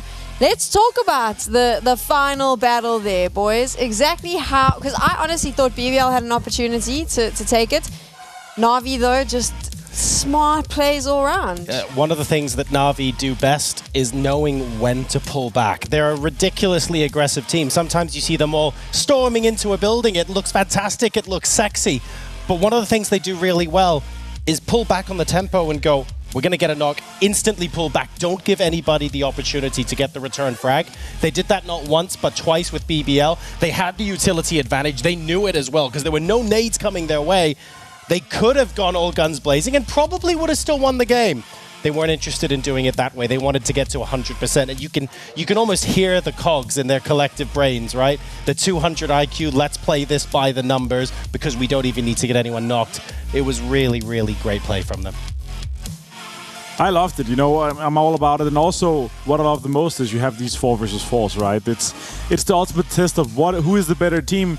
Comes down to utility a lot. You saw a lot of good utility uses here. You saw Uber with an opening knock, a lot of damage onto Thunderlost that pushed him away, and also forced them off an angle that Na'Vi wanted to control. You saw Uber playing in an anchor position and holding on to that, and eventually traded with Code Marco and then Na'Vi closed it out there. But overall, there's no denying here. Once you've already won 2 games, it's going to be really hard to stop an avalanche. I do love a well-timed, well-cooked nade that kills people. So it was very exciting for me. There were a lot of those. There's a lot of those, and Na'Vi did them so well right at the end. That sounded a little bit creepy. We're watching the highlights now, and as we start, there is another little highlight that I think is quite fun that we have to talk about.